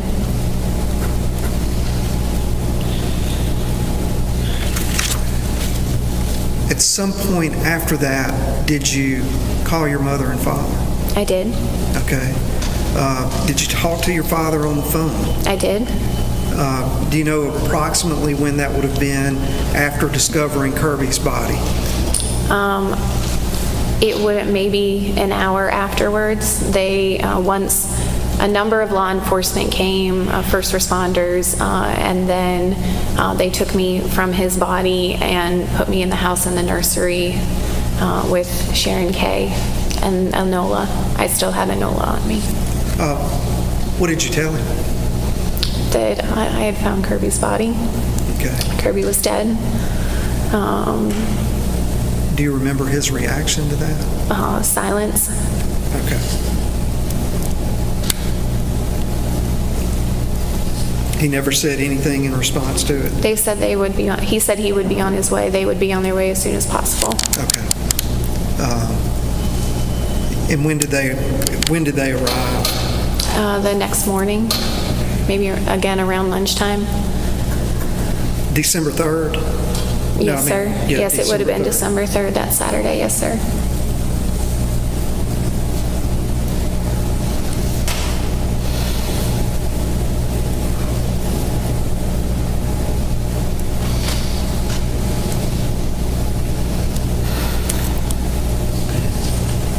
Now,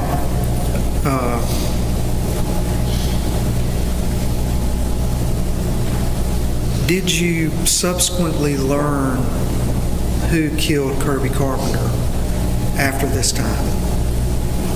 Yes. And when was that? The first time you learned who killed Kirby Carpenter? When I had the waterfall conversation with my father. Okay. Can you tell the jury about that conversation you had with your father?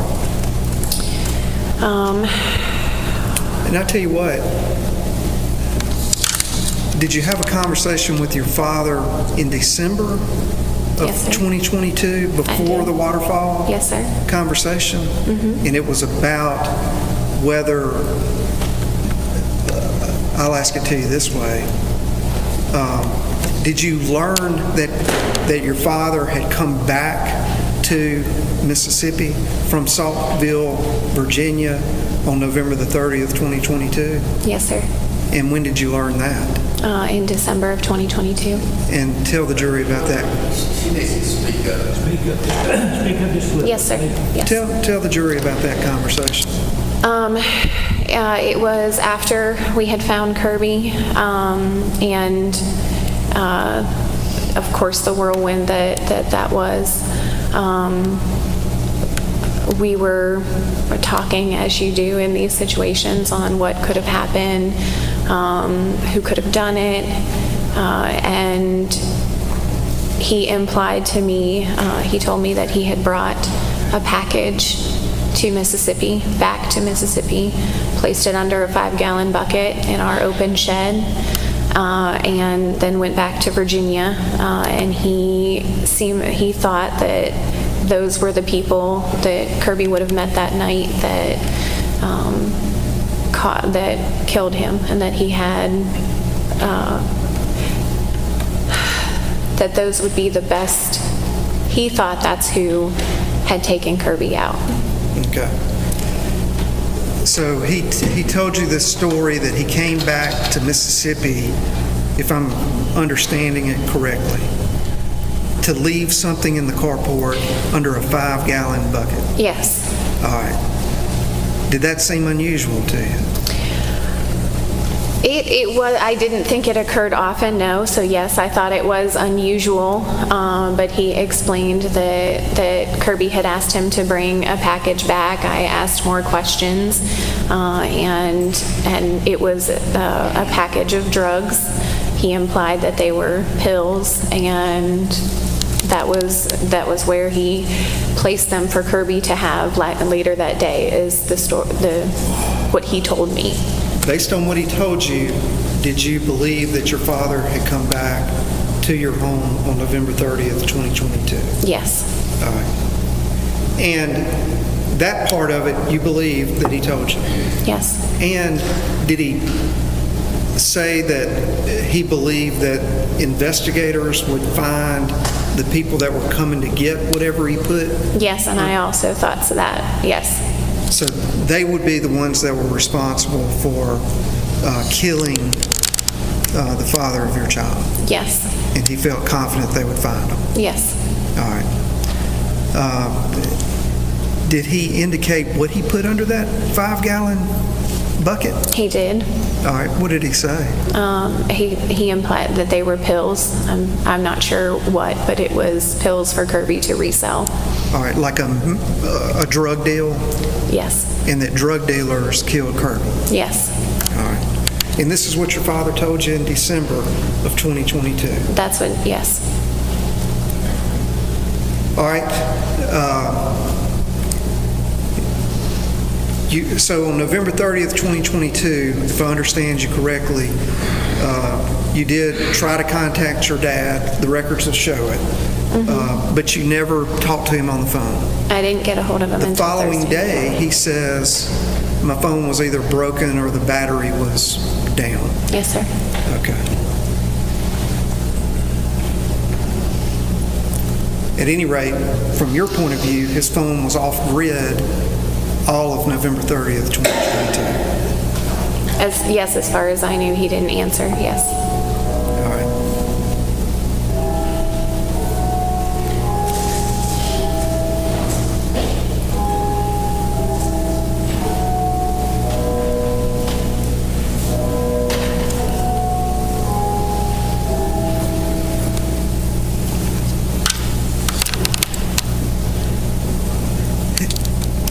Did you express to your dad in some way, if so, tell the jury, trying to inquire further why your dad would be a part of some bringing pills back to Kirby? We didn't have a long, it was told to me basically that it was none of my business. We did have a conversation that And I mean, I knew from Kirby, we were opening up the distillery. We had a large payment that we needed to make, and that Kirby wanted to make some quick money, and Dad knew of somebody that could make that happen. And when you tried to inquire further, he said, mind your own business? Yeah. And was that fairly direct or firm? Aggressive, yes. Aggressive? Does your father talk that way normally to you? No. Okay. All right, now the second conversation you had with your father, can you tell the jury when that was? It was between April and June of 2023. All right, and where was that located? Saltville, Virginia. All right. Now, there's testimony that you, your mother, and your father left Tippah County on December 20th of 2022. Do you have any, is that about right? It was after the funeral. I'm not sure what date we left. Okay. December 20th is going to be just before, Christmas. Yes, yeah. The funeral was on Before. December 17th. Is that correct? All right. And so you wouldn't disagree if there was testimony that the three of you left on December 20th, 2022, that would be accurate? I believe so, yes. All right. Where did y'all go to Saltville, Virginia? Yes. And where was that home located? Do you know the address? Is that Roan Lane. I'm not sure the house number, but I'm sorry? it was Roan Lane. Roan Lane? And they were renting? No. No, they own that home? Yes, sir. Okay. Did you stay there from December 20th up until April? I did. I traveled, but yes, I lived there with them. Other than traveling with Enola, that was where you stayed? That was, yes. With your mother and father? Yes. All right. Now, what was it that, you were dealing with that made you want to revisit your dad's involvement in Kirby's death? Events, facts that were coming out, conversations that I was having with people. After it happened, I didn't handle it well. I went to a crisis center. Finally got a couple of therapists to help me work through what had happened, the stress of it. I understand. And that, I want the jury to hear sort of what you talked about, talking to people. Were they from Ripley or Tippah County? It was assorted, yes. People you knew back home? Yes. You were following things on the news social and media? social media, yes. That were revealing parts of the investigation? Yes. And you're starting to put a few things together. And is that what made you want to have another conversation with your father? Yes. All right. So how did you broach that topic with your father, and what happened? Tell the jury. I asked if we could go for a walk. The waterfall was where we would take Enola almost daily, sometimes twice a day for walks. But she was down for a nap. My mom was with her in the house. So Dad and I went on a walk by ourselves to talk and for me to try and broach this with him and get some answers. So the walk with your father would not have been unusual? No. Daily? No. What did you ask him? Yes. I asked him if he had anything to do with Kirby's death. I asked him if some of the things that I was hearing was true. He turned aggressive and very short with me in his answers. He said that it wasn't my job to find, who Kirby's killer was, that Enola was my only responsibility. He said that he did what he had to do, that the less I knew, the better. He said that I shouldn't let a gift horse in the mouth. Are you responding to this? Trying to. Most of the time I didn't get much out. There wasn't much back and forth. It was just shutting me down basically and telling me that my focus needed to be Enola. Okay.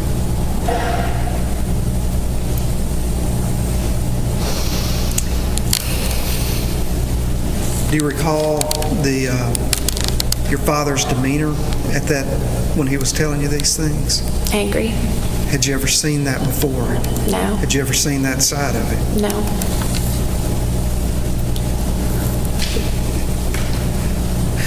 And when he said that he did what he had to do, that he did it for Enola, did he say That Enola was safe. that she was safe? Yes. Okay.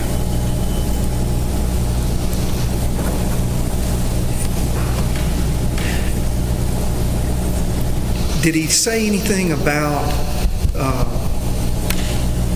when he was telling you what he did, that that's what a parent does? That's what. Object to the leading, Mr. Quickmore. Rephrase your question.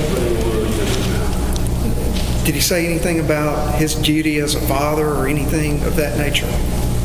He said that that's what a good father or good parent does. But that was when, at the start of our conversation, when he was telling me that my focus needed to be Enola, that Enola was the priority, and that I didn't need to focus on anything other than Enola. Okay. Did you take this conversation, how did you take this conversation with respect to Kirby's death? That he was confessing to me that he had killed Kirby. Okay. Please say that again. That he was confessing to me that he had killed Kirby. He said that to you. That's how I took our conversation. Your interpretation. Your Honor, I object. You'll have your time. Have an objection, but you'll have your time for asking questions. Yes, sir.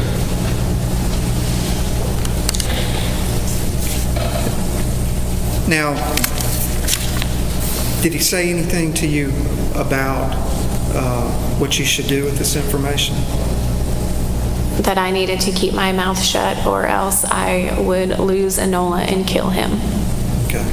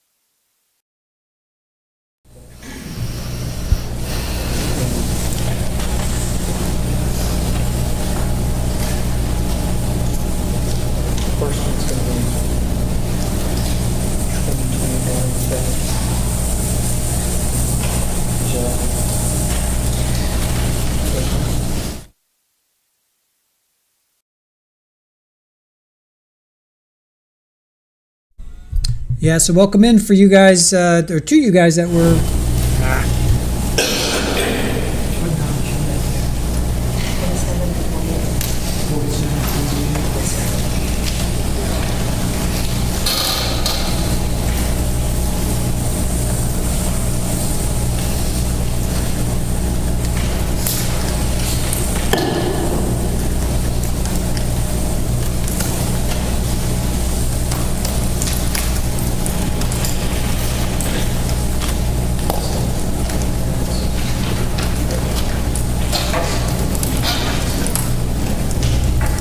for those that are coming in, Caitlin Spence on the stand, daughter to the defendant, mother to Nola. She's going through her testimony right now. So this is the state's star witness.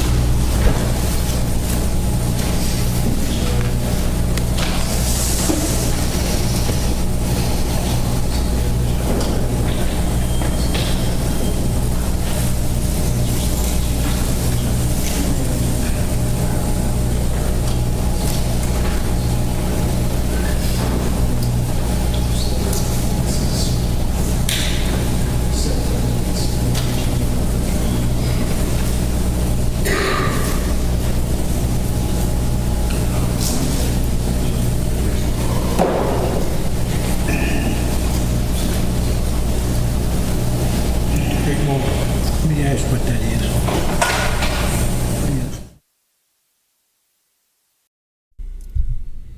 All right, I'm not sure what they're going on and on about. How long has she been on the stand? Maybe half hour. Let me see. About 40 minutes now. 45. Yeah, about 45 minutes. She's been on the stand for about 45 minutes. She was the first one coming out of lunch.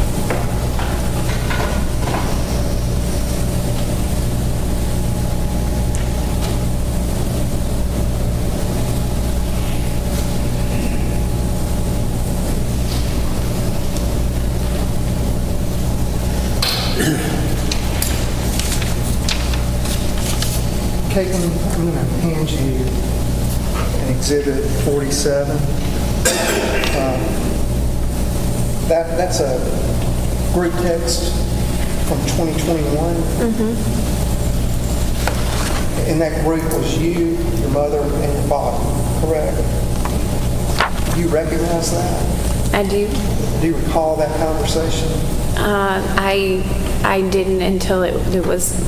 I recognize that it's us talking. Yes, I do recognize the conversation. Looking at the conversation, that refreshed your recollection? Yes. About the topic of the conversation? Yes.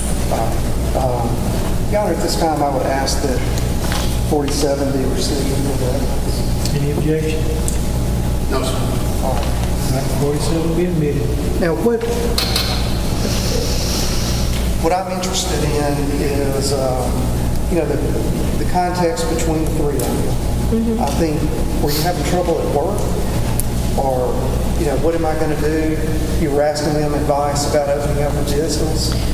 I don't remember the having trouble at work, but I did ask the open-ended question of what business am I opening up, Peeps, which would have been Mom and Dad in this conversation. And what was your dad's response? Assassins, Inc. Assassins, Inc. Yes. And that was in 2021? What month? What date? Is this the... sorry. Yeah. 11 November 5th, 2021. So what business should I open up? And my understanding is his response is... Assassins, Inc. Assassins, Inc. Did you respond to that? I did. What was your response? I said, dude, I wish I was ready and badass enough for that. Okay. Did your father respond to that? He did. What was his response? You just manage it. You hire the talent, ... The older I get, the less life in prison is a deterrent. Okay. Let me see that. I put here on That was in November of 2021. A year later, the father of your child, Kirby Carpenter, was killed on November 30th, 2022. And your father admitted killing him that day, correct? A year later, your father told you that he was responsible for Kirby Carpenter's death, correct? At the waterfall, yes. Yes. All right. Now, looking at Exhibit 48, was that June 3rd of 2023? That conversation between you and your father? June 3rd of 2023, yes. June 3rd of 2023. And that would have been after the conversation with your father? I'm not sure. I don't know when this happened or the conversation specifically, no. Okay. What message did you send your father?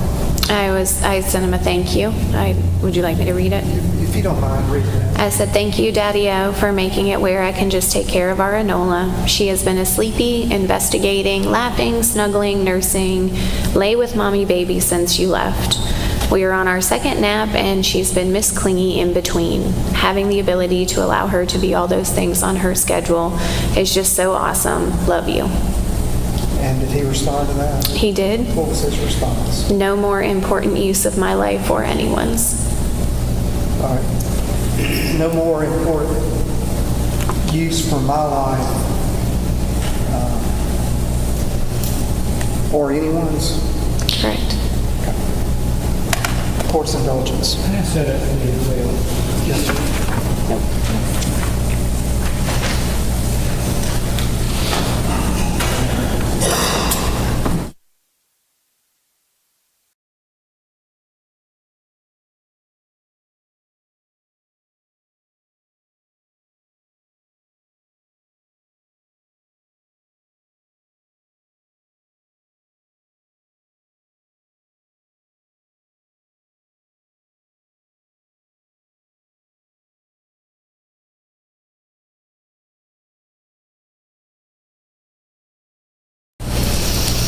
Is your father in the courtroom?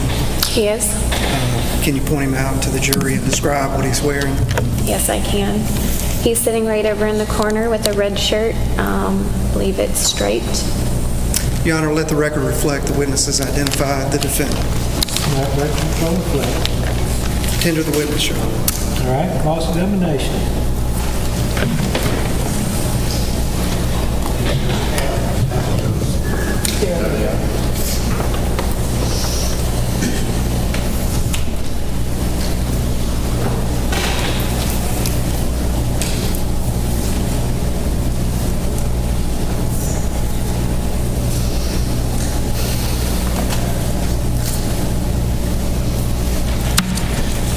Good afternoon, Miss Spence.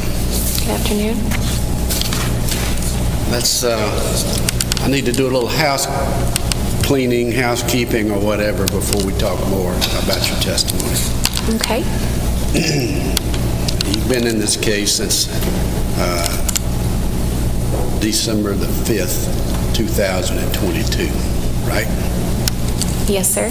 That's the day you lawyered up. Yes, sir. You were asked to cooperate, give statements, and you went and hired a lawyer, right? I gave statements before, Well, but you yes. were supposed to meet the law enforcement at 10 o'clock on December the 5th, and you got there at 5 o'clock in the afternoon Yes, sir. because you went and lawyered up. Yes, sir. You lawyered up because you knew you were in trouble. You knew you were in trouble. I lowered it up because that was what was Can you speak up? suggested to me. Can you speak up? I went and obtained a lawyer because I was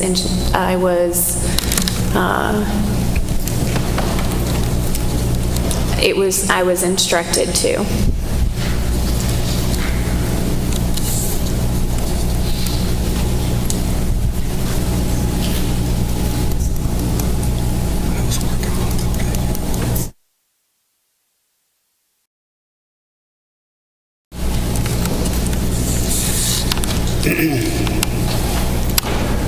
I want to get you to comment on a supposed statement that you made at Kirby's funeral or leading up to Kirby's funeral. You know what I'm talking about? No, sir. If I drop the name David Barnes, you would know what I'm talking about. Yes, sir. David Barnes gave statements to which you, your lawyer, I, and everybody else in that particular courtroom on that particular day objected strenuously as being a lie. Correct.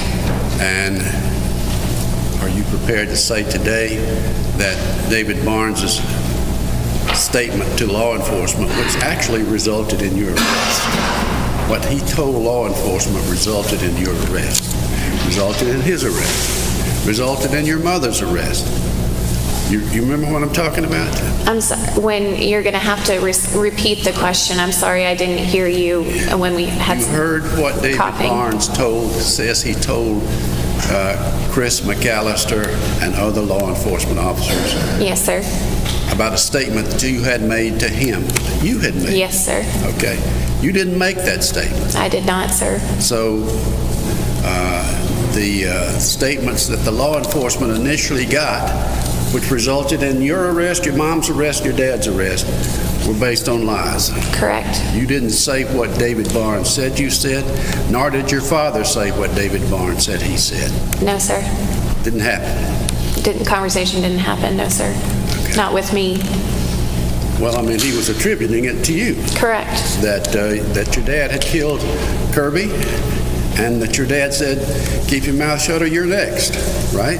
Correct. That's what David Barnes claimed. But tell him, never happened. I never had a conversation with David Barnes. And you certainly never said anything like that. I never had the conversation with him. That conversation did not take place. Not with me, no, sir. Thank you. Now, you and your husband, your boyfriend, Kirby Carpenter, were into some high-risk conduct, weren't you? What do you mean by that? Criminal conduct. Your boyfriend was not just a coin collector and a metals collector. He was a drug dealer, was he not? Kirby would make money on anything. I asked you if he was a drug dealer. I want a yes or a no. Yes. And you knew he was a drug dealer? Yes. I did, yes. And you actually participated in that activity, didn't you? No, sir. You were a drug dealer too, weren't you? No, sir, I'm not. Nor was I. I didn't say you are today. I said you were. No, sir, I was not. And not only were you a drug dealer, Miss Spence, you were a gun runner. Objection, Your Honor. May we approach argument? I need to come up there. Woo, mama, this is getting spicy. Yes, finally, boy, this trial is taking off in another direction. Whoa. Wow. So he's accusing her of being a drug dealer, running guns. Wow. All right. Got to settle down here. Settle down. Spice level just went through the roof. We always knew Cross was going to get dicey, but finally this attorney, this lawyer is he woke up, because all throughout this entire trial he's just been like lulling people to sleep. Finally he's getting some interesting things to come out.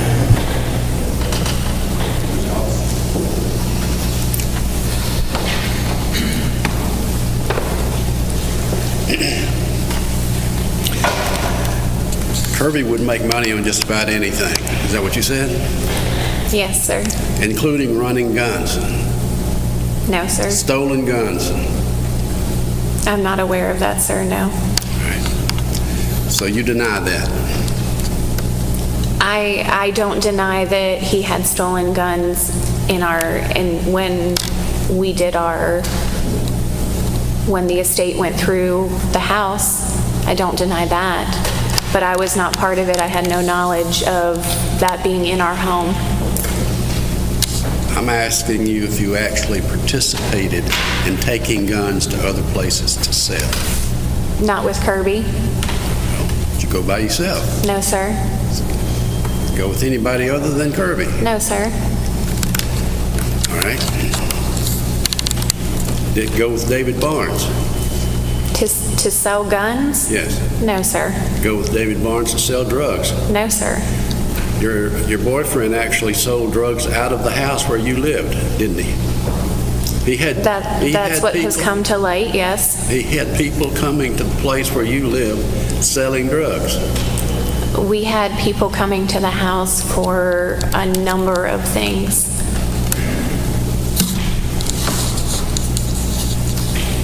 Yes or no? Coming to the house, buying drugs. Yes, And you knew it. in the course of our relationship, there were situations that were fishy, and I knew with David Barnes that sometimes he was paid for his handiwork in other things other than cash. Yes. I'm not asking about how David Barnes was paid. I'm asking you that drug buyers came to your house to buy drugs from your boyfriend and you knew it. I did not know it for sure, no, but I did. It has come to light that that is the truth of what was happening. You say it has come to light. How has it come to light to you? In this investigation, So you agree that this investigation has shown your boyfriend to be a drug dealer? yes. You know, in life, if you're really lucky, you're born with wealthy parents. Most of us aren't. Or you win the lottery. Most of us don't. Or you inherit a lot of money from a great uncle. Most of us don't. If you don't have any of that, and you're getting into business, you understand the concept of seed money, don't you? Seed money, to begin. Yes, sir. You get seed money from different ways, different places, different lucky things. Most of us have to work hard for it. And if you don't have seed money, you have to figure out a way to get seed money, don't you? Yes, sir. And seed money for your boyfriend was drug dealing. That's where the money came from. Drug dealing. Right? Kirby was an established businessman when I met him. I'm not asking about that. I'm just saying Kirby was a drug dealer, and that's where his seed money came from.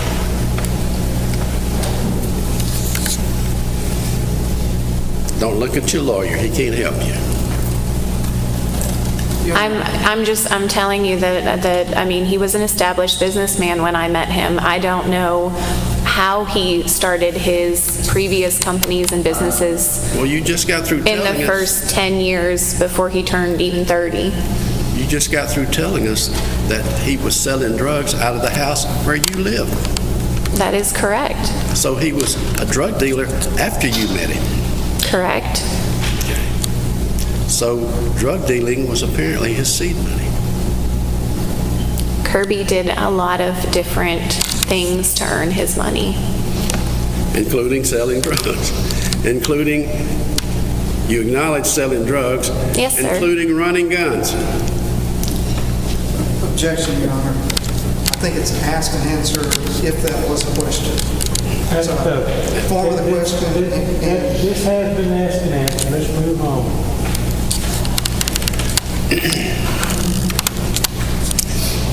When Kirby was killed, you're the only person who was living in that house at the time, other than your little kid. Yes, other than Enola and Towns every other week. And you were the only living person in that house on the evening of November the 30th. That's correct. You were the only person living in that house the next day, That's correct. the next night, Correct. the next day. That would be Friday. I mean, yes, that was my home. I was not there at that point. I'm sorry? Once Friday night, I was not at the house, and you said if I was living at the house alone. Well, And Friday night, I was Friday at night his mom's house. Friday night you left, but you came back. Yes. And you're the only live person at this house from Tuesday, Wednesday, Thursday, and Friday. Yes, sir. And you are the one who found Kirby, even though and it took you 3 days, even though his body's right out there by the parked cars. I found Kirby on Friday, yes.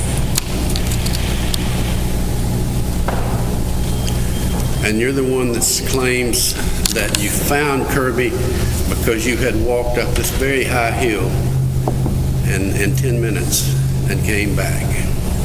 And that's when you saw him. It was a much longer walk than 10 minutes. I think you previously said 10 minutes. It would not have taken me 10 minutes to do it.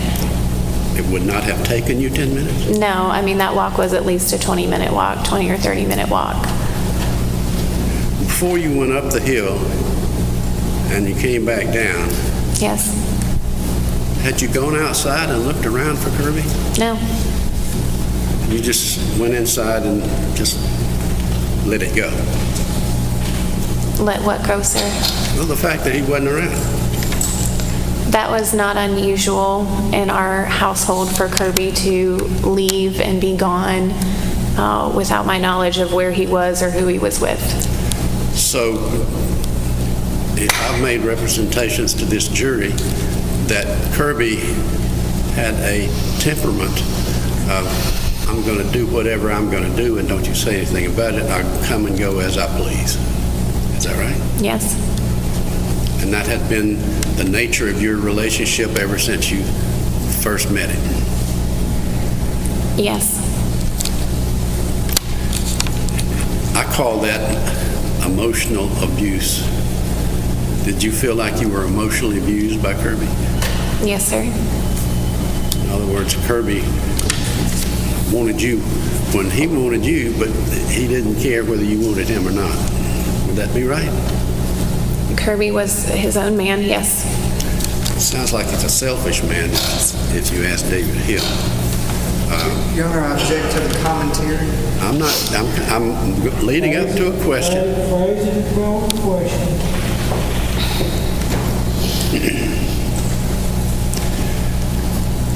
Not only was Kirby emotionally abusive, you've said, he could be physically abusive, couldn't he? Yes, sir. When I say physically abusive, I mean he could, couldn't he? Yes, sir. And he has done that more than once? Yes, sir. And left marks on you? Yes, sir. Black eyes? Yes, sir. You were sick of that, weren't you? You were sick of two things. You were sick of Kirby Carpenter emotionally abusing you, coming and going, like he's single, except he wants you. And you were sick of being physically abused, weren't you? We had our problems. We had we worked through and we're continuing to work through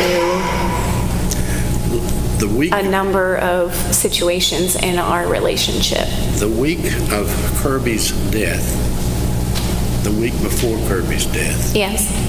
Or maybe even 2 weeks before Kirby's death, you and he were into it strenuously, weren't you? I don't know what you're referring to. You and he were arguing almost constantly. No, sir. Arguing so much that Kirby got mad at you, slammed the door so hard he almost broke the glass. Isn't that right? No, sir. And then told you to go F and then called a name. That had occurred in our relationship, but it was not occurring at Thanksgiving before his death. No. But you've heard and seen that kind of conduct from him. Yes. And you were sick of it. I believed in him. I believed that he could change. I didn't think that was the person that he was inside. Well, that was the kind of person he was on the outside, because he did that to you and he physically abused you, and I included black eyes and marks, and you said yes. That is the truth. So it sounds like he was that kind of person through and through, doesn't it? He was a hard man, yes. Yes, you've described him as difficult and hard, and you were sick of it, weren't you? I loved him. That's not what I asked you. I said you were sick of it, weren't you? I did not like being hit, no, sir. Well, nobody likes being hit, and you would be sick of it if he did it to you, wouldn't you? I was disappointed. Well, my question was, you were sick of it. You'd had your fill of it, hadn't you?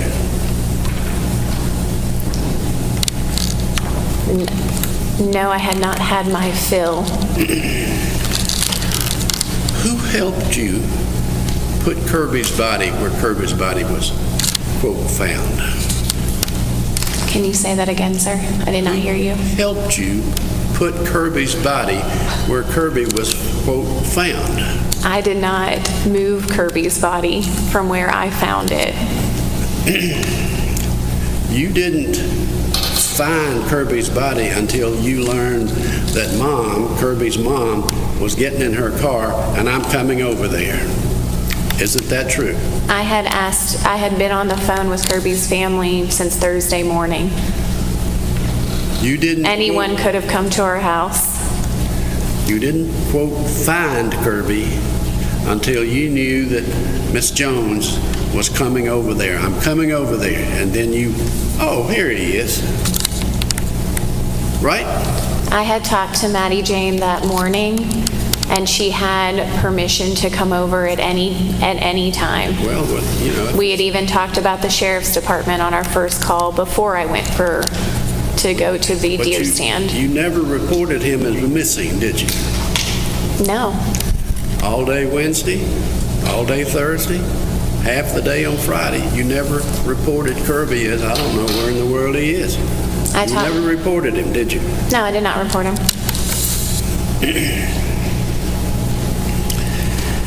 If I came to your house, and I've been to your house, or Kirby's house, how hard would it be for me to find the cameras, the security cameras? They were out in the open.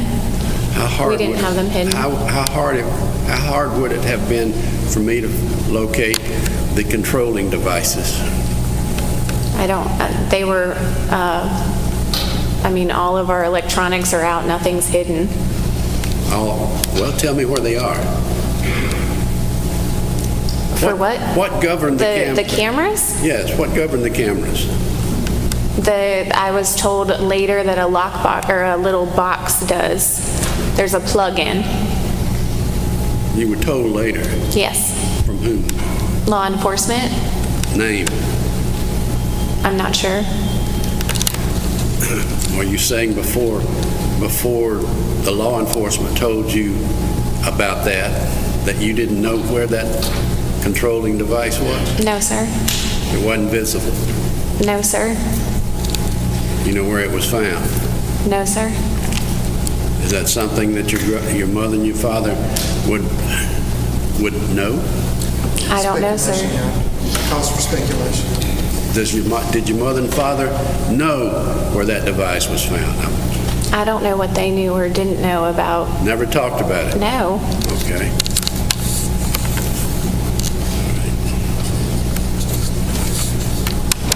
When Kirby was found on that Friday, you stayed in that house by yourself?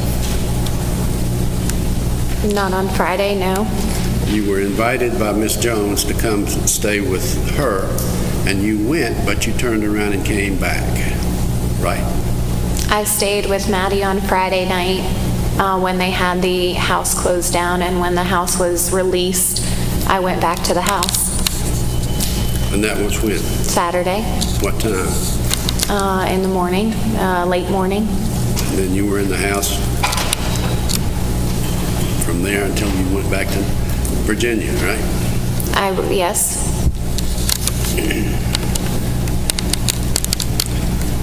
Did Kirby have enemies? Yes. people who would like to see him hurt? Yes. You actually heard a phone conversation, didn't you, between Kirby and a man named Ray Palmer? I did. Kirby had him on speakerphone, I did, and yes. and they were arguing about money, right? Yes. Kirby liked to argue about money, didn't he? Yes. And they were arguing because Ray Palmer felt like Kirby ripped him off on a liquor store sale, right? I believe they both felt like there were issues in the agreement. I would say Kirby was just as heated. Well, Mr. Palmer wasn't a happy camper. He felt like he'd been cheated, I think, right? Yes. And he was asking for some financial relief. Am I right? Yes. Ray was slow in payments, yes. He was behind, Yes. right? And Kirby, rather than giving him some break and some relief, Kirby told him he was going to accelerate the debt so that all of it was due, right? He had gone that week to the lawyers to call in the debt, yes. And that's what he and Mr. Palmer were talking about. Yes. And then you heard yourself, Mr. Palmer, say to Kirby, in terms of accelerating the debt, making it all due, that's the kind of money that gets people hurt. Yes. Am I correct? That's correct. Did I give that to you in my question accurately? Yes, sir. So Mr. Palmer expressed himself that he felt like that's what gets people hurt, right? Yes, sir. Just a second.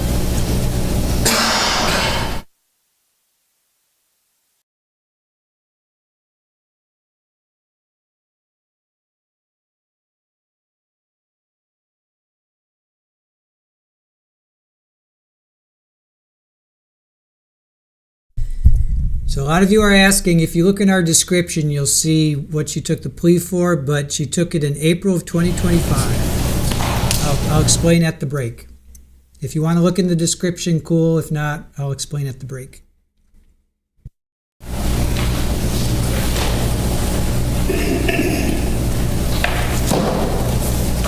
Did you know that Kirby he had a thing about restaurants, didn't he? About wanting to be involved in restaurants. He owned a restaurant at one point, yes. Where was it? Dumas. Dumas? Yes, sir. You know, when he owned that restaurant, did he had business dealings with a man named Hancock? I believe so, yes, sir. And he had a falling out with that guy too, didn't he? Yes. Over money. Yes, sir.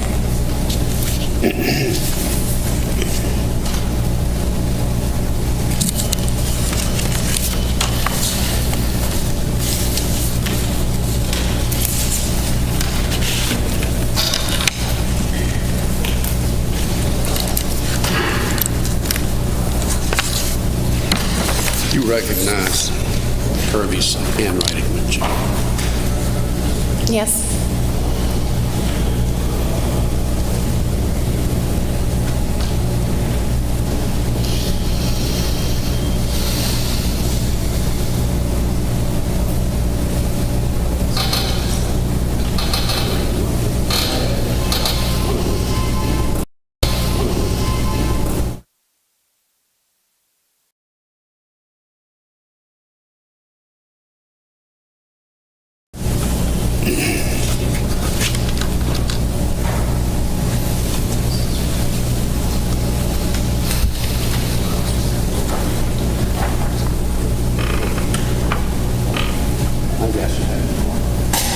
That'd be fine.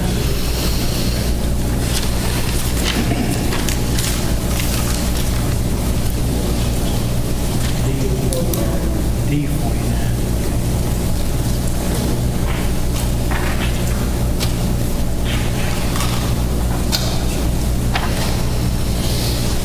Friday, D49. Friday, ID.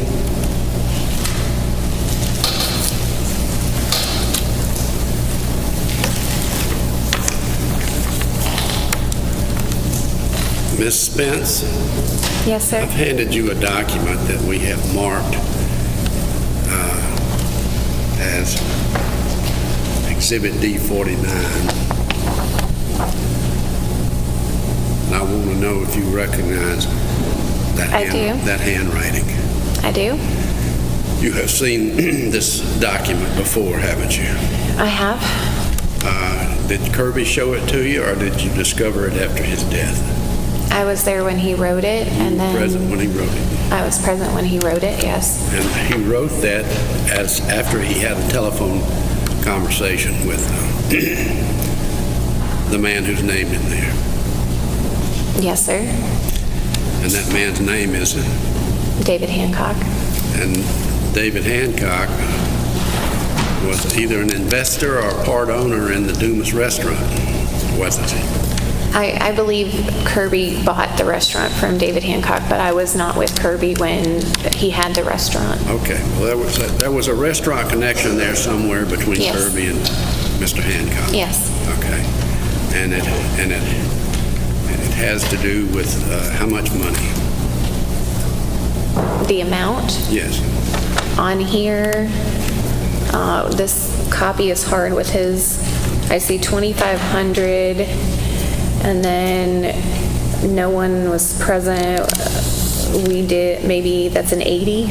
Your Honor, Miss Spence was present when this conversation was issued today to Kirby Carpenter, and she was present when he wrote this note, and we would offer it into evidence.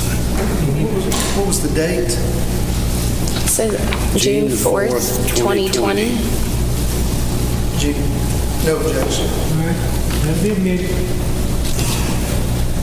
So you were present when Kirby wrote that, Yes. and he wrote it right after he had a phone call from David Hancock. They had an altercation, yes. The drama of this situation came back up at this time, and Kirby felt like he needed to write down what happened based on what was said. So there was a previous altercation to the writing of that note. They had a very public disagreement when Kirby bought the restaurant, and this issue with the contract, I guess, about how much money was still owed or not owed happened. Well, tell us what you know about this very public altercation. I was told by Kirby that it got very heated and very public. It was all over Facebook, and I believe David's daughter got involved. And It just was very messy. Where was this altercation taking place? I have no knowledge of where it happened. It was just told to me when this happened with us. So you calling it a very messy altercation based on Kirby's reaction? Oh, yes. He was very hot about it still. And he was threatened? Yes. And because he was threatened, he wrote down what he was threatened about. Correct. I want you to read that. Read it to the ladies and gentlemen of the jury, what this man wanted to do to Kirby Carpenter. Thursday, June 4th, 2020. David Hancock called at 11:34 a.m., 1 minute, 54 seconds. David states that he had lied on Facebook about the agreement and admitted we only shook hands on 2,500, and no one was present when we did so. He also stated that he was maybe sorry, or that he was going to see me in the street and shoot me in the face. I'm sorry, this copy. David also stated that he had friends in Ripley that would drag me out in the street just like these something with a P, and shoot me like a nigger and leave me laying.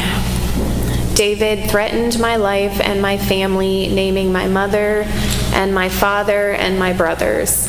David states that Adam Gates also had inferred to take my life. It was not uncommon for your boyfriend, Kirby Carpenter, to end up in relationships with that sort of attitude toward him. Wouldn't you agree? Kirby was passionate and had a temper. And engendered a lot of ill will on the part of a lot of people, including this man and Ray Palmer that we just talked about. Like I've stated before, he's a hard man.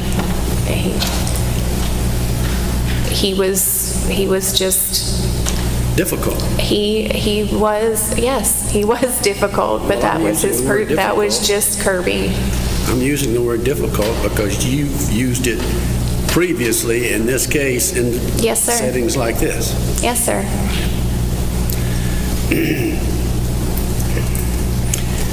In addition to these two men, didn't you tell us once about how Kirby got ripped off in Memphis in a diamond deal, and he ended up buying diamonds that weren't diamonds?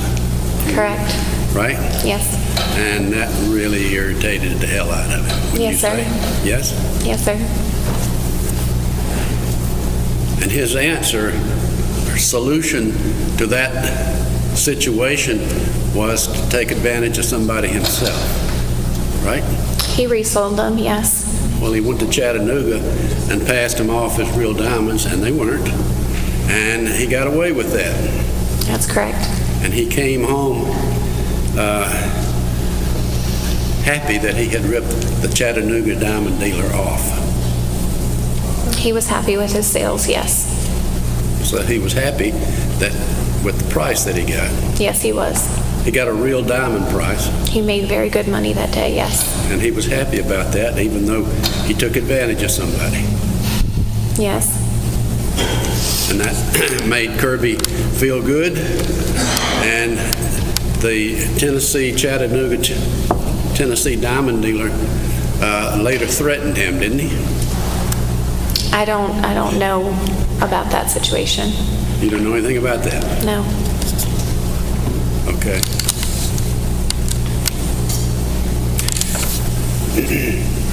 Didn't he have a falling out with the Memphis gang that he dealt with? He dealt with a gang in Memphis, didn't he? Drug deals. That was never addressed with me as a drug deal situation. The only time we talked about that was a storytelling of when he sold liquor to, he called him a biker gang in Memphis when he had his first liquor store in Ripley. And this biker gang in Memphis, that's the group that he dealt with from Memphis. I mean, he had ongoing drug deals with these people, didn't he? He told me the story about selling them liquor. That's all I know about anything like that. All right. Didn't he have a show of arms and force in his parking lot in Ripley with these particular people, where they pulled guns on each other? I'm not aware of that. I'm only aware of what happened with Adam Gates. Pardon me? Adam Gates? I'm only aware of when Adam Gates pulled a gun on him in Boonville. Tell us about that. Adam and Kirby had been into it.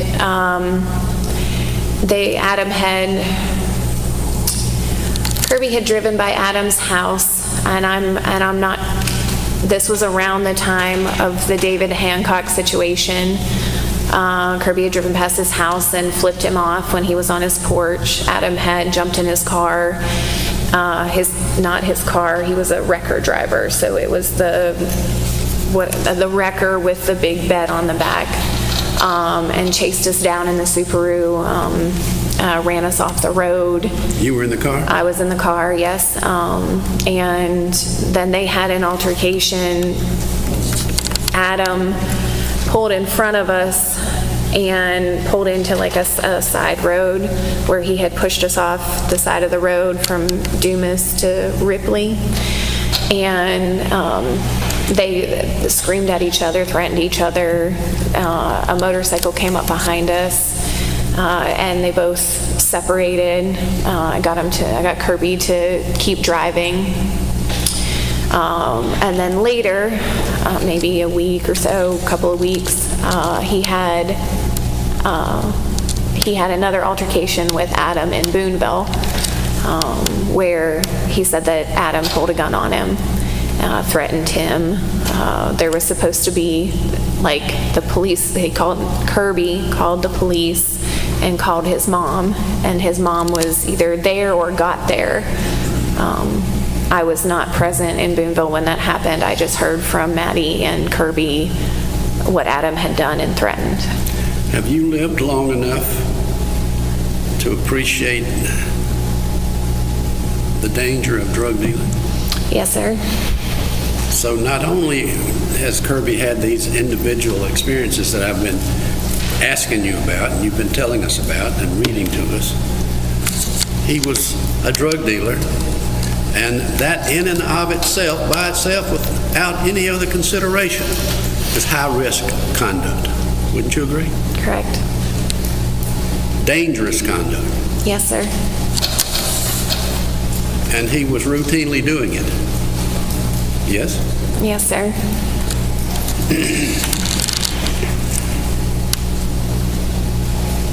Okay.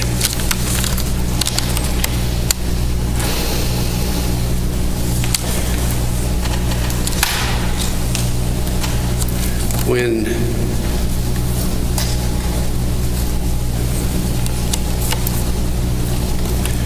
you were describing to us what you now claim that your father has said to you on 2 different occasions,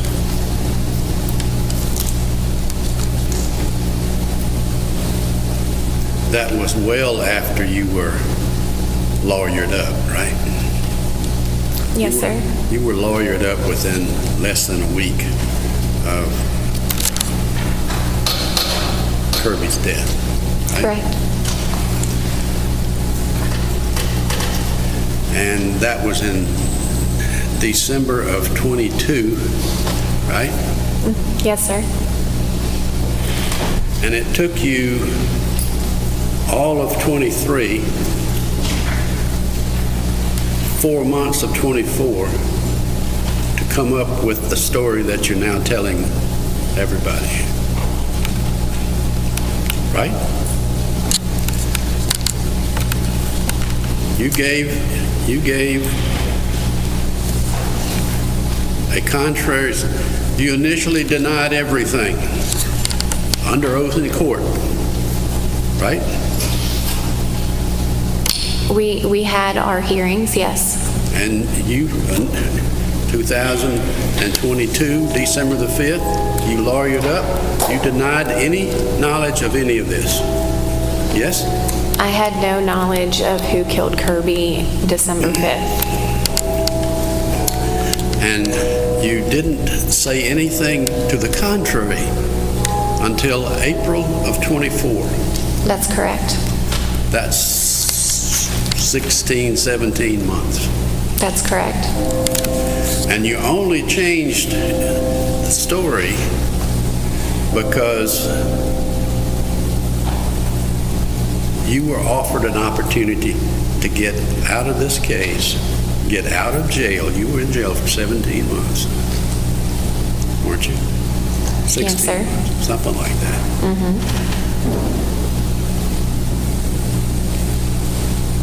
Freeing you up to hold your baby again, right? Your Honor, I object to the form of the question. I don't,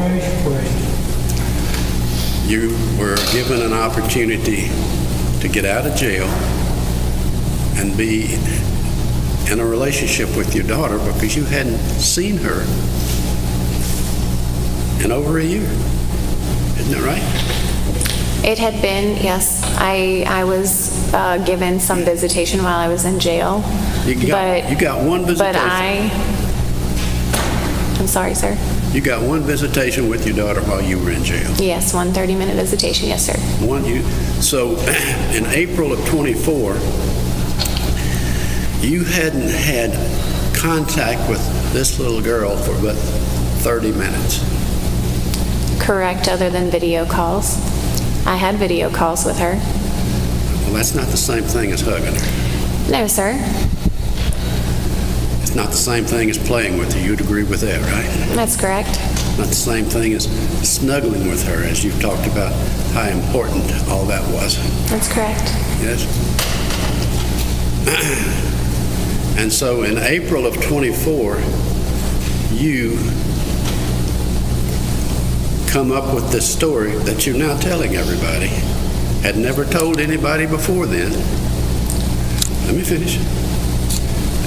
And that's in response to a offer by the state of Mississippi to give you access back to your daughter. objection, Your Honor. Form of the question. Can we approach?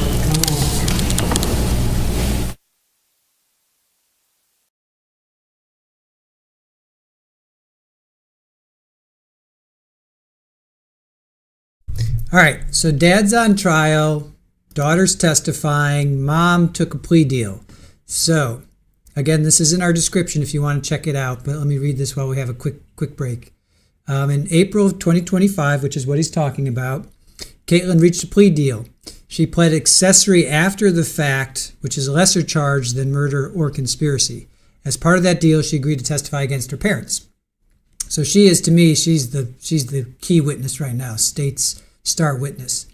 Now, mom, which is Karen, she was sentenced to 10 years. So in September of 2025, just days before this trial, Karen entered a plea agreement. She accepted an Alford plea, which means the state had enough evidence to find her guilty. It didn't say that she was guilty, it just was the state had enough evidence to find her guilty. So she took an Alford plea to accessory after the fact to grand larceny. So her plea was for stealing, or grand larceny for stealing Kirby's stuff. Caitlin's plea was for knowing what happened. So mom got 10 years, but it was instead of prison, it was it was fully suspended. She's 5 years of unsupervised probation. So Caitlin has to testify. Now I don't know. Usually they say, "Do you have a plea deal?" Like every trial we watch, they're always like, "Do you have a plea deal? Do you have a plea deal?" This is the first time I've seen a case or a trial where it's the cross that's saying, bringing out all this stuff that, it's after David said something that you were arrested, your mom was arrested, your dad was arrested. Like if I was a juror, I'd be like, what? Because usually they tell you, they're on a break. All right, let's go through. And yes, I will let you guys know when we have a verdict over here with Jose. So don't worry about that.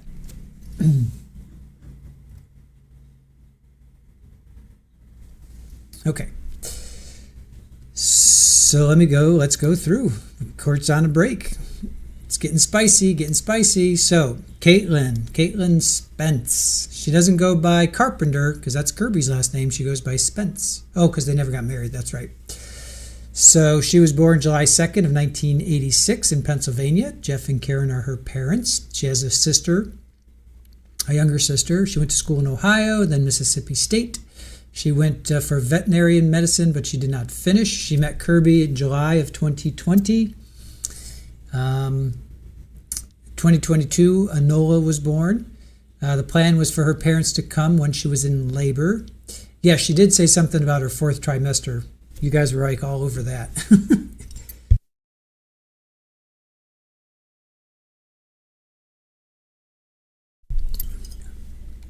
All right. So her parents went back to Pennsylvania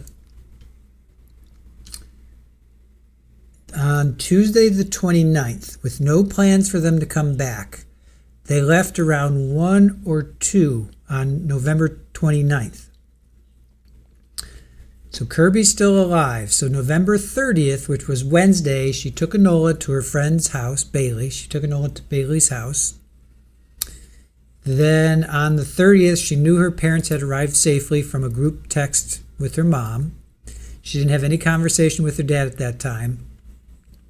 She didn't talk to her dad until Thursday, December 1st. Dad said, well, my battery was broken, so my phone was dead. So she goes on Wednesday, November 30th. So remember, parents left December 29th at 1 o'clock in the afternoon, 1 or 2 in the afternoon. So Wednesday, she has to go to Memphis. So she left around 5:15. Kirby was in the bed sleeping. That's the last time she saw him alive. So she goes to Memphis, goes to her meeting. Dad instructed her to get some dinner with Bailey for girl time. So she makes it back to Bailey's at 6 o'clock on the 30th. Then she goes to Boonville. She goes to the Walmart, and there's video of that.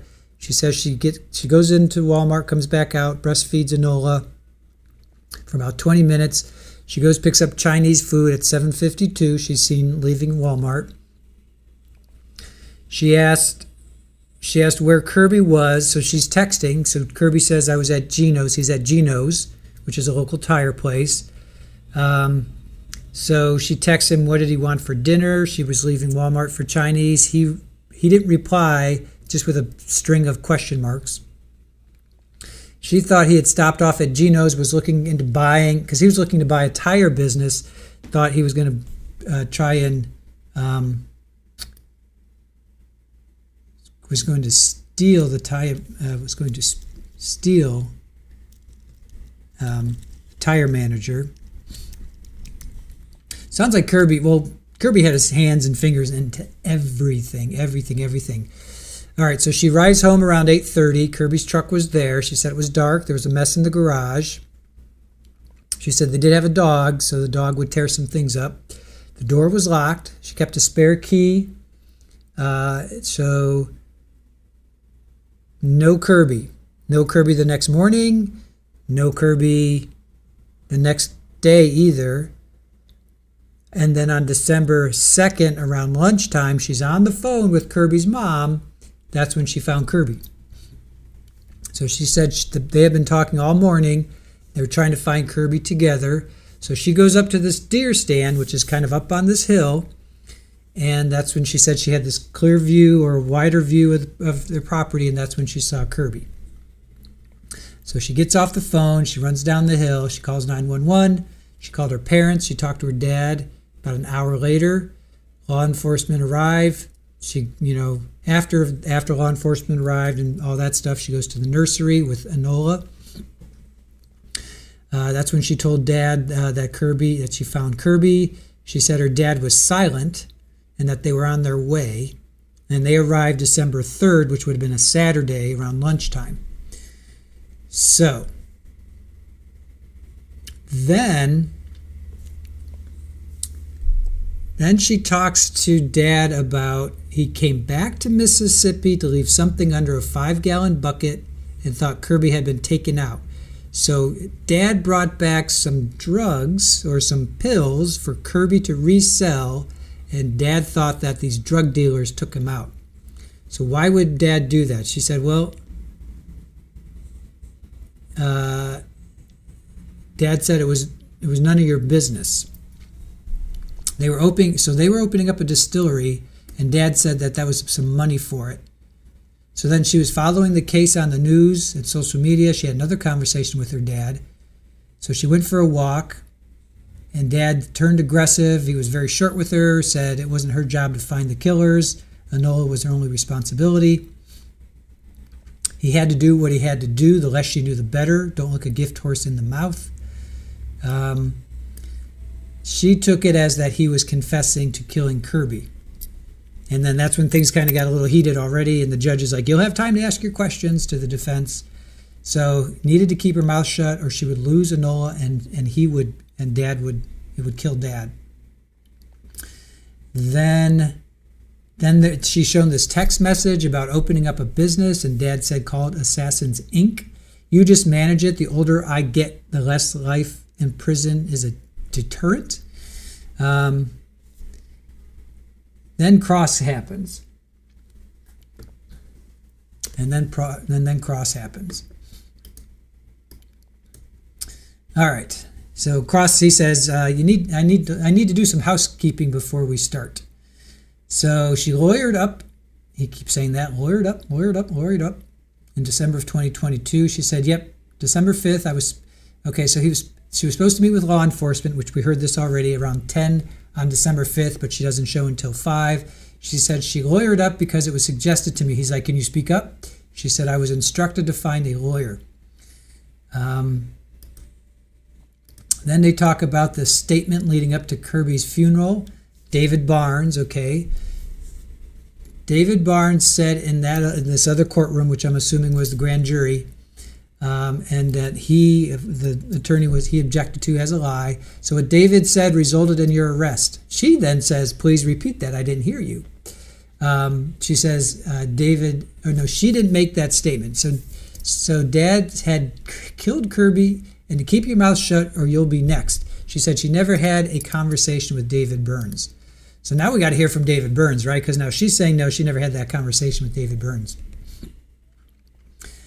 So this is the first time the jury hears that she was arrested for Kirby's death, and the first time that the parents and both parents were arrested. So again, usually when they do they take a plea deal, like with Raul, with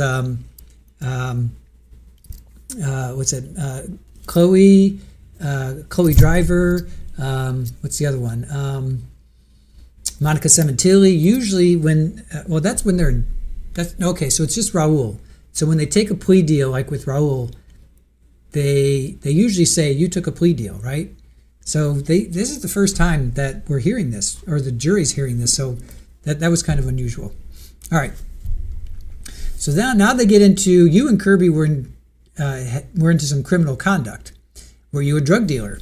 She's like, Kirby would make money on anything. Is that a yes or no? This is where he starts to get he pushes back with her.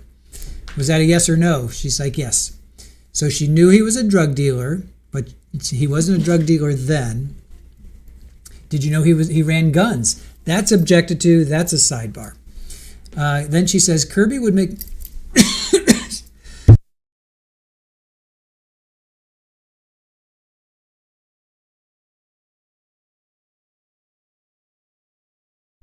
So she says Kirby would make money on anything, including running guns. She was not aware of it, but doesn't deny there were stolen guns when the estate went through. She says she never sold drugs with David. Kirby sold drugs out of the house. She's like, yep, that came to light. And then finally she admits, yes, people came to the house to buy drugs. Well, not a good look when you've got a 4-month-old daughter. So in the course of the relationship, things were fishy. She admits to that. David was paid in things other than cash. It has come to light through this investigation. What has? She says it's been shown to her that Kirby is now to be a drug dealer. Seed money came from drug dealing. He goes on and on about seed money. Kirby was an established businessman when she met him. He's like, don't look at your lawyer. He can't help you. Now she's looking over at her lawyer. Kirby did a lot to earn money, including selling drugs and running guns. Objection. And then the judge is like, yep, move on. That's question and answer. Move on. So then he gets into the only living person there on that night and for the next 2 days was her. It took her 3 days to find Kirby. Let's see. She didn't look around for Kirby until after that walk. So it's not unusual for Kirby to leave and be gone without her knowledge. So Kirby could come and go as you please. She's like, yep. And then I would call that emotional abuse. Do you feel you were? And she's like, yes. This is where she started to get emotional. Like, he really pushed some buttons here with her. Kirby was his own man. She says, Kirby was his own man. He says, sounds like he was selfish. That's objected to. Kirby could also be physically abusive. She's like, yes. More than once. She says, yes. Left marks. Yes, this is where he was really pushing her buttons right here, and she started to get choked up. You had black eyes. Yes. Were you sick of that? And she's like, well, we had our problems, but we worked through a number of situations in our relationship. So weeks before, you were into it strenuously. She's like, I don't know what you're referring to. He arguing so much that he slammed the door, almost broke the glass. She says, no, not at Thanksgiving.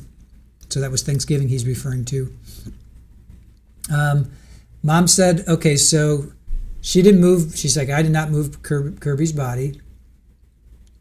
So it wasn't until Mom said, I'm coming over there, then that's when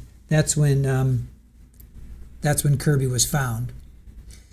She's like, well, I was talking to family members the whole time. They could have come over any time. Then she talks about the cameras were out in the open. She doesn't know about the controlling the sink box. She admits Kirby had enemies and people that would like to see him hurt. Then they talk about Ray Palmer. Ray Palmer felt ripped off about a liquor sale. Sounds like not a way to live, man. Kirby's like a real... It does not sound like a nice guy. Does not sound like a nice guy. And yeah, you guys are right. I mean, any number of people could have wanted him taken out. Then they talk about David Hancock and this restaurant deal that went south, and David owed him $2,500. There was this public altercation. Kirby even wrote it down. David called at 11:34. We spoke for 1 minute and 54 seconds. David admitted on Facebook that we only shook hands on the $2,500. He was going to see me in the street and shoot me in the face. Also stated he would have my friends drag me out in the street and shoot me, leave me laying there. Jesus, Kirby pissed off a lot of people. Then there's this thing where he ripped off a diamond dealer in Chattanooga. He was happy about that deal. She says, well, he was happy with his sale. And the lawyer's like, well, defense is like, well, he ripped off a diamond dealer in Chattanooga. Then they talk about this Memphis gang. Apparently she said, he told me a story about him selling liquor to a biker gang in Memphis. Man, Kirby. He ran in some shady spots. Then they talk about pulling guns. And she's like, well, I'm only aware of Adam Gates pulling a gun on Kirby in Boonville. He's like, well, tell us about that. I've never heard this before. So Adam and Kirby had been into it, and Kirby drove by his house and he flipped him off. So Adam gets in his car and chases them off the road. She was in the car. They get out, they're screaming at each other. A motorcycle came up and they separated. Then there was altercation a few weeks later in Boonville. Adam pulled a gun on him. So that's when Kirby called law enforcement and his mother. She has lived long enough to appreciate the dangers of drug dealing. That's a high risk. She lawyered up less than a week after his passing. So then he gets into it took you all of 2023 and 4 months into 2024 to tell your side of the story. So she had no knowledge of who killed Kirby. So April of 2024, that's when she spoke out. Whew. Wow. That's some insane stuff going on right now. All right. What are you guys up to? What are you guys saying? Amanda, plenty of people who could have done this, thus creating reasonable doubt. Sharon, bikers can't get their own liquor? I don't know. Maybe, well, I'm sure they can, but it was at a reduced price, I guess. Let's see, what else are you guys saying? Read it online. It was 2 days after Kirby. She called 911. Yeah, so she leaves him on the 30th, and then she finds him on the 3rd. So the 1st, 2nd, and the 3rd, right? Did she find him on the 3rd? Shoot, I just read it, and I don't even remember what I read. Let me see. When was he found? So December 2nd. So she sees him on the 30th. So December 1st, December 2nd. That would have been 2 days. But here it says it took her 3 days to find Kirby.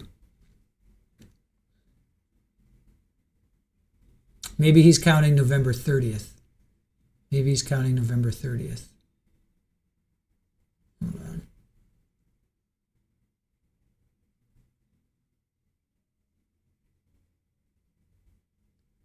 All right.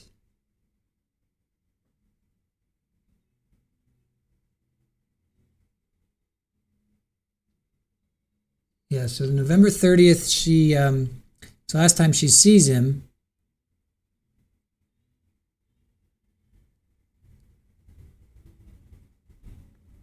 But it was December 2nd, so 2 days, but if he's counting the 30th, then I guess it's 3 days.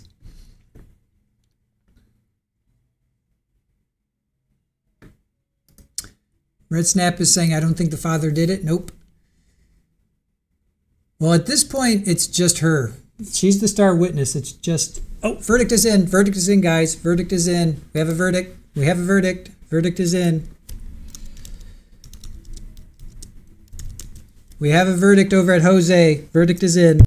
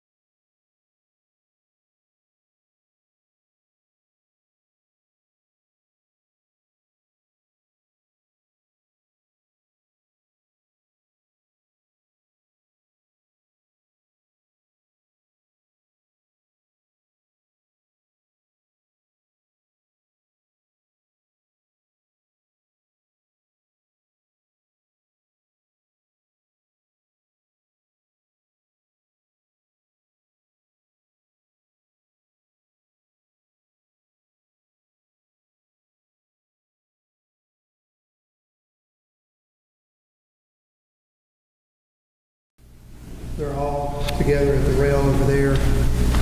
Then we have removed a article out of S21, A or B. It was the A1 storage. Because David needs that for his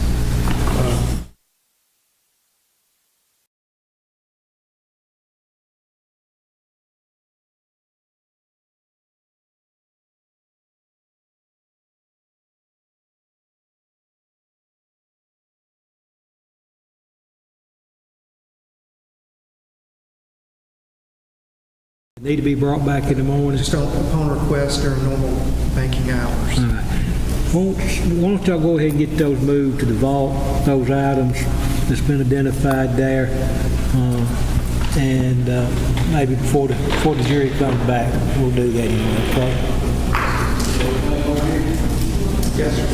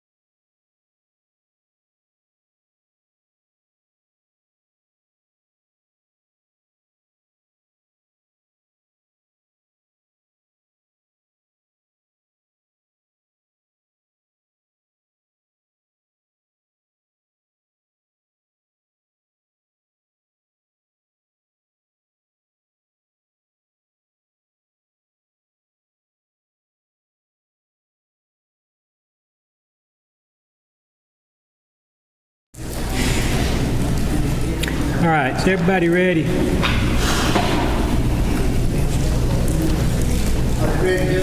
I think so. Throw the jury back in.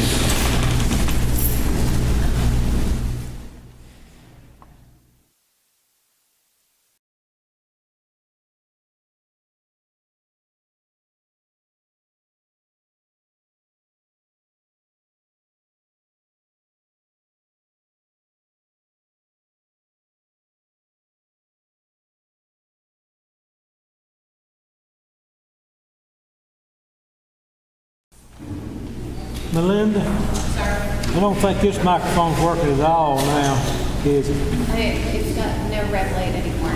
That's what it's doing. No red light anymore. No battery. Did somebody turn it off? Or did it? No, I think it's...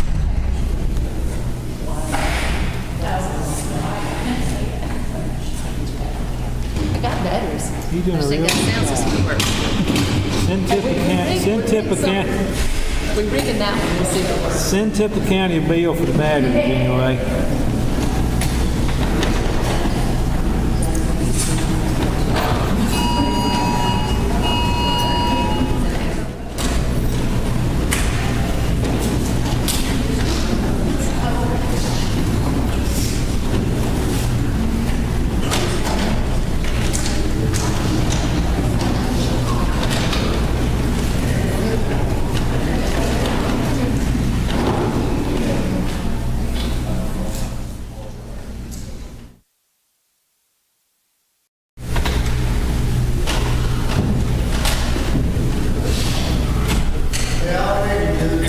All right.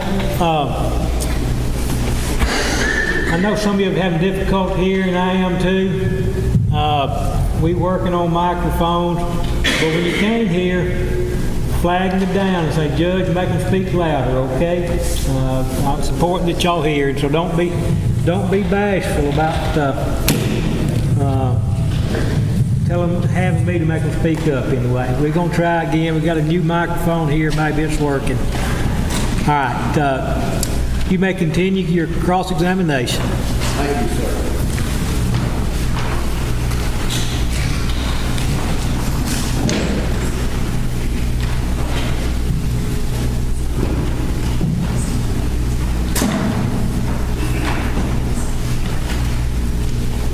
If I'm remembering correctly, I think where I was. Is that better? Can you hear me better? Is this better? That is better. Okay. Better. If I'm remembering correctly, I was talking to you about you didn't come up with what we've heard here today until April of this year. Am I correct? That's when I had my testimony, yes. And you didn't give this proffered information until you had a deal in place that gave you freedom, bail, access back to your daughter. Am I correct? This has nothing to do with my daughter. They don't have control of my daughter. My point is, you have control of your daughter, and you have it now because of a deal that you cut in April of this year. No, sir, I do not. I am testifying truthfully, and then I will be sentenced. That is what happened in April. All right, let's talk about what you just said. Your case, even though you're not in this courtroom defending yourself, your case is not over. Correct. The case against you here is not over. Correct. And it won't be over until you get sentenced at some later date. You've entered a guilty plea, Yes, sir. earned your freedom, access to your daughter, but your case is still pending, right? Correct. And it won't be over with until you're sentenced. Correct. And you weren't going to be sentenced until you come to court today and deliver. Correct? after my testimony. Deliver your Correct. deliver your testimony. Your case has been pending since April Correct. for 5 months because you're not going to have this behind you until you come and do what you're doing right now. Correct.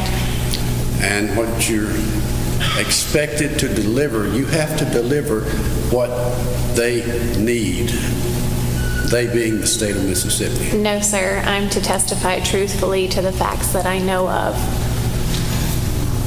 Well, I'm not delivering for anyone. the truthful facts that you know of weren't reported to anybody for 17 months.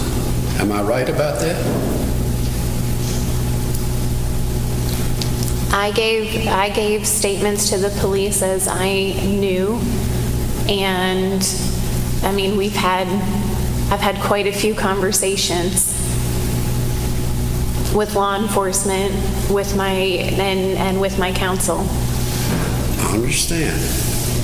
But you didn't get any relief from your situation until you gave the statement that you're now giving. I guess you could look at it that way. It Well, also would have relief if I had gone to trial.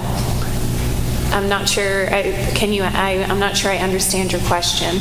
You did not give the statement, the proffer. Here's what I got to say now, until you had a deal giving you freedom and giving you your daughter back. Correct. And your case is not over with until you come into this courtroom and say what you've been saying that was the truth all along. Correct. So you've changed your testimony in April of this year. I told the waterfall story, yes. I thought, yes. April of this year. Yes. And you say you told the waterfall story because you were so concerned about all the Facebook chatter and the confusion, and you just had to hear it from Jeff. When you're saying that you're asking me about I confronted Dad at the waterfall, yes. That did not happen in April. I'm sorry, say that again. When you're saying that April for my to be free to have this deal, that's in that last question, that's how I took it, that you were saying that was the conversation that came up in April of 2024. Again, I'm just not understanding what you're asking me. Can you please ask it again? The waterfall story you say happened sometime between April and June of 24. Not of 23. 23. April and June of 2023. Oh, okay. Well, that's even better. So the waterfall story happened in April, May, or June of 23. Correct. 4 to 5 months, 4 to 5 to 6 months after this tragic event involving your boyfriend, right? Mm-hmm. Yes, sir. So it took you from April of 23 to April of 25 to change your story. 2 years. I did not. I was, after our conversation at the waterfall, I was very intimidated by my father. I was very upset with him. I did not feel like I could come forward. I believed that when we were arrested, that my father would come forward and tell the truth. And I did not want to have to be testifying against him. I did, yes. It seems to me that that's exactly what you're doing today, is testifying against your father. about something that you held for 2 years and you only gave up when you got some relief from the state of Mississippi, and you gave it up for the reasons that I'm saying. I am testifying today with the truth because I feel that the truth needs to be heard. You testified a little while ago that this waterfall confession or waterfall statement or whatever you want to call it occurred because you were emotionally unstable, you were emotionally upset, and that sort of thing for those 2 years. No, sir. Didn't you talk about therapy and counselors and... When you say 2 years, that was 2 years when from the April call to when I was incarcerated and we were waiting for our trials and our sentencing and our hearings. No, it was not 2 years from the waterfall. Kirby's death was in December of 2022, and the waterfall happened between April and June of 2023. And with the text message we had, I believe we could say June of 2023. I'm asking you specifically about the time period between December of 22 and April or June of 23 for that 4 to 5 to 6 months. You've testified that you put pressure on your father on the walk to the waterfall because you had been so upset and that sort of thing. It took me 6 months to confront him, yes. And did I hear you correctly when you said that during that period of time you were dealing with all sorts of chatter on Facebook and you wanted him to say what you now call the truth? No, sir. In that 6 months, I did not know that my father was responsible for Kirby's death. Well, no. That's what No, sir. That's what you specifically said you Yes, in June of 2023, when we had the waterfall conversation, that is when I believe he confessed to me, and I believe that's when I knew that my dad had killed Kirby. And previous to that, no, I was with a therapist. I was just trying to take care of my baby. You weren't seeing therapists then? No, I was. The 6 months after, yes, yeah. Absolutely. And you were upset, and you were saying to these fine people from Pontotoc here that that's what prompted you to confront your father on the walk to the waterfall. Yes, going through what happened during, yes.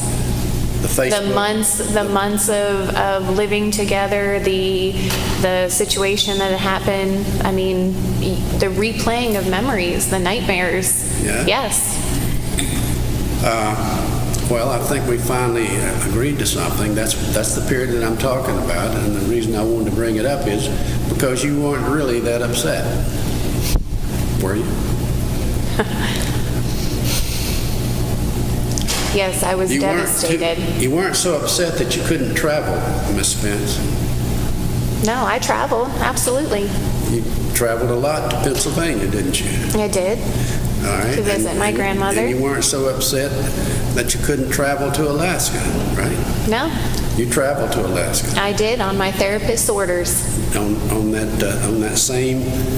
that same time frame. Mm-hmm. You traveled to Alaska to attend the Iditarod. I did. For those of us who may not know what the Iditarod is, it's a 500-mile dog sled race. Yes, sir. And you went with your daughter. I did. To Alaska. Yes. Alone with your daughter. Yes. No other family members. No. So you weren't so upset that you couldn't handle that sort of travel and that sort of responsibility. Am I correct about that?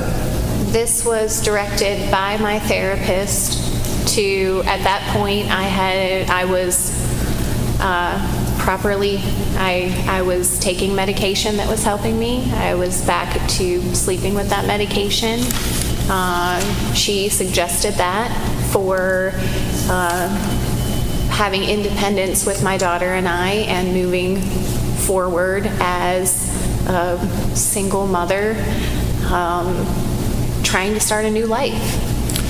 You traveled other places during this period of time, didn't you? I believe, yes. Tell us where. I took the trips to my grandmother's house. She was 86, so we You've already visited told with us about Enola. Grandma. I went to Ohio to visit my best friend from college. Any other travel I don't believe so, no. during that 4 to 5 month period of time? I don't recall, no. You say again? I don't recall any other trips. Oh, I'm sorry. Dad and I went to Myrtle Beach when we were traveling back. I want to know, when you moved from Kirby's house in December of 22, Yes, sir. you went to Southwest Virginia, Correct, sir. where Mom and Dad lived, Correct. and you lived for some period of time with them. Yes. And when you moved from Kirby's, you carried with you the largest U-Haul trailer that you can rent, We had a U-Haul, yes. a big U-Haul, Yes. and you had it chock full Yes. of your stuff Yes. out of Kirby's house. Out of our house, yes, sir. And when you got to Southwest Virginia, you put everything in that trailer in a storage unit. Correct, sir. And if I call the name of the storage unit, would you recognize it? Probably, yes. A1 Storage. Yes, sir. And that's somewhere in one of the communities of Southwest Virginia. Yes, sir. And that storage unit was basically full of your stuff. It had some items that I had from our house in Mississippi, and I shared it with Mom and Dad, so we had other items in there too. You had we shared it. mostly your stuff. Yes. Furniture items, Assorted, yes. clothing, Yes. your clothing. Yeah.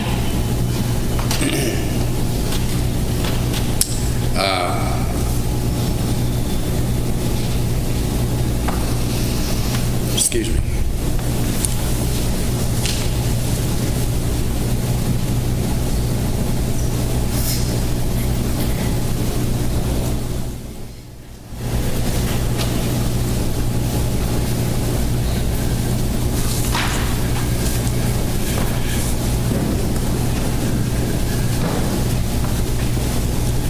So that storage unit was full of stuff that belonged to you, that came out of the house in Tippah County, right? Me and my parents, yes. Well, I know, but your parents weren't moving from Mississippi to Virginia. They are already there, okay? Correct. So most of what was put into that storage unit was yours, Correct. okay? Yes, sir. Including this mailing tube. Am I correct about that? I'd have to look at it. May I hand it to you?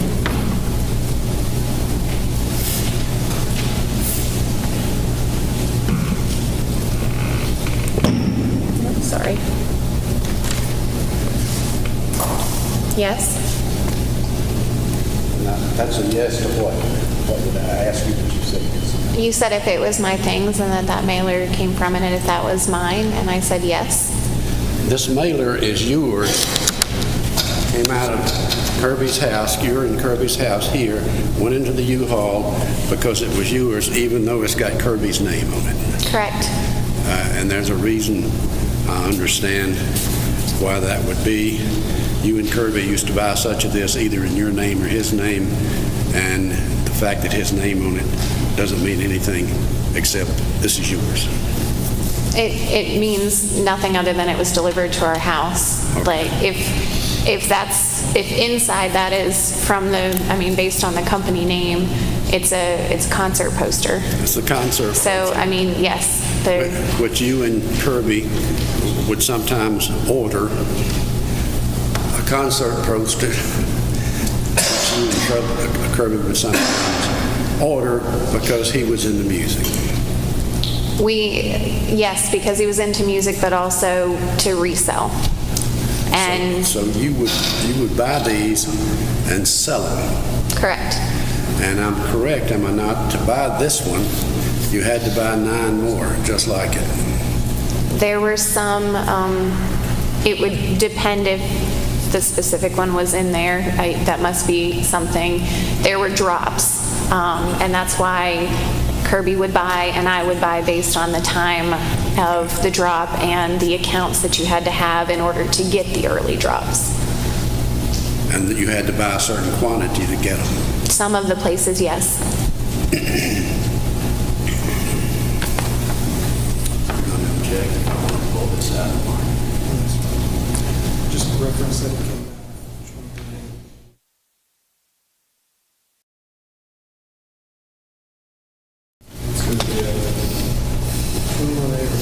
Yeah, Ms. Spence has acknowledged what this is, where it came from, and it's hers, and she ordered it. And I'd like, it's been in 21A or B box, and I'd like to pull it out and mark it individually. As the next numbered exhibit, or one of the 21s. 21C.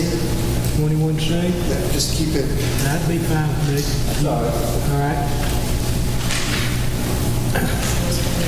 We're going to be D21C.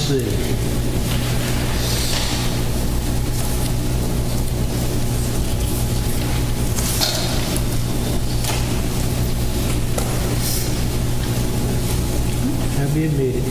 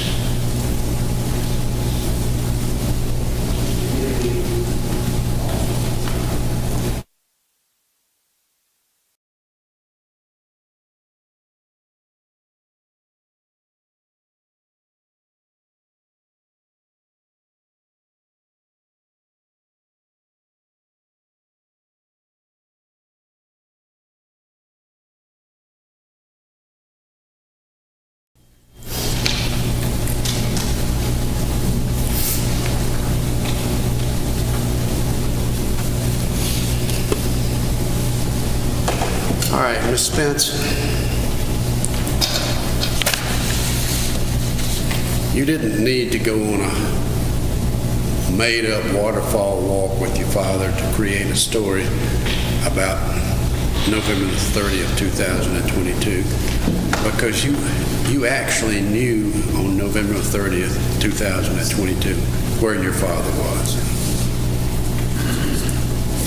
Didn't you? No, sir.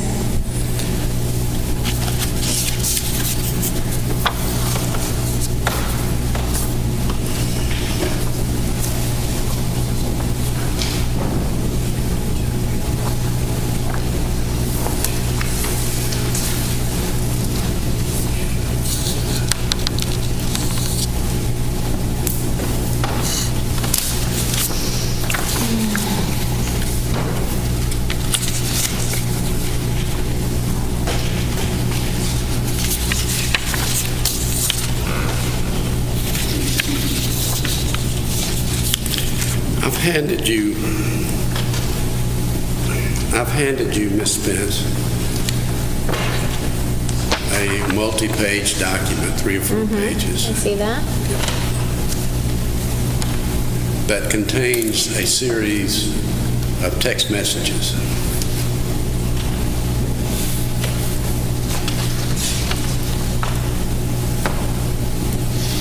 These are from my mother, yes. This is a text exchange, not just from your mother, it's from you. It's a Between dialogue. my mother and I. It's a dialogue, a text dialogue between you and Mom. And you see the phone number on there? One of the phone numbers on there that's your phone number. Yes, sir. And the other one is Mom's phone number. Yeah, it says that. And on the third page,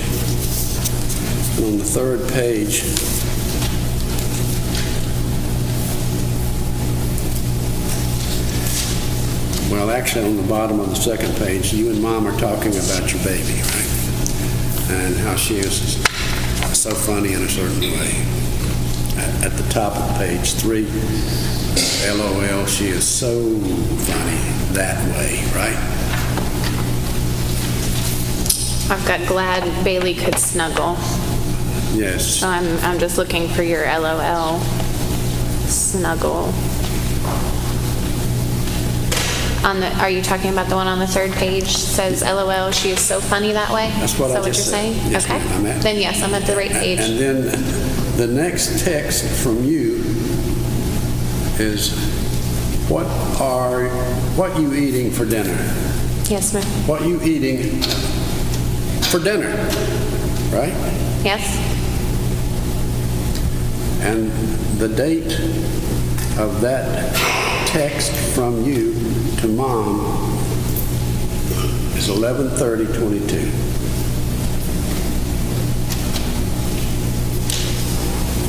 Would you? Yes, sir. Delivered at 11/30/22. Yes, sir. That's you writing that text.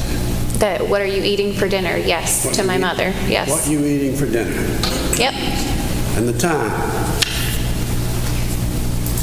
8 o'clock. 8:00:03 is what's on the paper. Yeah.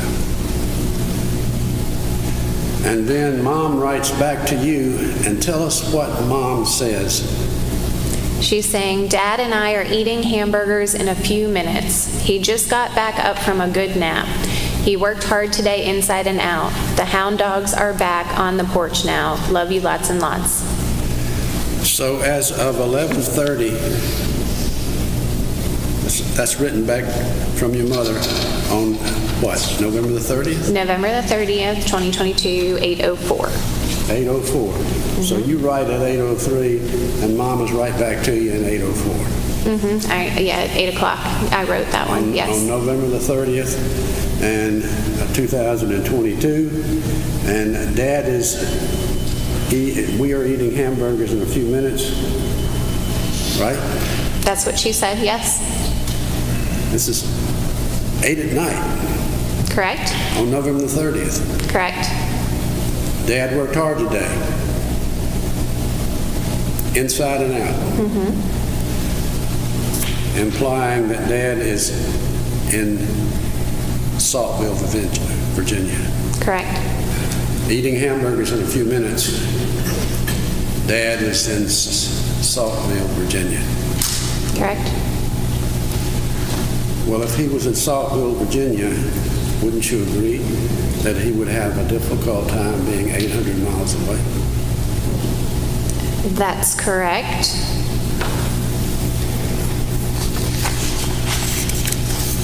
November the 30th, 2022 is the date that the Mississippi government assigns as the date that Kirby was killed. Correct. He was in Virginia cooking hamburgers.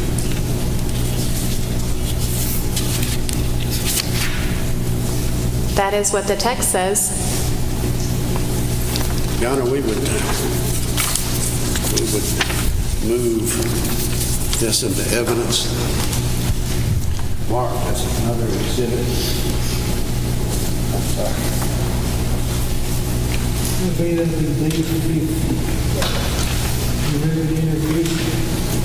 I'm introducing you right now, yes.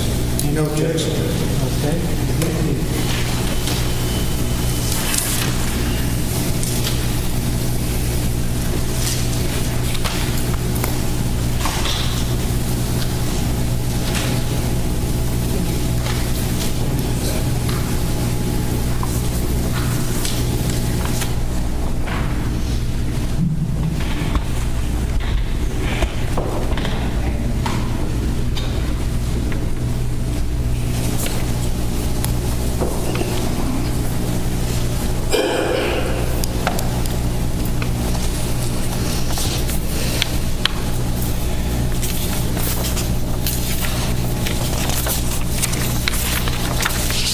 And if we went to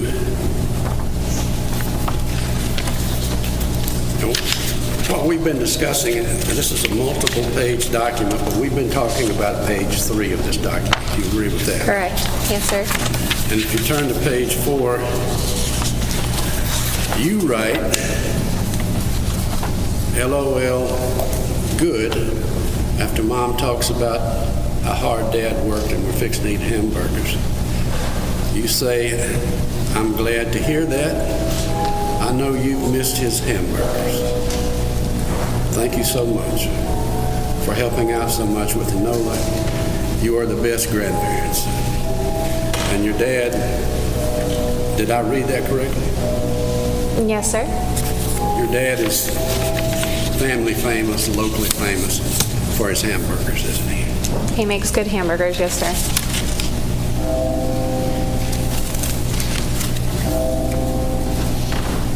Judge, I may be through. I want to go through what's laid here by way of exhibits. What's that, ma'am? I want to look at these exhibits and make sure I'm not overlooking something. Okay. All right, just give me a second.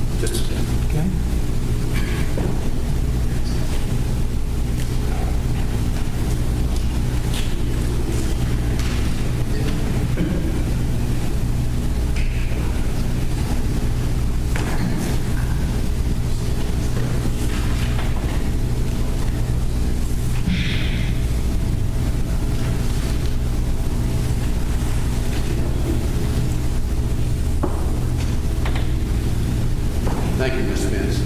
I have no further questions. Redirect. While you come around, ladies and gentlemen, jury, you may have noticed some of those boxes with good stuff in it, money and silver and gold and stuff.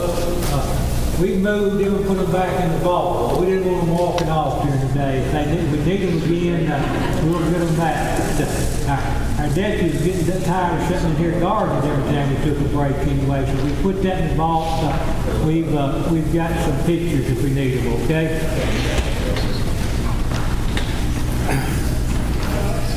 All right. December 2nd,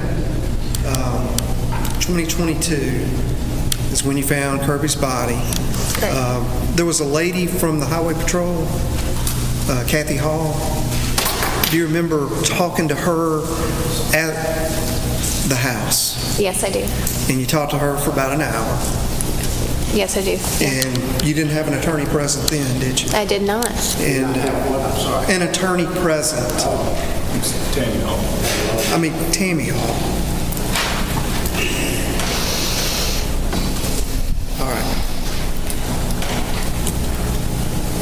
Now then, the next day was Sunday. Would have been Saturday. Saturday. Yes, sir. Then you get a call on Sunday from Chris McAllister to come in the next day I think so, yes. to get a more detailed statement. Yes. Is that your recollection? He asked just to come to the sheriff's department the next day. All right. Now, I think on cross-examination or when we were first answering questions about that particular time, you said that you brought an attorney with you at someone's insistence. Do you recall saying anything like that? Yes, sir. Can you clarify for the jury what you meant by that? Over the weekend after I had found Kirby's body, a series of events had happened with the family and us. At Friday night, Saturday, and Sunday. The sheriff's department had been called in on Sunday. I was over at a friend's house on Sunday before the sheriff's department was called, Kendall Stevens, and I was discussing things with him, and he suggested that I take a lawyer with me on Monday. Okay. And when you went to meet with your lawyer, was your dad present with you? He was with me, yes. Okay.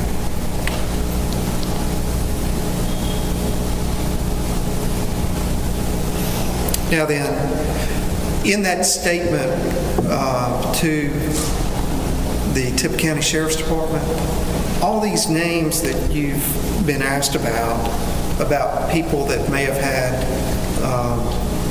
some contention with Kirby for whatever reason, business or otherwise.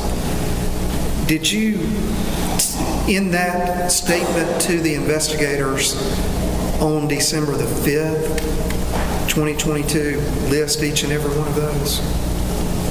I'm not sure, sir. I know I talked about it with Miss Tammy, the MBI agent. I mean, she went through that with me, so I'm not sure if we did it. She was also there again on Monday. And that conversation with law enforcement was recorded? Correct. So it would have Yes. that in it. Do you recall telling investigators at any time during that interview people that might have some ill will toward Kirby Carpenter? I would think we would have gone over that, absolutely. And the things that you had knowledge of? Yes. Up until that point, did you Yes. share that with them? I did. Okay.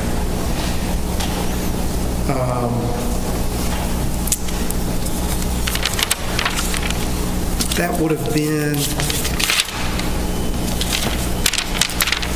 I believe, Ray Palmer? Yes. Did Ray Palmer have a key to your home? No, sir. All right. Did Ray Palmer know anything about where the security camera was inside your home? He had been to our house once that I know of. Do you know whether he had any? But I wasn't there, so I have, like... Did the diamond guy in Knoxville have a key to your home? No, sir.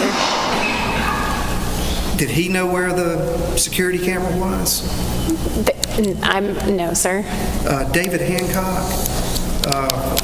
That David Hancock, he was a associate with the Yates individual, Adam Yates. They were part of the situation together, yes. Part of the situation yes. together. Yeah. And we've had testimony that David Hancock was about 71 years old and had come to the Sheriff's Department. You may not know about this. No, I don't. And asked how to get his $2,500 from Kirby's estate. Oh. Do you know anything about that? I only know, the only thing I did not know he went and did that, no. And that Adam Yates, at the time that Kirby was killed, was no longer alive. He had died of COVID. I didn't know that. Okay. And that was the whole cross-examination by Mr. Hill of your testimony about some altercation between he and Kirby. Is that correct? With David or with, no, I'm sorry, the altercation with David or with Adam? With Adam? Yes. I talked with Mr. Hill about what I knew about David Hancock and what I knew about Adam Gates, yes. At some length? Yes. But he was dead at the time Kirby was killed? Yes. Okay. Did either one of them have a key to your home? No, sir. Did any one of them admit to killing Kirby? Not that I know of, sir, no. Who did? My father. Do you have, after that vigorous cross-examination about each and every one of those individuals, do you have any concern that any of those people have any responsibility for the death of Kirby Carpenter? No, sir.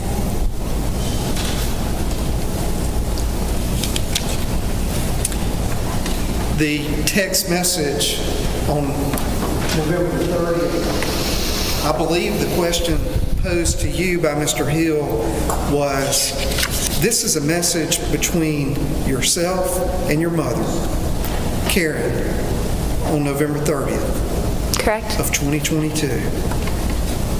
And it indicates that it implies, it's implying that your father was there.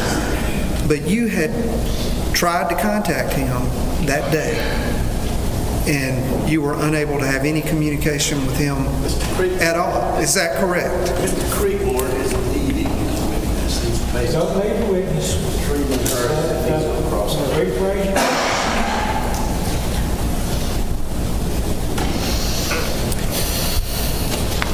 Was this a communication? Who was this a communication with? With my mother.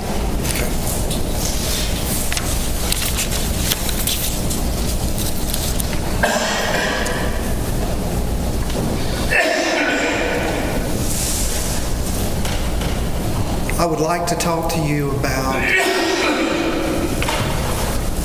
the time period from the conversation you had with your father at the waterfall. After that encounter, did it take you a long period of time to process what he had told you? Yes, I was very upset after our conversation, and I almost immediately went back up to Pennsylvania to be with my grandma. Do you love your father? Yes, sir. Did you love him at the time? Yes.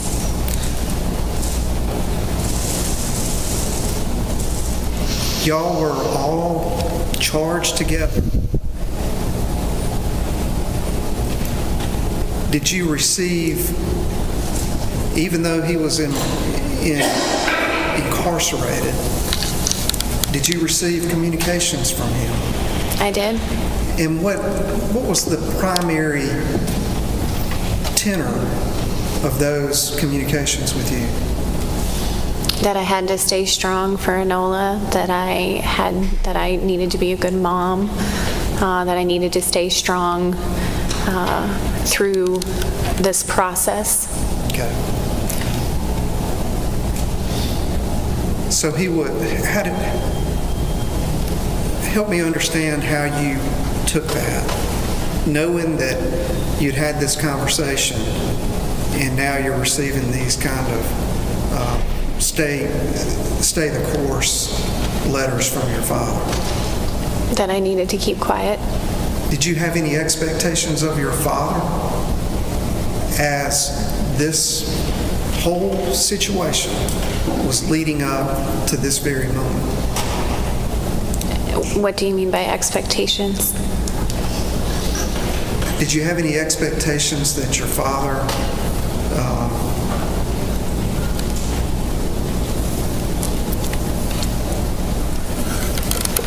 we're talking about the time period from when he talked to you until now, or when you came forward. Okay. And I want to know if during that period of time, whether you had any desire for him to do anything. wanted him to tell the truth. I thought my expectation was that he would tell the truth. Did you feel like your time was running out? Yes. Okay. Now,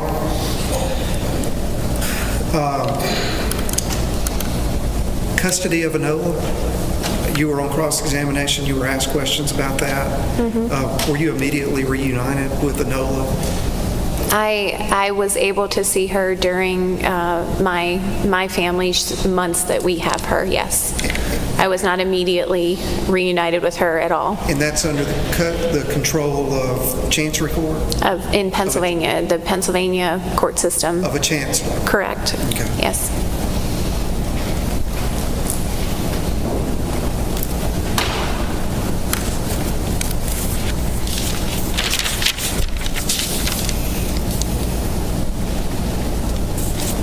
Courts and documents.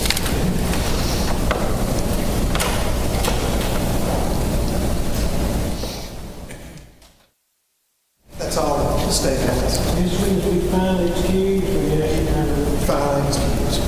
All right, Spence, you're free to go. You're welcome to stay, whichever you'd like to do, anyway, okay? Okay, thank you, sir.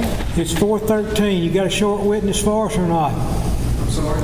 It's 4:13. If you got a short witness, we can get on. Who's your next witness? Expect to take a while. I guess we'll quit early today. You may go, Mr. Spence, okay? They indicate the next witness is going to take a while. I don't like breaking up witnesses' testimony from one day to the next, so we're going to knock off a little early today. Remember the court's instructions. Don't discuss the case. Don't allow anyone to discuss the case with you. Don't form or express any opinions. Don't investigate the case in any way.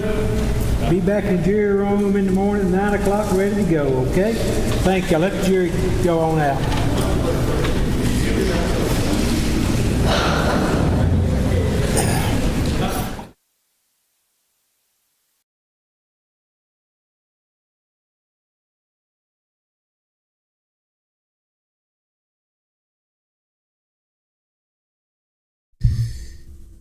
All right, jury is leaving. We'll do a quick little recap here.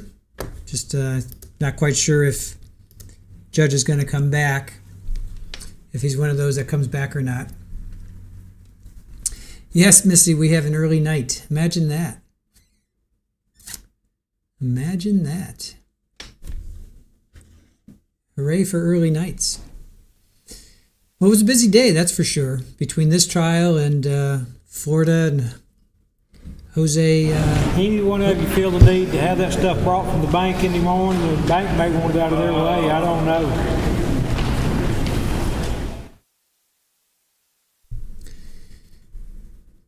All right. What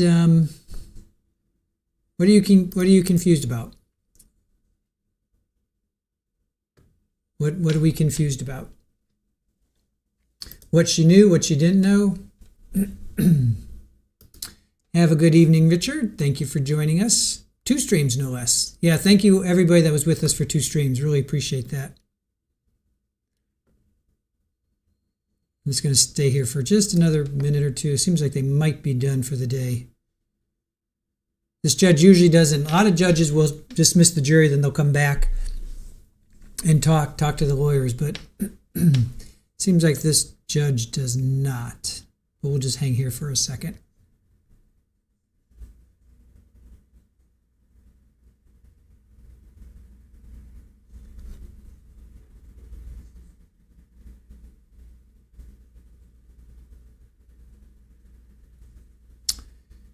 All right. So Caitlin Spence was on the stand. She was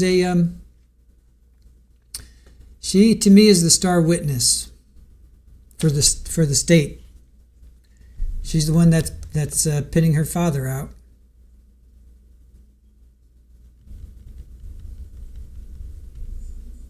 Seems like they might be done. Yep, they are done. Okay. Now they are done. All right, let's go over here, see if we can make some sense of this. You guys were asking, Joe, I think you were saying you're still trying to wrap your head around the case and get, know all the players and whatnot. So Kirby Carpenter, he was shot on November 30th. or so we think, because Caitlin, who is his girlfriend, living girlfriend, not married, but they have a daughter together, Nola, who's only like 5 months old at the time. The last time she saw Kirby was November 30th as she was leaving at like 5:30 in the morning. So the night or the day before, Karen and Jeffrey Spence, who are the parents to Caitlin, they lived in Virginia. They traveled down to Mississippi, and they were with Caitlin after she had Enola. So they were there for about 4 months. So they left the day before around 1 or 2 o'clock. So they drive, it's about 9-hour drive, 400 miles or so. They drive back to Virginia, and then the state is saying Jeffrey drove back down only because Caitlin is saying Dad drove back down. Dad told me that he drove back down, had some pills that he was going to give or sell to Kirby so that Kirby could go and sell those for some seed money to pay off. I think they were buying a distillery or something like that. And that Jeffrey thinks that it was a drug deal gone bad. That's why Kirby was shot. So whether or not that helps you guys understand it any better, I don't know. So anyway, Jeffrey is on this. He's the defendant for this trial. Now, Mom Karen there, she took a plea in September, so she was going to go to trial in September. So she took an Alford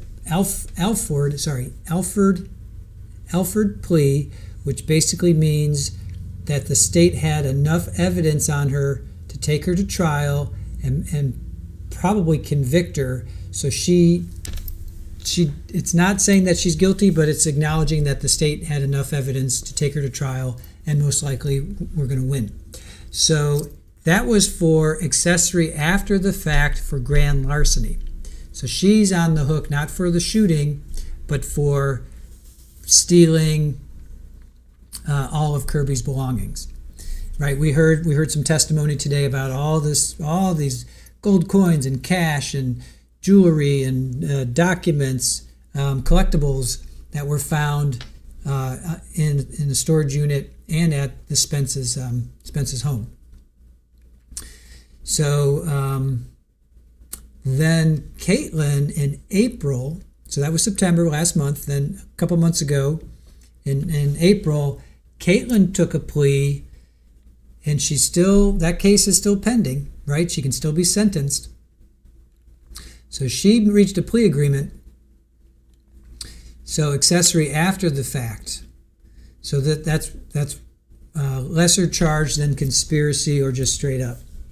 So she's an accessory after the fact, which means, as it came out in testimony today, Dad told her, and it took her 16 months to go to the authorities, right?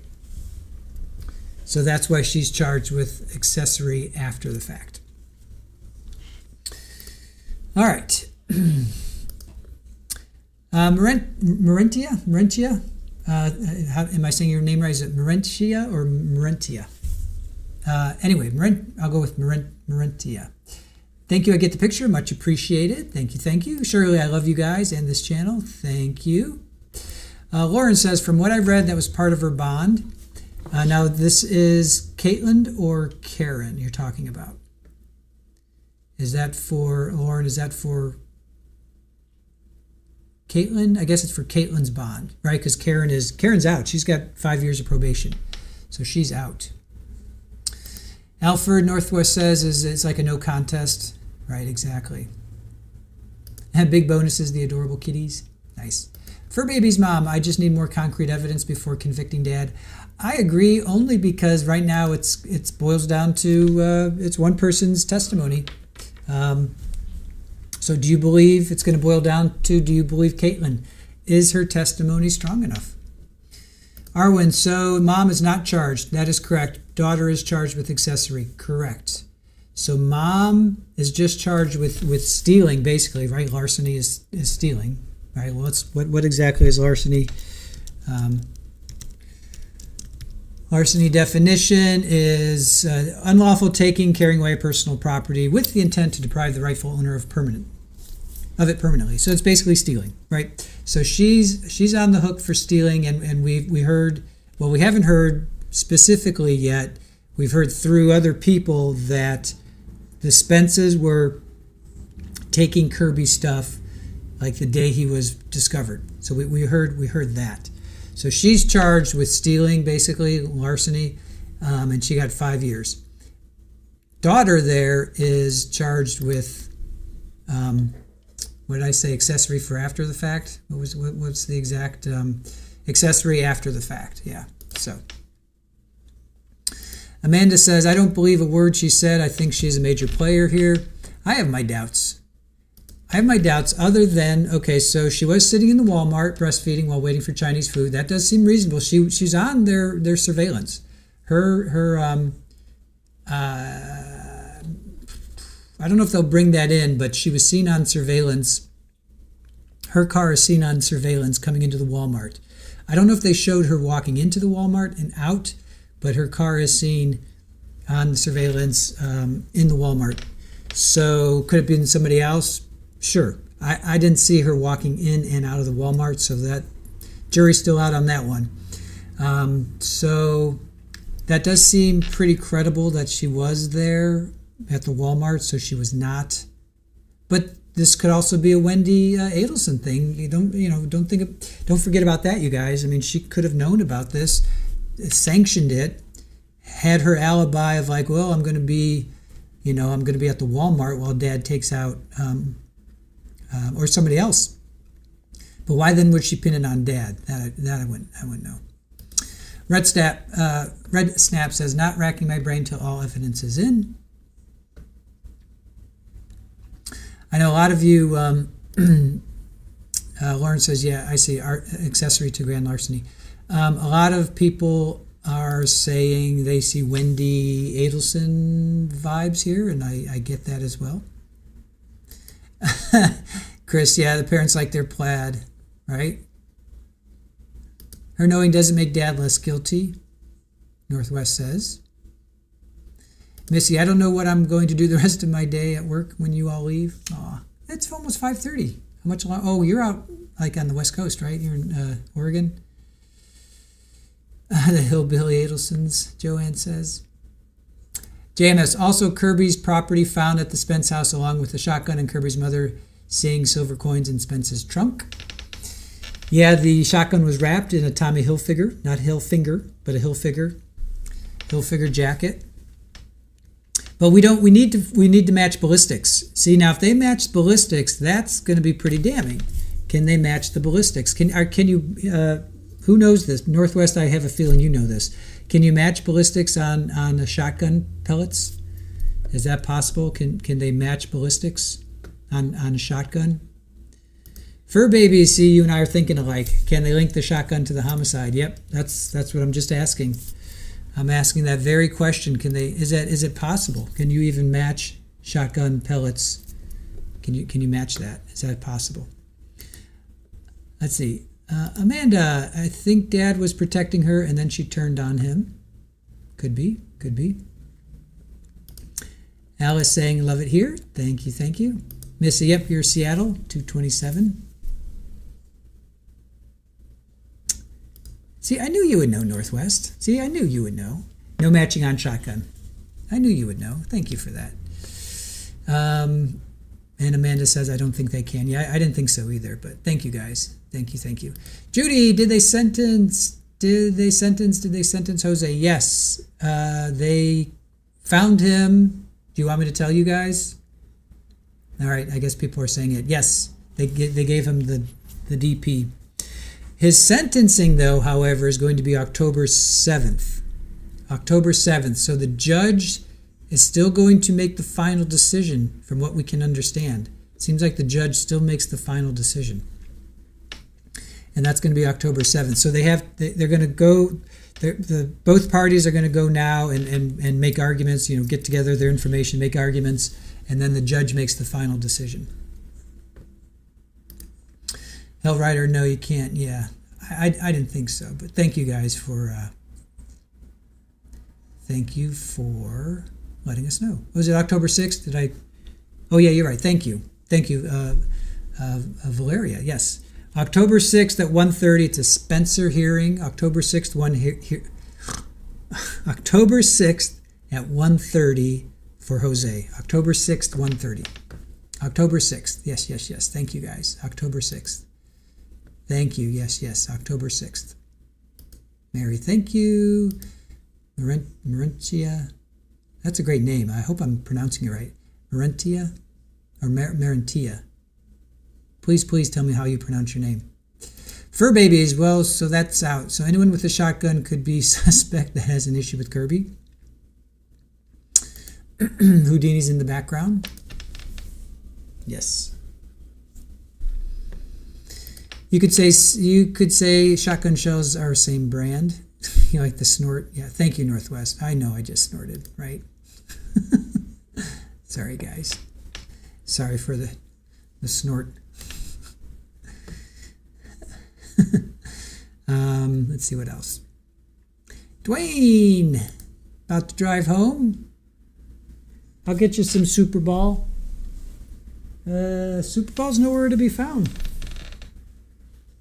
I don't know where Super Ball is, buddy. She's gone. I have had a long day. But it's all good. All good. All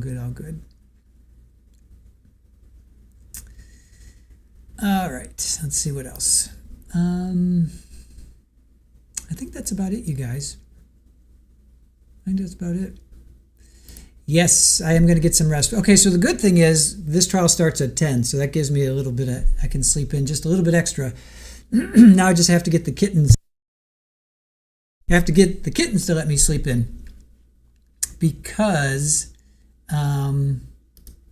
Rafa's on he's my alarm clock. 6:15, between 6 and 6:15, he wakes me up. So it doesn't matter if it's a Saturday, a Sunday, a Tuesday, a Wednesday, Monday, Tuesday, Thursday, Friday, it doesn't matter. He wakes me up at like 6 or 6:15. So all right. What else? You guys got anything else? Phyllis says, I think the plastic melts and becomes a wad. Seems like I saw that in another trial. Joanne, the snort was cute. Thanks. Amanda, how long is this trial on for? Well, it's going to be 2 phases, right? I'm assuming this is 2 phases. I know this is a different state, but I'm basing it off of... Oh, wait, I think I looked it up.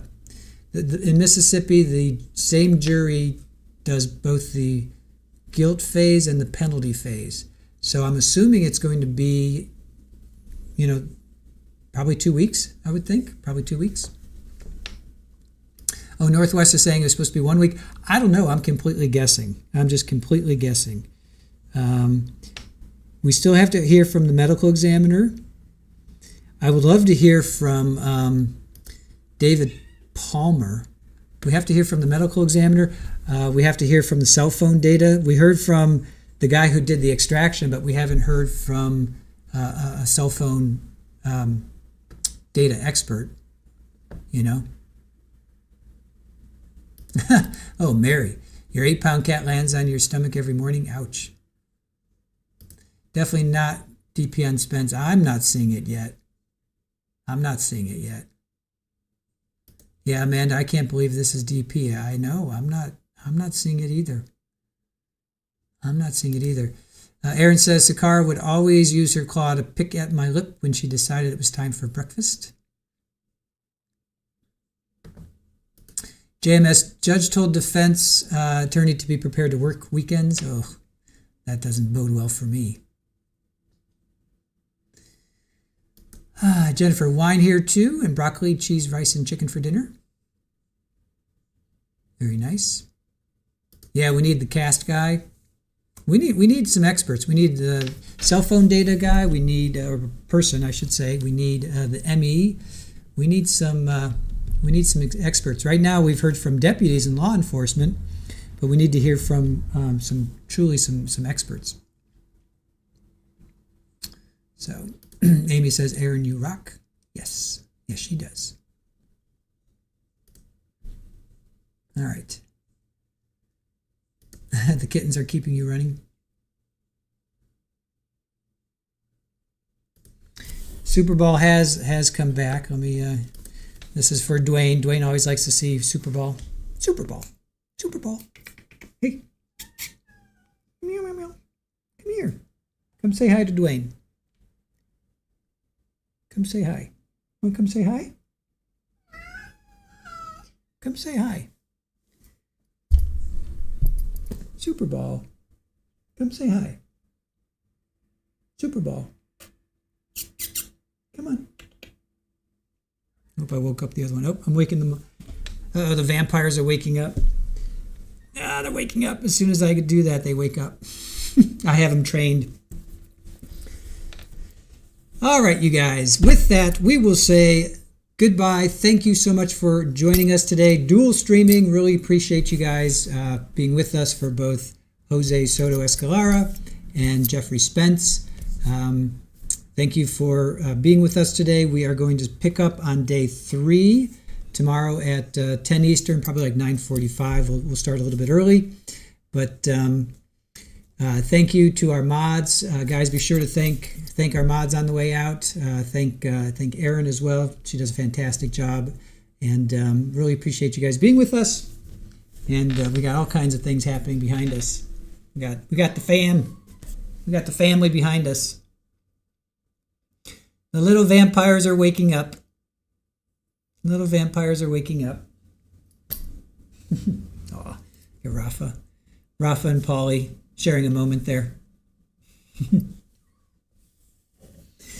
All right, guys. Thanks again for joining us. You gonna come say hi? Come here, buddy. Come here. Hey, come here. Yeah. Come say hello.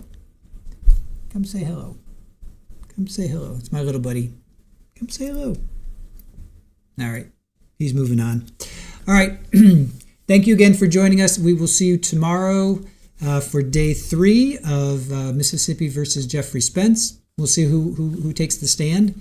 Until then, make sure you go love your little furry one. Love your kids. Love your grandkids.